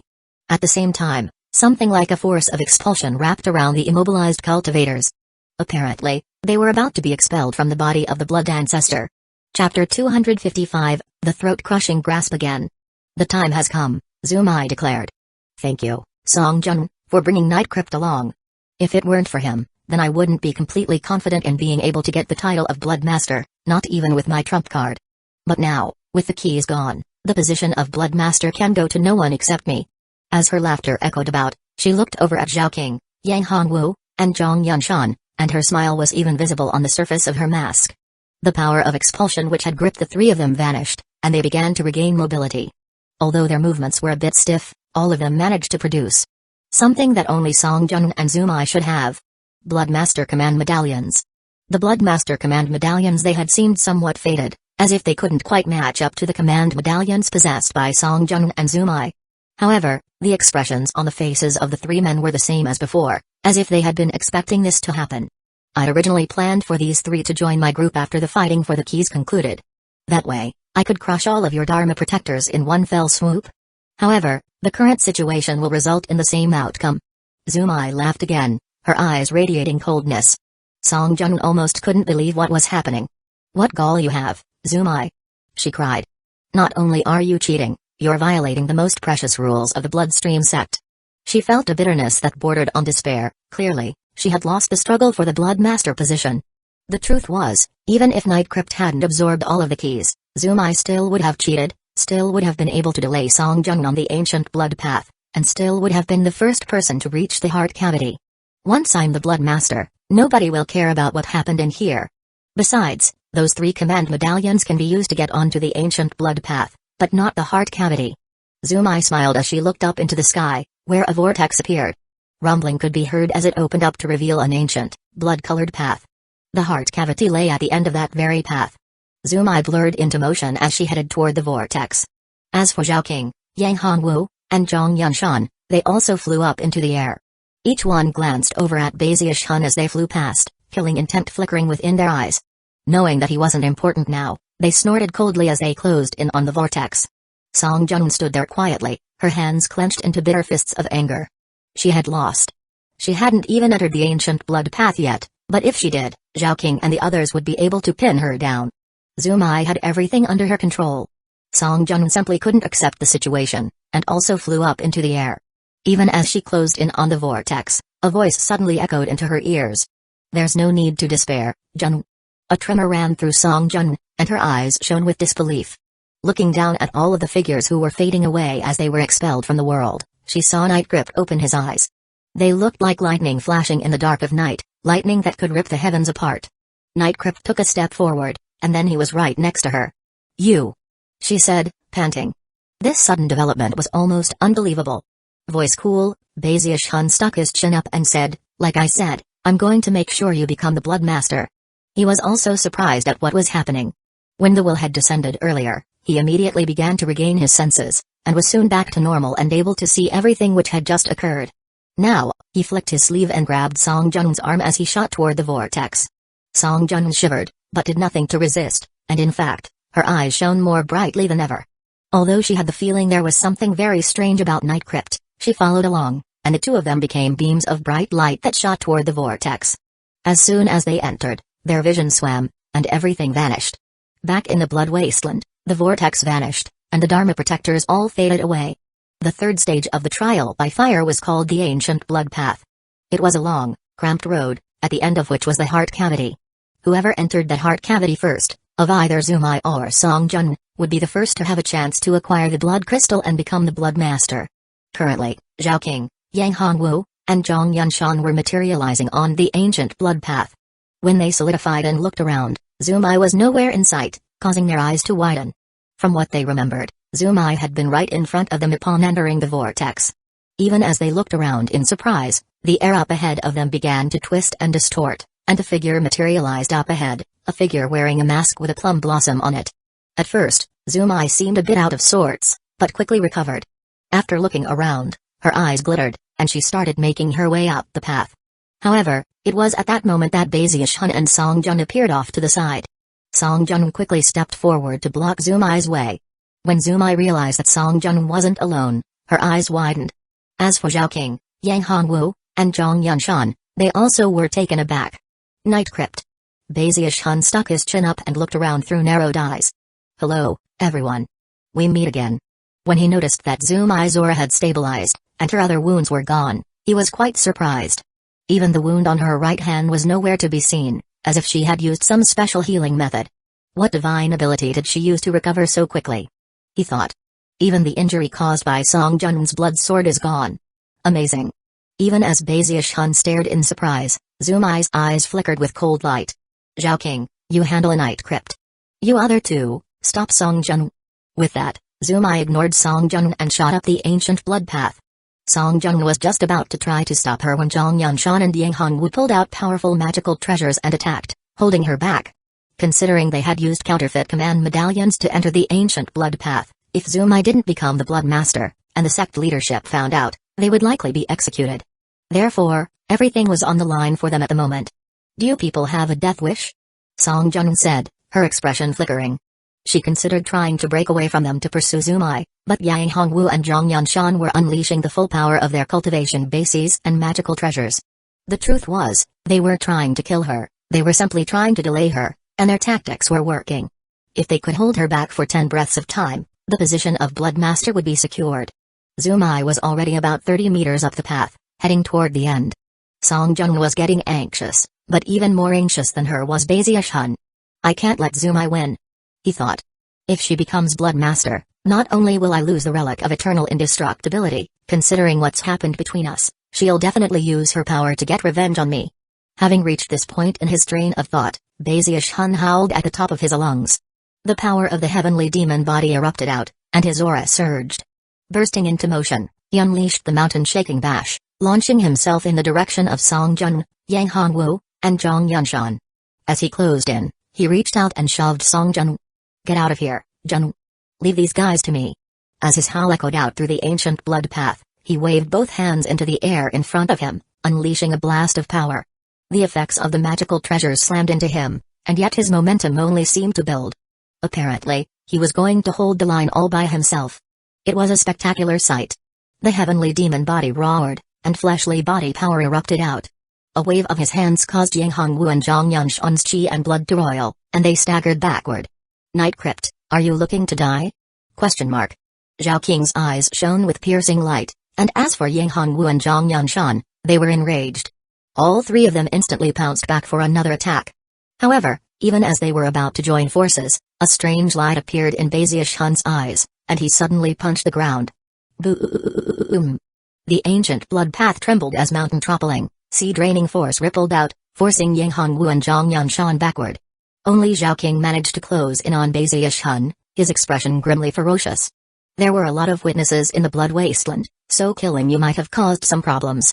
But here, it's a different story.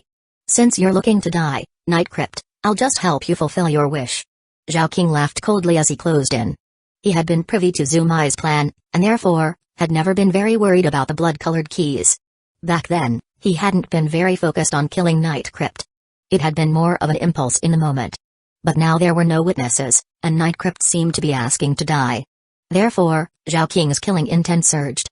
Bezier Hun suddenly looked up, his eyes bloodshot, his veins of steel pulsing. You know, that's the same thing I was just gonna say.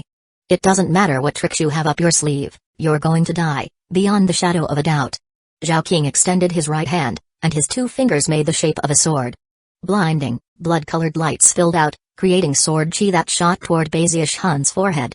Powerful cultivation base fluctuations erupted out, creating something like burning fire that could consume anything in its path. However, even as he closed in, Bezier Hun raised his right hand with indescribable speed. He made a grasping motion in the direction of Zhao Qing's throat, and a gravitational force grabbed a hold of the man. It was none other than something that Bezier Hun hadn't used even once since arriving at the Bloodstream sect. It was the throat-crushing grasp. The throat-crushing grasp had accompanied Bezier Hun from chi condensation into Foundation establishment. He had used it in the Luotian Mountains and the Fallen Sword world, and had perfected it to the finest degree. Although it was a divine ability that came with the first volume of the Undying Codex, as he had proceeded with his cultivation of the Undying Heavenly King, it had become more and more explosive. It had taken some effort on his part to hold back from using it. Back in the Blood Wasteland, there had been too many people watching him, so even during critical moments, he had suppressed the urge to use it, or other things like Violet Chi Cauldron summoning or his human-controlling grand magic. After all, everyone knew that the Spirit Stream sect focused on control magic, and if he used techniques or divine abilities based on such powers, his identity would likely have been exposed. It was the same with his heaven-span Dharma eye, which had, up to this point, remained closed. There were even other things. His turtle walk and his wooden sword, as well as his other treasures which had received threefold spirit enhancements, had all remained hidden. But now, Bazius Hun was out of patience. As he shouted out, the throat-crushing grasp appeared, and a truly bloodthirsty aura erupted out of Bazius Hun. In combination with the power of the heavenly demon body, the throat-crushing grasp was at the level of being able to shake heaven and earth. Rumbling sounds erupted as his right hand appeared in front of Zhao King, allowing the man's two-fingered blood sword to close in. The gravitational force which suddenly appeared caused Zhao King's face to fall. He was convinced he must be mistaken, but for some reason, it seemed like Nightcrypt had suddenly changed into someone else.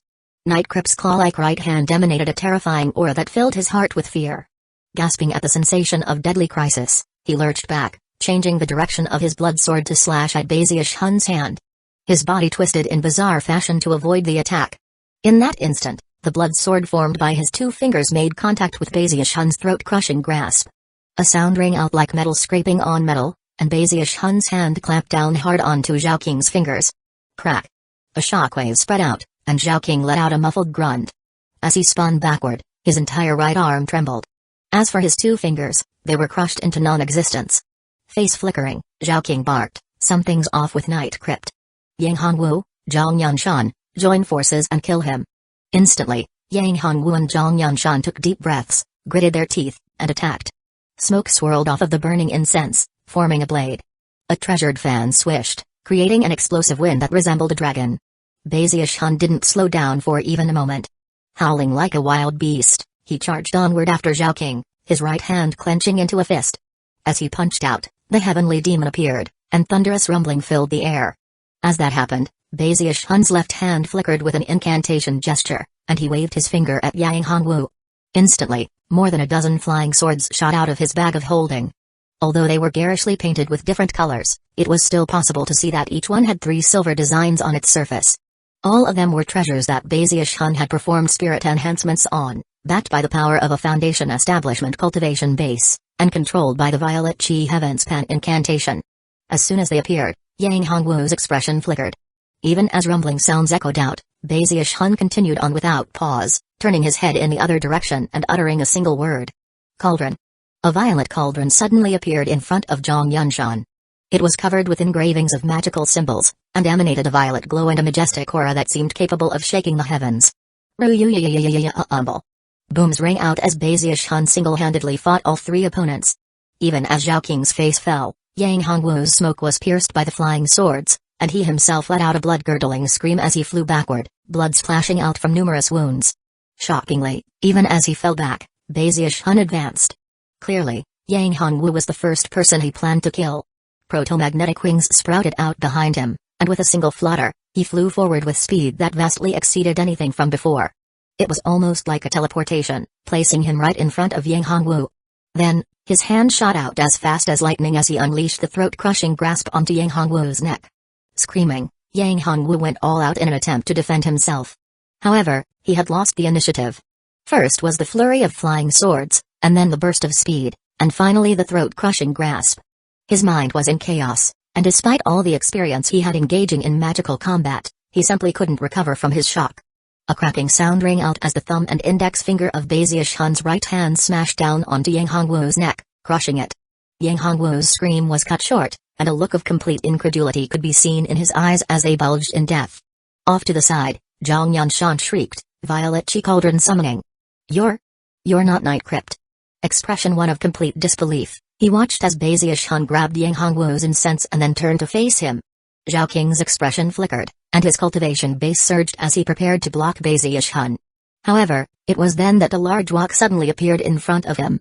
No matter what attacks Zhao King unleashed, the wok wouldn't budge, and he was blocked before he could even take a half step. That short period of time was a moment of critical danger for Zhang Yanshan. Now that Bazius Hun had revealed himself, how could he possibly leave witnesses? He took another step, and the proto-magnetic wings fluttered, giving him another burst of speed. He added to the momentum with the mountain-shaking bash, which also caused his fleshly body power to skyrocket past its previous levels. Not only was he moving at incredible speed, he was drawing upon unimaginable power. If that were all there were to it, It might not be a big deal, but in addition to all that, he yet again used the throat-crushing grasp. Two divine abilities from the Undying Codex were being used in unison, unleashing power so terrifying it was difficult to put into words. As he pierced through the air, his thumb and index finger began to slam together. Zhang Yunshan had no time to dodge, or even react. 1 second, Baziushan was some distance away, the next second he was right in front of him, his fingers clamping down onto his neck. There wasn't even a need for Baziushan to crush his fingers down violently. As soon as they touched Zhang Yunshan's neck, his momentum and the power backing him sent Zhang Yunshan flying backward into the wall of the ancient blood path. Boom! The entire path trembled as Baziushan's hand crushed Zhang Yunshan's neck and slammed him into the wall, sending cracks snaking out in all directions. As for Zhang Yunshan, his corpse was now crushed permanently into the wall. At this point, Zhao King finally showed up, his hair disheveled, his eyes radiating madness. "You're Baziushan, aren't you?" If by this point he couldn't identify Baziushan by the techniques he was using, then he didn't deserve to have lived this long. The Bloodstream sect had long since performed a thorough investigation into Baziushan, and virtually all of the Foundation establishment cultivators had heard stories about him. Everyone knew about Baziushan's signature magical techniques. Of course. Even if Zhao King couldn't put the pieces together because of the throat-crushing grasp, Baziushan had used the Violet Chi Cauldron summoning together with it. That made it more than obvious. Killing you will count as a big service for the sect. Zhao King now knew that Night Crypt was Baziushan, but without evidence, simply reporting the matter would be pointless. Even if he tried to notify Zumai and Song Jun, it wouldn't do any good. It was a moment of deadly crisis, and therefore, Zhao King didn't hesitate to begin to crystallize his final spiritual sea. Shockingly, he was attempting to reach core formation right here and now. If he succeeded, then he could kill Baziushan as easily as flipping over his hand. Although there were certain risks involved, there was no time for delay. Baziushan filled him with a sense of complete and utter deadly crisis. After all, if Baziushan hit him with the same attack he had just used on Zhang Yunshan, then his chances of coming out alive were only about 40%. However, in the very moment that his spiritual sea began to crystallize, Baziushan's Heaven Dao aura erupted out, an aura which could suppress any and all types of Earthstring Foundation establishment. Although Baziushan was only in mid-Foundation establishment, and couldn't completely prevent Zhao King's spiritual sea from crystallizing, he could cause waves to spring up in his spiritual sea, and reduce his core formation energy by 30%. Even as he put pressure on Zhao King's rising energy, a third eye opened on Baziushan's forehead. It was none other than his Heaven-Span Dharma eye. The violet eye opened, releasing indescribable power. It was as if everything from the most majestic heavens to the deepest hells were nothing more than insects. At the same time, the control power that Baziushan had been working on for years surged out from within his Heaven-Span Dharma eye, creating something that couldn't be defended against. Even if Zhao King suddenly wanted to resort to calling out to Song Jun and Zumai, to tell them about Baziushan, the Heaven-Span Dharma eye dashed all such hopes to pieces. Zhao King felt as though lightning were striking his mind. He began to shake visibly, his expression twisting, his tongue lagging out of his mouth. A muffled howl erupted from his mouth, and blue veins bulged out on his face and neck. Shockingly, he watched as his right hand suddenly began to move, completely beyond his own control. Terror shone in his eyes as his hand reached high up into the air and then rocketed down toward the top of his head. No. Smash. His palm crushed his head, sending blood and brain matter showering out in all directions. Zhao King died instantly, and his partially crystallized spiritual sea immediately collapsed. A tremor ran through Baziushan, and he coughed up a mouthful of blood. Blood leaked out of his third eye, which began to close. A wave of exhaustion spread through him, and he even began to feel dizzy. Panting, he pulled his hand out of the wall, and out of Zhang Yunshan's corpse. A blank look could still be seen in Zhang Yunshan's eyes as his head separated from his body and toppled to the ground. Baziushan had used only a few dozen breaths of time to kill all three of his opponents. However, it had taken a lot out of him. His face was ashen, but thankfully, he had spirit medicine that he could use to recover. He immediately consumed some pills, and yet, there was no time to sit down and meditate. Retrieving the turtle walk, and taking the 3 bags of holding from the corpses of his enemies, he turned to look toward the end of the path. The wings on his back fluttered, and shot forward, leaving behind nothing but afterimages and sonic booms. Chapter 257, Boo? While Baziushan was in the middle of fighting Zhao King, Yang Hongwu, and Zhang Yunshan, Song Jun was barreling down the ancient blood path thanks to the help provided by Baziushan. She even burned some of her own lifeblood to speed up as she pursued Zumai. Up ahead, Zumai frowned as she also accelerated. However, the fact that Song Jun was burning her lifeblood ensured that she only got closer and closer. Soon, she was close enough to launch an attack, and the two of them started fighting. As the fighting began, Song Jun's face was paler than ever. Surprisingly, not only were Zumai's injuries completely healed, her cultivation base also seemed to have made some progress, putting her on almost exactly the same level as Song Jun. Because of their fierce fighting, the two women slowed down, and soon they could hear booms and explosions coming from behind them. There were also words being spoken, but because of the intense rumbling sounds, it was impossible to hear them clearly. Song Jun's expression flickered. Although she cared about the Bloodmaster title, she was also worried about Night Crypt. After all, for him to simultaneously fight Zhao King, Yang Hongwu, and Zhang Yunshan would put him in great danger. The fact that he was putting his life on the line to help her become the Bloodmaster filled her heart with stabs of pain. She was also confused, unsure of whether or not she was doing the right thing. However, there was little time to ponder the matter. Chuckling bitterly, she attacked Zumai with all the power she could muster. Zumai didn't say much, and from the look in her eye, she was getting very anxious. However, Song Jun had a profound cultivation base, and couldn't be taken care of quickly. Even as they continued to fight, the sounds behind them suddenly ceased. At the same time, the two women gradually got closer and closer to the end of the ancient blood path. Now visible was an arched doorway that was emanating intense blood-colored light. Clearly, beyond that door existed blood chi so powerful that it was difficult to put into words. That place was the heart cavity, and also the location of the blood crystal. Whoever got inside first would have the first chance to get the blood crystal and become Middle Peak's Bloodmaster. In the moment that the end of the path became visible, the two women heard a sound from behind them that resembled sonic booms, as though some powerful expert were unleashing all the power at his disposal to race toward them. Also, it was obvious that whoever this person was, it would only take them about 5 or 6 breaths of time to reach them. Zumai knew that the chances of that person being Night Crypt were not large, but she wasn't willing to bet on that fact. As she and Song Jun got closer to the arched doorway, fighting the entire way, she suddenly smiled. Song Jun, the title of Bloodmaster doesn't belong to you. Although her smile wasn't visible because of the mask, her arrogance was audible in her voice. At this point, she extended her hand, and visible there on her wrist was a violet, triangular mark. Almost as soon as the mark became visible, it flew off of her skin and transformed into 3 diamond-shaped sealing marks which immediately shot towards Song Jun, emanating powerful pressure. Rumbling sounds echoed out, and Song Jun shivered. Blood sprayed out of her mouth as she was shoved away from the arched doorway. The 3 diamond-shaped sealing marks were swirling around her, emanating sealing power that Song Jun simply couldn't break free from. Song Jun trembled as she looked around at the sealing marks. The sealing method that was being used was almost beyond comprehension, and Song Jun quickly came to the conclusion that it was the work of Patriarch Limitless. Zumai, you cheap slut. Not only did you cheat, Patriarch Limitless also ignored the rules and gave you a sealing treasure. Even if you do become the Bloodmaster, the Song clan won't let this stand. Be a good girl, now. The Bloodmaster title doesn't belong to you anyway. Zumai laughed lightly as she took a step toward the blood-colored door. Bitterness and despair could be seen in Song Jun's eyes, and her hatred for Zumai had reached the pinnacle. It was at that moment, when Zumai was just about to step into the door, that deafening rumbling filled the area.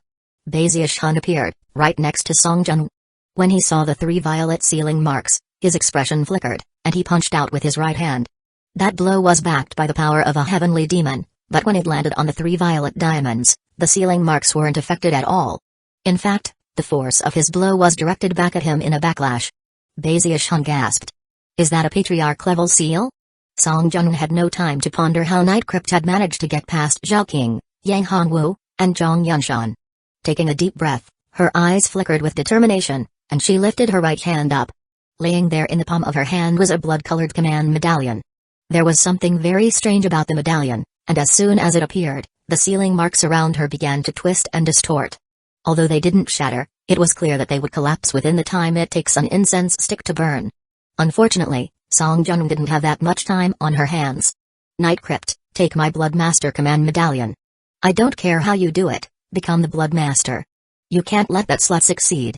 Song Jun was throwing caution to the wind. Without any more hesitation, she hurled the command medallion toward Bazius Hun. Because of the strange properties of the medallion itself, it passed directly through the seal, to be snatched out of the air by Bazius Hun. Almost immediately, he could feel it vibrating as if with joy, as if it viewed Bazius Hun with ultimate approval. Bazius Hun's eyes widened, but this wasn't the time for consideration. If Zumai succeeded, He would be in grave danger, and he couldn't let that happen. Gritting his teeth, he shot toward the blood-colored archway with blinding speed. As Songjun watched this happen, her entire body seemed to weaken, and yet, a smile broke out on her face. Night Crypt, if you succeed, I'll do everything I can to make sure your position as Blood Master is stable. Suddenly, she was struck with the feeling that this was definitely the right decision. If Night Crypt did manage to become the Blood Master, that was something the Song clan could probably accept. Bazius Hun disappeared into the doorway, her words echoing in his ears. The world of the heart cavity was filled with blood-colored light.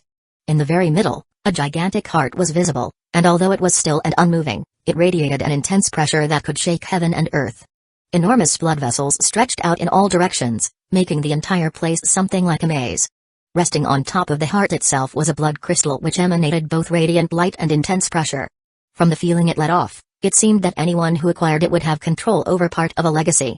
They would control one of the blood ancestors' fingers. That blood crystal was required of anyone who wished to become the Middle Peak Blood Master. Zumai was currently speeding in the direction of the blood crystal, her eyes shining with a strange light. Oddly, a head-sized crystal was currently floating along next to her, within which was a blurry figure that was screaming at the top of its lungs. It's there. Right there. Shut up. Zumai growled, pushing forward with even more speed. However, it was at that moment that her eyes narrowed, and she looked back to see Night Crypt stepping through the entrance. Zumai's jaw dropped, and her killing intent immediately spiked. However, all she did was look back at the heart and push forward with greater speed than before.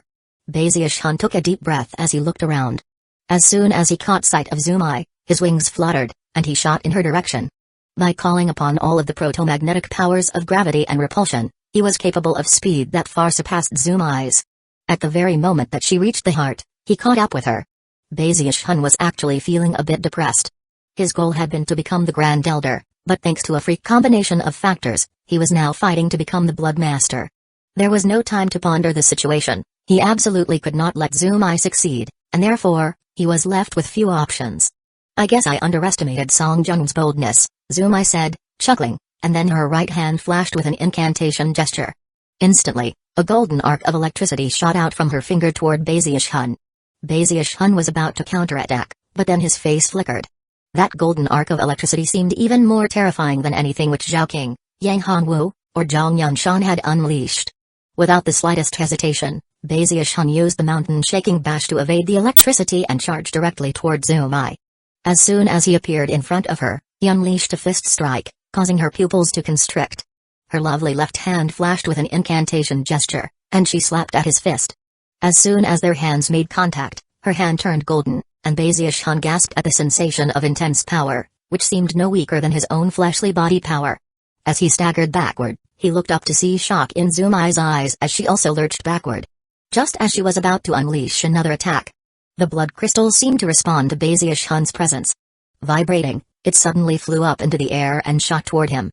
The shocking scene caused Zumai's eyes to fill with astonishment. At the same time, the blurry figure in the crystal hovering next to her screamed, "Stop him. Don't let him get it." "Shut up," Zumai said, grinding her teeth. Suddenly, her eyes turned bright gold, and the blood-colored light which surrounded her vanished. Golden light sprang up around her, and she grew visibly gaunt as she used a divine ability that gave her great strength at the cost of some of her life force. With that, she extended her right hand and pointed at Bazius Hun. This was none other than her most powerful trump card. A hand materialized behind her that looked just like her own right hand, with finger extended. It was huge, and radiated an intense power that filled Bazius Hun with a keen sensation of deadly crisis. Prickling stabs of pain filled him, as though the basic structure of his body were being altered. The sensation of danger that washed through him exceeded anything he had felt when fighting Zhao King, Yang Hongwu, and Zhang Yunshan, and even surpassed the feelings he had experienced when he was being chased by the Luotian clan. The only thing it could compare to was the feeling he'd experienced because of the girl in the white dress, back in the Fallen Sword world. Rumbling sounds filled his mind, and he knew that he could not simply sit out this crisis and wait until it ended. Nor could he try to flee. If he did, he would die. His intuition was telling him that the only way to deal with this divine ability was to attack it head-on. Bazius Hun's cultivation base erupted with power, and his wings flickered as the powers of gravity and repulsion erupted out, imbuing the mountain-shaking bash with even more power than before, and sending him shooting at top speed toward Zumai. Golden touch. As the words left Zumai's mouth, they rumbled like thunder. At the same time, she waved her finger down, and a huge hand behind her rumbled forth, emanating pressure like that of the heavens. As they closed in on each other, Zumai's finger stabbed toward Baziush-Hun's forehead. At the same time, his thumb and forefinger began to snap shut as he unleashed the throat-crushing grasp. As of this moment, he was holding nothing back. He was going all out with every bit of power he possessed. The turtle walk appeared, shielding him as he reached out toward Zumai's neck. Just when they were about to make contact, Zumai's body suddenly blurred as she tried to dodge to the side. And yet, Baziush-Hun had been prepared for that possibility, and gravitational force erupted out of his palm with unprecedented power. It locked down onto Zumai, making it impossible for her to move out of the way. A look of panic rose up in her eyes, and in that moment, her mask fell off. Now it was possible to see a spectacularly beautiful face, with pure, fair skin. The instant Baziush-Hun saw her facial features, he felt like 100,000 lightning bolts were striking his mind, as if his brain were about to explode. He couldn't believe what he was seeing, and instinctively blurted, "Boo?" Chapter 258, Blood-Colored Light from Middle Peak. Unexpectedly, this young woman was Du Lingfei. Baziush-Hun would never forget that face. He couldn't forget it. This was the very same person who had gone missing all those years ago. Du Lingfei. Baziush-Hun felt like his mind was spinning, as if his heart were being battered by massive waves of shock. Never could he possibly have imagined that such a familiar face would be beneath the mask. At the same time, when Baziush-Hun said boo, the unmasked Zumai was equally shaken. An indescribable expression gripped her face, as though she had just been struck by lightning from heaven. She also felt as if waves of shock were battering her heart and mind. There was only one person who would ever call her such a thing, and that was Baziush-Hun from the Spirit Stream sect. Baziush-Hun? She blurted. She had long since come to believe that she would never see Baziush-Hun again. Back when they had parted, she had wished that she could sever her own thoughts, erase her memories of him. However, when she heard him call her boo, it caused her to shake visibly. At that moment, she knew that she would never be able to forget the Spirit Stream sect, or the events in the Luotian Mountains. She would never be able to forget Baziush-Hun. Time seemed to slow to a crawl in the world of the heart cavity as Baziush-Hun and Du Lingfei looked at each other. Baziush-Hun had been in the middle of unleashing the throat-crushing grasp with all the power of his cultivation base, but now, he did everything he could to alter the trajectory of the attack. A backlash hit him, and cracking sounds rang out from the bones in his arm as they shattered. Intense pain surged through him, but he still managed to twist the throat-crushing grasp so that it passed by Du Lingfei. Unfortunately, although Baziush-Hun was able to call upon his incredible battle prowess to change the direction of the throat-crushing grasp, Du Lingfei's golden touch magic had been fueled by her own life force. Because of that, it surpassed the limits of her own Tao. In much the same way that a child could never control a raging tiger, she could do nothing to stop the magic once it had been unleashed. "No!" she screamed, thrusting her trembling left hand out in an attempt to change the direction of the divine ability. Cracking sounds rang out as her arm twisted sickeningly. Although she managed to slightly change the trajectory of the huge hand, she couldn't slow it down at all, and it continued on directly toward Baziush-Hun. Although all of this takes some time to describe, it all happened within the briefest of moments. Within the blink of an eye, the huge hand was directly in front of Baziush-Hun. A huge boom filled the air, and blood sprayed out of Baziush-Hun's mouth as he tumbled backward like a kite with its string cut. The heavenly demon body was destroyed as Baziush-Hun was simultaneously hit with his own backlash and Du Lingfei's mysterious divine ability. His body was now being turned into gold. This was not the golden light of the undying gold skin, but rather, the fundamental structure of his body was rapidly changing, transforming him into a statue of golden metal. Tears began to stream down Du Lingfei's cheeks. Terrified, she flew toward Baziush-Hun. Baziush-Hun. Although it was shining with golden light, Baziush-Hun's face was deathly pale as he looked over at Du Lingfei. There were many questions he wished to ask her, and many things he wanted to say. The complex emotions could be seen in his eyes, but as he opened his mouth to speak, blood sprayed out. His body was currently beyond his own control. His cultivation base was in chaos, and his vision was growing dim. In her anxiety, Du Lingfei completely forgot about the trial by fire. Her mission was now the last thing on her mind. The only thing she was thinking about was Baziush-Hun as she sped toward him. However, at that very moment, the blood crystal apparently sensed that Baziush-Hun was coughing up blood. The crystal suddenly began to burn, emitting thunderous rumbling sounds as it moved toward him so quickly it was almost a teleportation. The air shattered as the blood crystal appeared directly in front of Baziush-Hun. The crystal seemed to thrum with excitement and joy as, without pausing for a moment, it shot toward his chest. As it neared, blood chi spread out and stabbed into him, fusing with his heart. Bazius trembled visibly as intense pain spread out from his heart. He let out a hoarse shout as he was thrown backward, slamming into one of the huge blood vessels. Just before he hit the withered blood vessel, it erupted with life force, a soft power that simultaneously grabbed a hold of Bazius and pulled him toward it. Bazius was sucked into the blood vessel. Blood-colored light flared, spreading out in all directions as the blood vessel seemed to be restored to its original condition. Things didn't stop there, though. As the light filled the world of the heart cavity, all of the other blood vessels were enveloped in it, and began to emanate strong life force as well. Within moments, the blood vessels began to twitch, sending bursts of power toward the heart itself. Thump thump. The withered heart moved, emitting thunderous pounding that echoed out throughout the entire body of the blood ancestor. At the same time, that movement seemed to suddenly shove Bazius along through the blood vessel, propelling him along towards some unknown destination. That having been accomplished, the heart once again withered up, as did the surrounding blood vessels. An incredibly powerful force of expulsion then appeared, wrapping around Du Lingfei. No matter how much she might have wanted to stay behind, she was completely incapable. Mixed emotions could be seen in her eyes as she looked at the spot where Bazius had disappeared, and sighed. Although Bazius was injured, she knew that the other legacy which had taken hold of him would not fail. She slowly reached down and picked up her mask as her body faded away, and she was expelled from the body of the blood ancestor. Songjun, who was still outside the heart cavity on the ancient blood road, also began to fade away as she was removed. As of this moment, the only people who remained inside the world of the blood ancestor's body were the dead, and Bazius. As for the beating of the heart which had thundered out moments ago, although it only happened once, the sound echoed out into the outside world. The sky went dim, and the lands quaked. Waves even appeared on the surface of the Heavenspan River. Countless cultivators in the bloodstream sect felt their hearts begin to pound, and their cultivation bases suddenly freeze up. From the outer sect disciples to the patriarchs, everyone was affected. What's going on? Something's wrong. My heart is beating out of control. My cultivation base stopped working. It's destabilizing. How could this be happening? And what was that sound just now? On Lesser Marsh Peak, Nameless Peak, Middle Peak and Corpse Peak, all cultivators, Grand Elders and Bloodmasters flew out, their expressions flickering.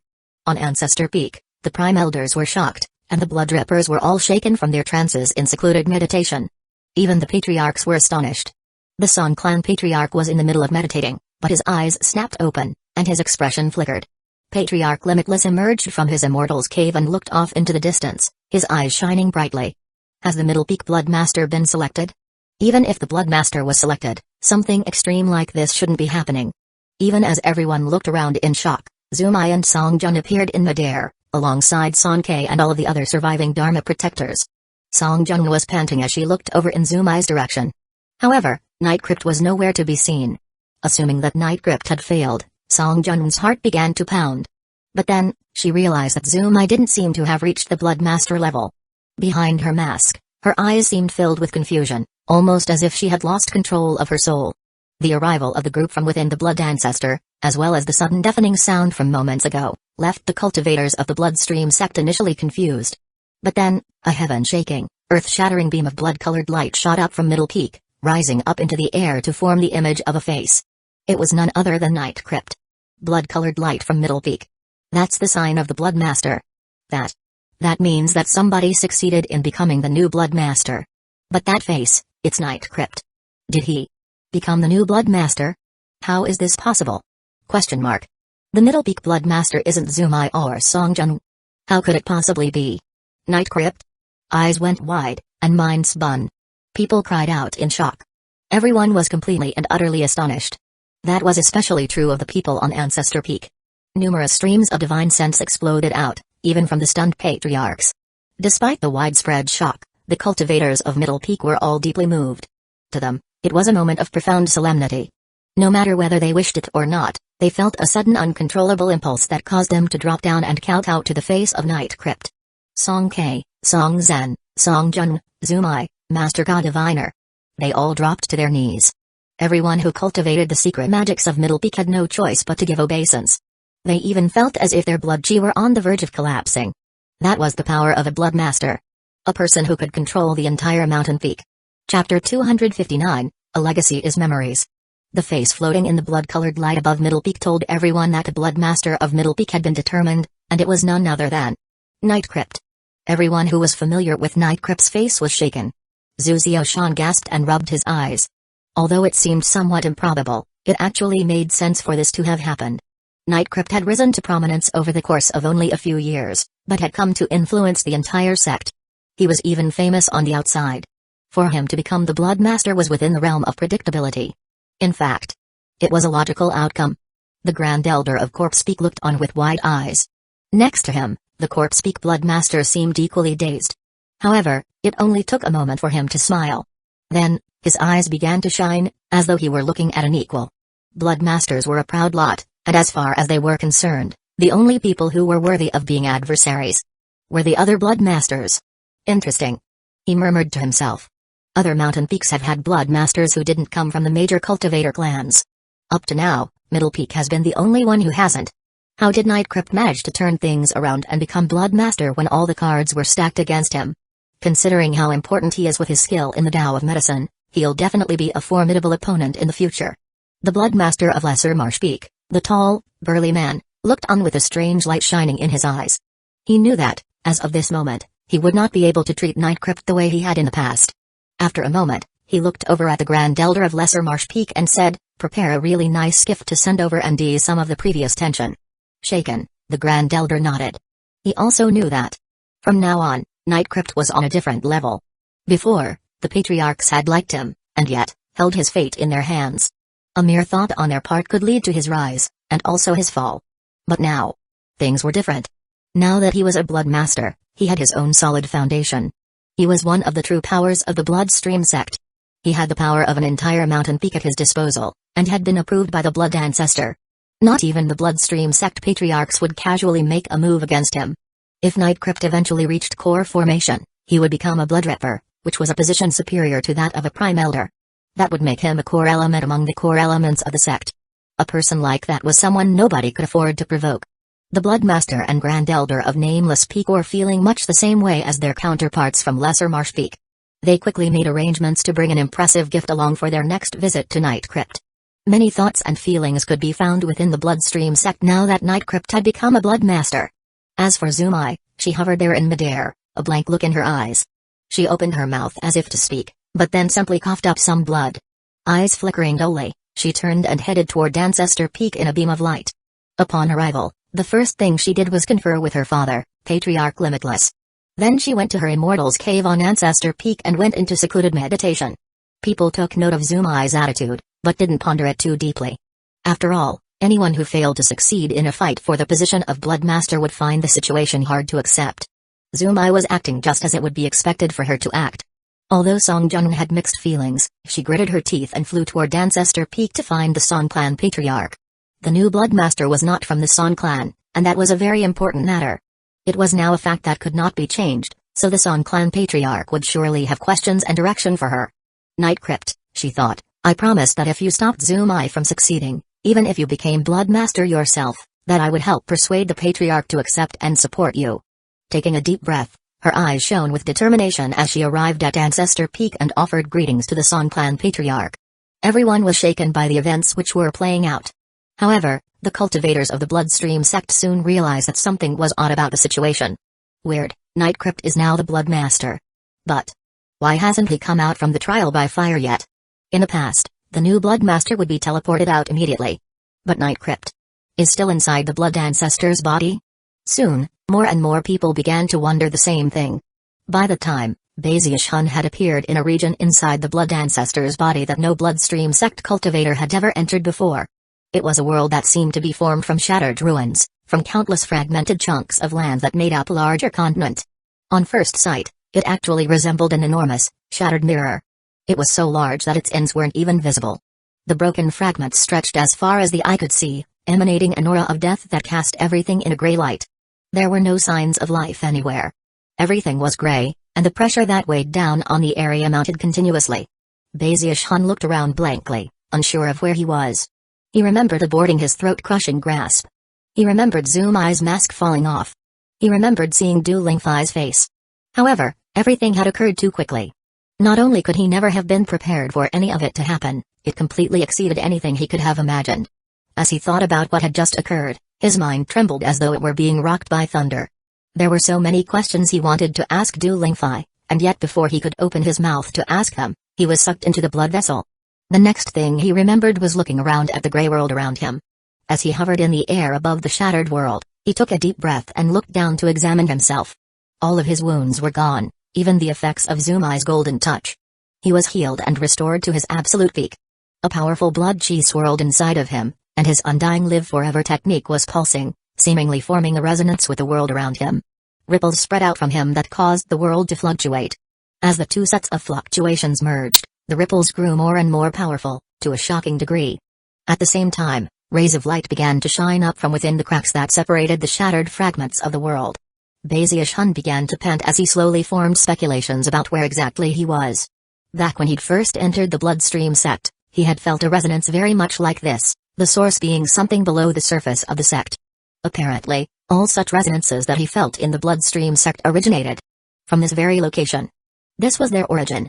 Heart pounding, he decided to try to take a step forward. As he did, intense rumbling sounds filled the entire world around him.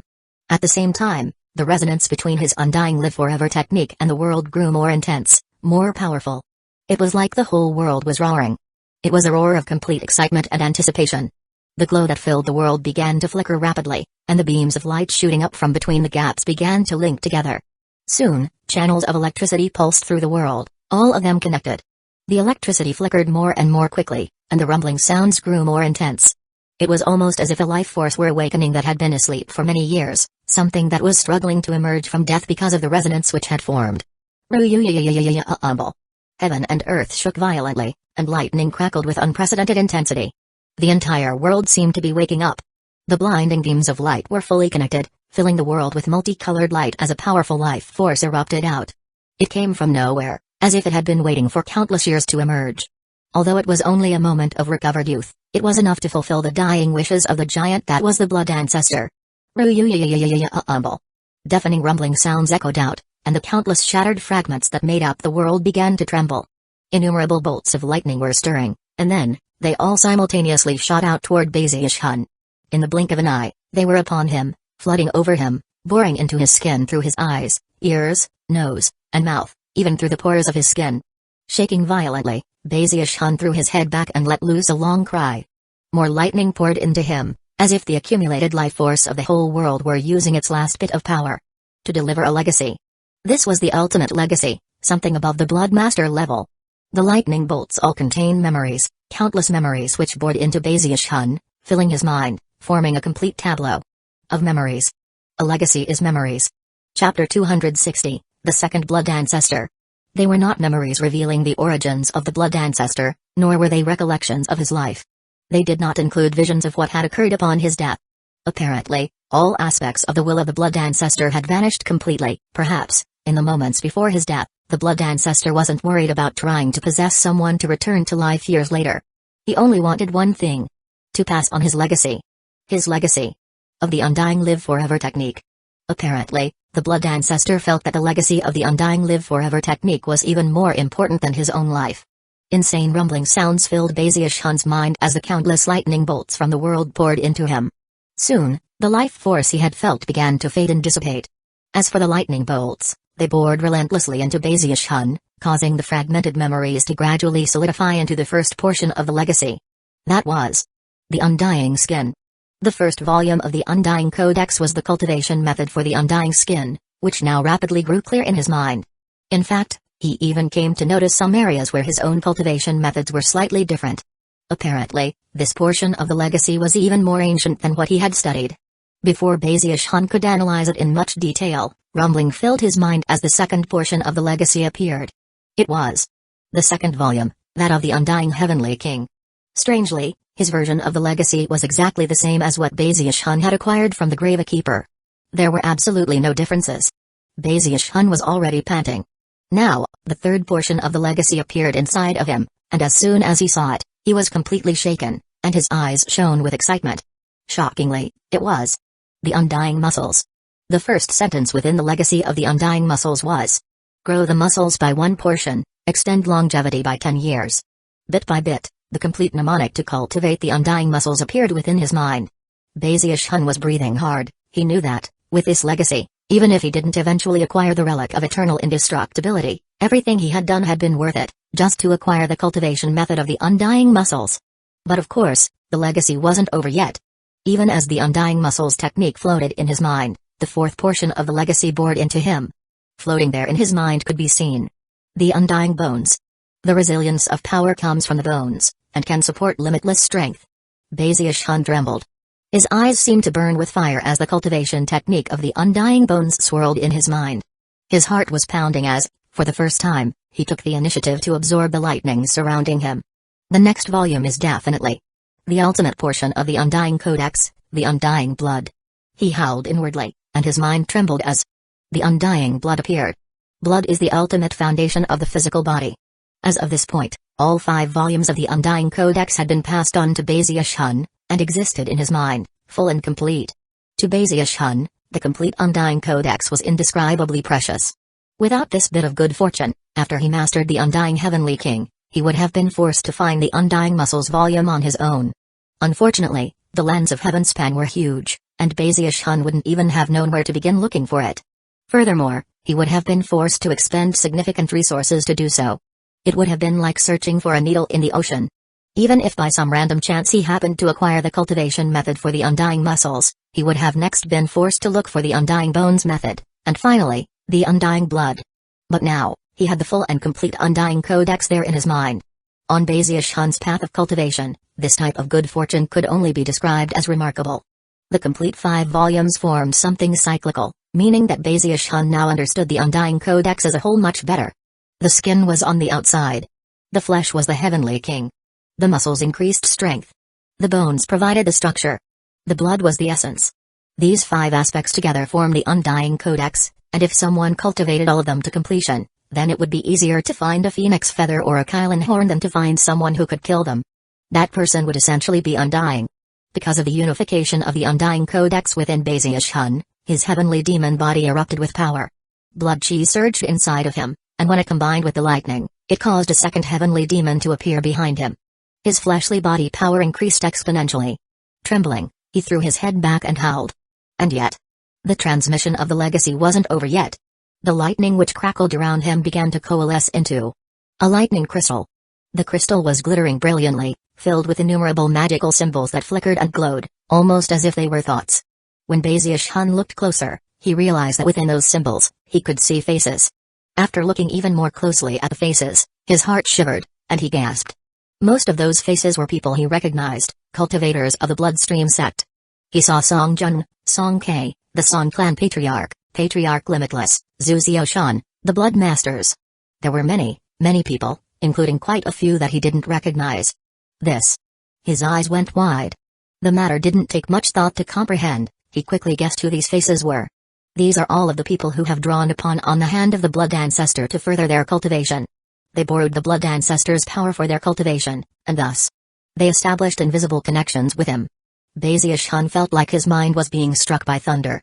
In the moment that the lightning crystal formed, the countless fragments that made up the world around him faded and went dark.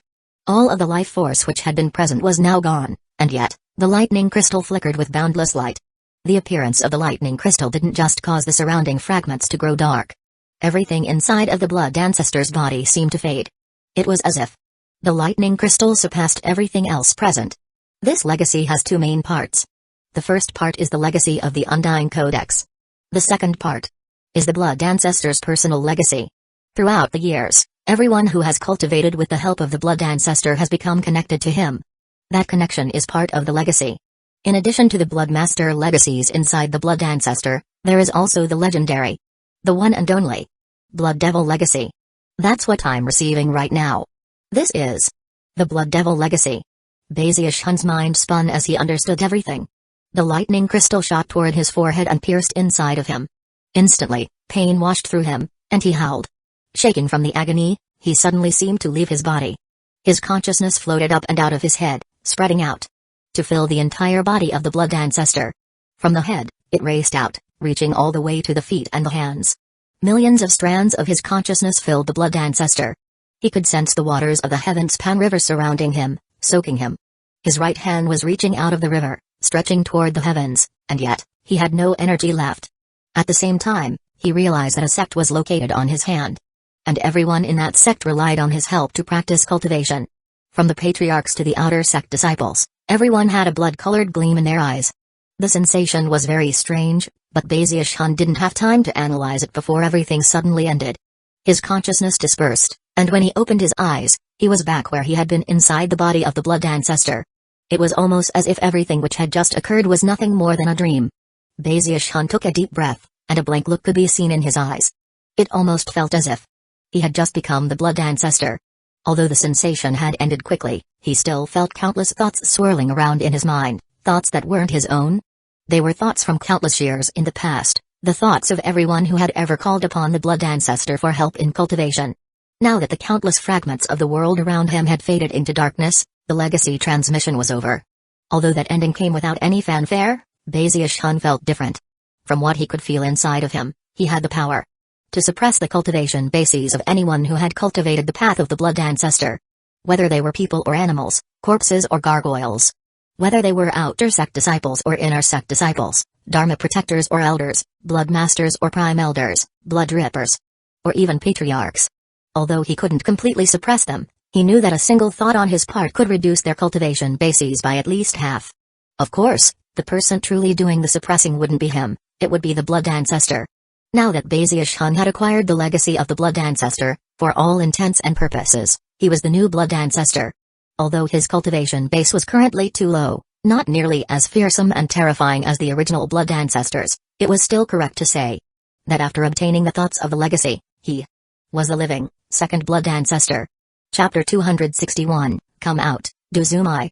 Baziush-hun also had the premonition that a single thought on his part could unleash blood chi to bolster anyone who cultivated with the help of the blood ancestor, and lead to an explosive rise in battle prowess. The mere idea left Baziush-hun's heart pounding. After blinking a few times, he couldn't help but imagine what it would be like to shock the entire bloodstream sect with the wave of a hand. But then he imagined another scene in which, after raising his hand, the bloodstream sect went crazy trying to kill him. Of course, Imposter Nightcrypt could see everything that Baziush-hun was seeing, and couldn't help but tremble and let out an incredulous shriek. Blood. Blood Devil. Heavens. I can't believe that you've become the Blood Devil. The Blood Devil was a legend in the Bloodstream sect. Supposedly, he would either lead the Bloodstream sect to glory, or completely destroy it. As soon as Imposter Nightcrypt's voice rang out in Baziush-hun's mind, Baziush-hun took a deep breath, and his expression turned very serious. Quiet down, he said, patting his bag of holding and looking around, heart pulsing with both excitement and anxiety. My original purpose was to become the Grand Elder. Then I became a Blood Master, a development I could handle. Who could have imagined that I would become the Blood Devil? Although he couldn't help but feel wonderful, he was also scowling. After all, some people in the sect would happily welcome the Blood Devil, whereas others wouldn't permit him to exist, and would do anything to kill him. I definitely can't let anyone in the Bloodstream sect know what's happened. Being too outstanding is really annoying sometimes. Sighing, he stuck his chin up and waved his sleeve, looking very much like a lonely hero. With the snap of a finger, Baziush-hun, reduced the Bloodstream sect to ashes. He sighed, thinking about how he had accomplished something in the Bloodstream sect that he would never have been able to accomplish in the Spirit Stream sect. As he thought back to everything he had done here, he sighed even more. Then he remembered that beneath Zumai's mask was Du Lingfei's face, and a profound gleam appeared in his eyes. Zumai. Du Lingfei. Taking a deep breath, he took a step forward and drew upon the legacy within him. Instantly, a vortex appeared in front of him, which he stepped into and vanished. When he rematerialized, he was outside of the blood ancestor's body, hovering in midair above the bloodstream sect, within the convergence of the blood chi that resembled his face. Numerous people were wrapped up in their speculations about what was happening, and as soon as they caught sight of him, cries of surprise rang out. He's come out. He stayed inside the blood ancestor's body for much longer than any of the other blood masters. Could it be that he found some other sort of good fortune? Nightcrypt definitely seems a lot more powerful than he was before. Song K grumbled bitterly. Zhu Xiaoshan sighed. Master God Diviner stood there trembling. Numerous gazes were all focused on Baziush-hun. Everyone was wrapped up in their own thoughts. However, the cultivators from Middle Peak were shaking, and the pressure that radiated out from Baziush-hun caused them to involuntarily bow their heads and then drop down to kowtow. The entire bloodstream sect was shaken. Baziush-hun hovered in midair, looking down at all the disciples and their reactions. He enjoyed being the center of attention, and on any other occasion would have assumed the pose of a member of the senior generation. But at the moment, he was somewhat distracted. In fact, his attention was soon drawn to Ancestor Peak. There, he could sense Zumai's aura. Whether it was because of becoming a Blood Master, or the Blood Devil, Baziush-hun was pleased to some extent, but not as much as he might have been, and the reason for that was Du Lingfei. So, Du Lingfei is Zumai. He murmured to himself. And Zumai is Patriarch Limitless's only daughter, with a very high position in the Bloodstream sect. Although Baziush-hun could never have predicted that Zumai would be Du Lingfei, now that he thought about it, it did make sense. After another moment of thought, his eyes flashed, and he transformed into a beam of light that shot toward Ancestor Peak. As he neared, numerous streams of divine sense appeared to examine him, but none blocked his path. Without the slightest hesitation, he stepped onto the mountain and then began to follow Zumai's aura to her Immortal's Cave. It was surrounded by a grove of plum trees, and was closed tight. Apparently, Zumai didn't want to see anyone at the moment. Baziush-hun stood at the border of the plum tree grove, looking at the large door. He wanted to see Zumai, and ask her a question. From the moment that Du Lingfei had disappeared, all the way until sect leader Zhen Yuandong had identified her as the spy in the sect, that question had been burning in Baziush-hun's heart. He wanted to know whether the things that had occurred back in the Spirit Stream sect, especially the connection that had appeared between them when they were being chased by the Luotian clan, were real or not. "Zumai, come out and see me," he said loudly, his voice echoing among the plum trees. The people on Ancestor Peak who were watching him all heard what he said. Inside the Immortal's Cave, Zumai also heard. However, even after waiting for some time, Baziush-hun got no response. "Do Zumai, come out and see me," he said again. This time, he spoke even more loudly. By this point, all of the patriarchs on Ancestor Peak were watching the scene, as were the Prime Elders, and the Blood Rippers in their secluded meditation facilities. They weren't sure exactly what had occurred between Zumai and Night Crypt, but they could well imagine what sorts of things might have happened in the struggle between her and Song Jun, a struggle that ended with Night Crypt becoming the Blood Master. Time passed. Several hours later, there was still no response from within Zumai's Immortal's Cave. Baziush-hun stood outside of the plum tree grove, surrounded by silence, his expression gradually turning grimmer and grimmer. Shaking his head bitterly, he gave one last look at the Immortal's Cave within the grove of plum trees, then slowly turned and left. If she didn't want to see him, then he didn't want to stand around uselessly. Before he could leave Ancestor Peak, though, a beam of light flew down to meet him. A figure soon became visible, and it was none other than Song Jun. Baziush-hun stopped in place and looked up at her. When their gazes met, he could see the mixed emotions in her eyes. Although she had thrown her command medallion to him, and had also said she would support him if he stopped Zumai and became Blood Master himself, it was still impossible for her to cover up the complex emotions that she felt. He began nervously. However, before he could say anything else, Song Jun clasped hands and bowed. "Song Jun offers greetings, Blood Master. Please tarry a moment, the Song clan patriarch wishes to see you." Baziush-hun stood there thoughtfully for a moment, then buried the matter of Du Lingfei deep in his heart. He didn't feel like thinking about it any longer. Instead, he considered the situation at hand. Even though he had technically become the Blood Master, if the sect itself didn't approve of the situation, anything could happen. "My goal here is to get the relic of eternal indestructibility," he thought. "I can't stop Du Lingfei if she wishes to reveal my identity. If she doesn't, though, then I have to pass the next test, which means seeing the Song clan patriarch." His thoughts were in chaos, but he managed to pull himself together and nod in response to Song Jun. Then the two of them headed toward the Song clan patriarch's Immortal's Cave on Ancestor Peak. Song Jun maintained her silence along the way, and Baziush-hun wasn't really sure what to say. When they reached the entrance to the Immortal's Cave, Song Jun stopped and looked over at him. "I don't regret what I promised," she said. "I've already explained everything to the Patriarch. In my heart, you are the Blood Master. As for how the Patriarch views the matter, I've done everything I can to convince him to agree with me." Baziush-hun nodded. Then, taking a deep breath, he gritted his teeth and walked into the Immortal's Cave. As he passed her, Song Jun hesitated for a moment, and then added one more thought. "There have been times in the past when outsiders acquired the position of Blood Master. You can take a hard stance with him." With that, she turned and left. Baziush-hun watched her leave, then continued on into the Immortal's Cave. Before long, he was in the cave's main hall. The first thing he saw was the Song clan patriarch, sitting cross-legged on a stone dais. The patriarch seemed to emanate a feeling of profound age, and was surrounded by intangible fluctuations. As soon as Baziush-hun neared, he felt incredible pressure weighing down on him. The pressure from the Patriarch's cultivation base caused Baziushan to stop in his tracks, trembling. It felt as though countless mountains were crushing down onto him, and forced him to push back with all the might his cultivation base could muster. After a moment, the pressure suddenly vanished, causing Baziushan's cultivation base power to suddenly run wild inside of him. The heavenly demon appeared behind him, and his mid-foundation establishment cultivation base erupted. In that moment, the Song clan patriarch opened his eyes, and his shining gaze came to settle on Baziushan, seemingly piercing into the deepest layers of his heart.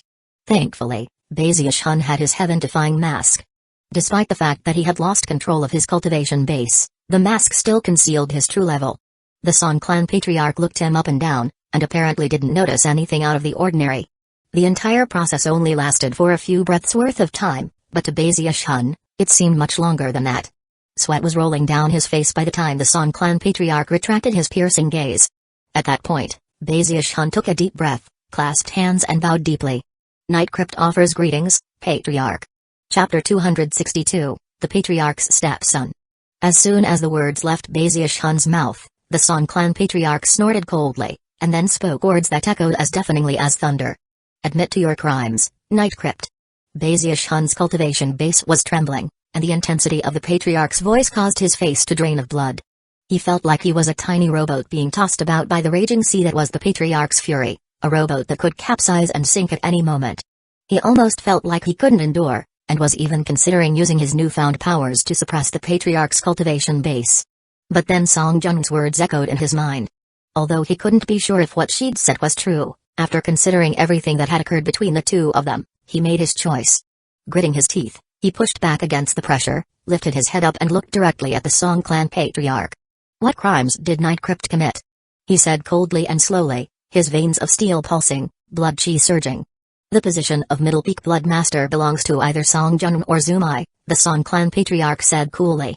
No matter what occurred, any person other than them who acquires the title will have no choice other than to return it. You took a position that doesn't belong to you. I will have that title back, and you will submit. I, Night Crypt, am loyal and faithful to the sect. I've performed countless meritorious services. If I'm not allowed to have the trifling Blood Master title, then so be it. You want to take it back? Well, I can't stop you, but don't even think that I'll submit to you. Although Baziushan was nervous, he could read between the lines.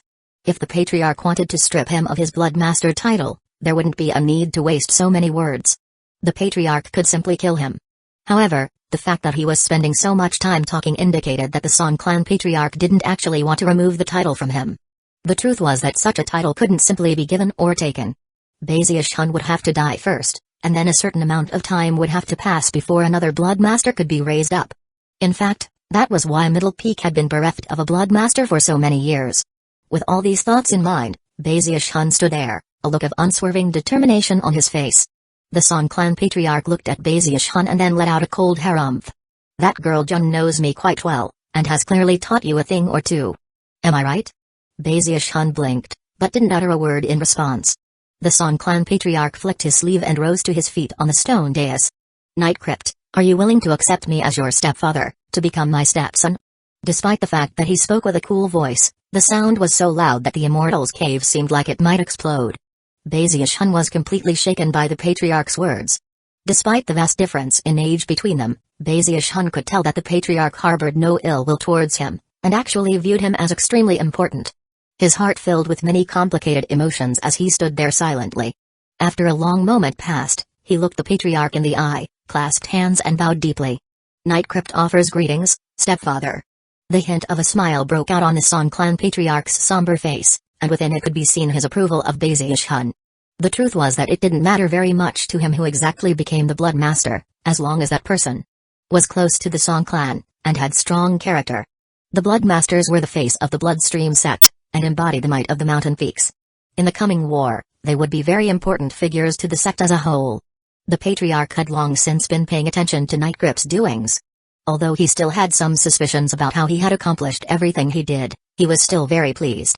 That was especially true of his shocking skill in the Tao of medicine. The only thing he wasn't very happy about was Night Crypt's cultivation base. He was only in Mortal Tao Foundation establishment, and that seeming weakness would make future growth difficult. We are on the cusp of war. If you fight well, then I'll discuss matters with the other patriarchs. Perhaps we can pull off a heaven-defying act and remold your spiritual sea. Although such a thing couldn't be done overnight, we might be able to push you from mortal Dao into core formation. If you reach core formation, you will become a blood ripper. As for where you would end up in the end, it would all depend on your own good fortune. I can't say for sure what will happen, but considering your luck, you may be able to walk a path of your own. With that, he waved his right hand, and a fist-sized violet-colored lamp flew out to float in front of Baziush-hun. Voice softening a bit, the Song Clan Patriarch said, "Since you're my stepson now, I'm giving you this to keep you safe. It's a magical device that I used years ago. It can release a blood flame that can burn anything and everything. It's comparable to the attack of a core formation cultivator." Baziush-hun looked at the violet lamp, and could immediately tell that it was something the Song Clan Patriarch deeply valued. When he reached out to hold it, he could sense warmth flowing into him. The lamp also emitted a soft light that made it seem anything but ordinary. At the same time, it radiated a sense of intense danger that made Baziush-hun feel like he was looking at a raging fire. The fact that the Patriarch was giving him something like this showed that he truly did view him as a stepson. Although Baziush-hun was delighted to have been given such a gift, it filled him with even more mixed emotions than before. "Many thanks, stepfather," he said softly, bowing his head. With that, the Song Clan Patriarch smiled broadly and said, "As a blood master, you may take an immortal's cave on Ancestor Peak, and may come and go as you wish. Furthermore, as my stepson, you may come to visit me anytime you wish. If you have any questions about your cultivation base, feel free to come to me to get an answer. Very well, take your leave. In 7 days, a grand ceremony will be held to tell everyone under heaven that Night Crypt has become the blood master of the middle peak of the Bloodstream sect." Baziush-hun was a bit taken aback. He had never imagined that he would pass this test so easily. In fact, from the things the Song Clan Patriarch had said, it was obvious how important he felt Night Crypt to be. After making his way back to Middle Peak, he sat down in his immortal's cave, wondering if everything was a dream. So many things had happened. First was the revelation that Zumai was actually Du Lingfei. Then he became the Blood Master, and then the Blood Devil. And after all that, the Song Clan Patriarch took him as a stepson? In the end, Baziush-hun couldn't help but think that the Bloodstream sect really had treated him well. He was already starting to feel very bad about all of his decisions. Even as he sat there sighing to himself, night fell. Suddenly, Baziush-hun's expression flickered, and he looked up. Outside of his immortal's cave, a voice could be heard, soft and respectful. "Night Crypt, my lord, may I seek an audience?" "It's me, Master God Diviner." Master God Diviner stood outside the immortal's cave, a fawning expression on his face, looking both nervous and respectful. The moment he found out that Night Crypt had become the Blood Master, he started getting very nervous. After thinking about everything that had gone on between them, he got the sensation that a cold wind was creeping up his back. Not wanting to delay matters, he had braced himself and immediately headed over to Baziush-hun, a valuable gift in hand. The fact that Master God Diviner had interrupted his ruminating left Baziush-hun feeling a bit irritated. "What do you want?" he said coldly. As soon as Master God Diviner heard the words, his heart seized, and he cursed bitterly to himself. Based on Night Crypt's tone, it seemed like he wanted to settle accounts. Master God Diviner could think of plenty of ways in which that might happen. Night Crypt could throw him into the blood prison, or send him to the front lines in the coming war. There were many ways that he could be sent to his death. Considering that Master God Diviner was an elder of Middle Peak, there was no way he could extricate himself from the situation. Flustered at how he was teetering on the edge of death, he gritted his teeth and flopped down onto his knees. "Blood Master, I beg for your favor. A person of great moral stature such as yourself will surely overlook the crimes of a scoundrel like me. In the past, I acted in ignorance. Blood Master, please be lenient. I implore you, take this ancient god power talisman that I came across years ago. Surely it can sate your anger." Suppressing the pain he felt at losing such a powerful object, he held out a green paper talisman. The talisman emanated fluctuations that Baziush-hun could feel even inside his immortal's cave, fluctuations that seemed to have originated in ancient times.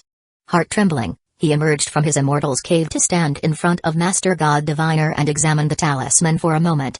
The arts used to create this ancient god power talisman were long since lost to the world.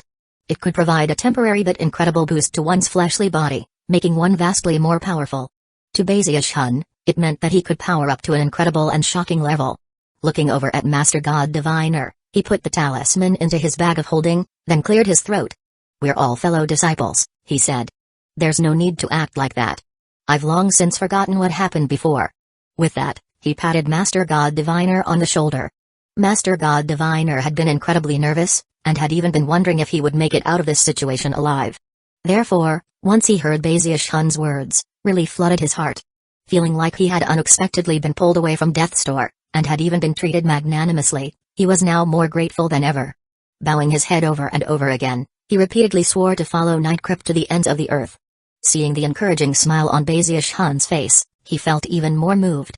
Finally, he left. Bazius Hun blinked a few times as he realized that, considering his current position, all he had to do was show people a bit of favor, and he would reap enormous benefits as a result. Chapter 263, Looting the Lady's Bedchamber. Time passed quickly. 7 days. During that time, many cultivators from Middle Peak came for formal visits. Obviously, they all brought gifts with them, hoping to resolve any past differences they'd had with Nightcrypt. Bazius Hun dealt with most of the people in the same way he dealt with Master God Diviner. As a result, not only did his reputation in the Bloodstream sect improve, but quite a few people were so thankful that they also implied that they wanted to become his followers. Bazius Hun was very pleased, and couldn't help but muse that he had handled everything perfectly. In fact, he decided that he would continue to use such methods in the future. Eventually, it came time for the official ceremony to install Nightcrypt as the Blood Master. On that day, all cultivators of the Bloodstream sect were present. Prime Elders, Blood Rippers, and even 4 of the Patriarchs showed up to bear witness to Nightcrypt taking his position. As the Grand Elder of Middle Peak, Song Jun formally presented the Blood Master robe to Bazius Hun. As soon as the garments settled onto his shoulders, Nightcrypt's somber features grew even more solemn. All of the cultivators of Middle Peak, including Song Jun, dropped to their knees to kowtow. "Greetings, Blood Master." Their voices echoed out for all to hear, accompanied by a heaven-shaking, earth-shattering eruption of blood chi from the mountain peak itself, which rose up like a pillar into the sky. As of this moment, Nightcrypt's name had become formally inscribed into the historical canons of the Bloodstream sect. It was official. He was Middle Peak's Blood Master. The cultivators from the other mountain peaks didn't kowtow, but they did clasp hands and bow. Although Nightcrypt wasn't the Blood Master of those other mountain peaks, he was still a Blood Master, and was thus a figure deserving of respect, someone that no one in the sect could possibly dare to offend. Bazius Hun looked around at the kowtowing cultivators, and sighed 1,000 sighs as countless thoughts raced about in his mind. It had been many years since anyone had occupied Middle Peak's Blood Master Temple, but from this day forth, it would be called Bazius Hun's Immortal's Cave. Without his express invitation, no one would be able to set even a foot inside. Not even Grand Elder Song Jun could do so. The ceremony lasted for most of the day.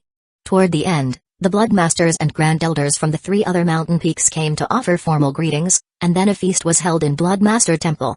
The atmosphere was jovial, and no one got the impression that Nightcrypt wasn't fit for the position. Song Jun sat next to him to attend him, and when she looked over at him occasionally, although mixed emotions could be seen in her eyes, they also glowed brightly.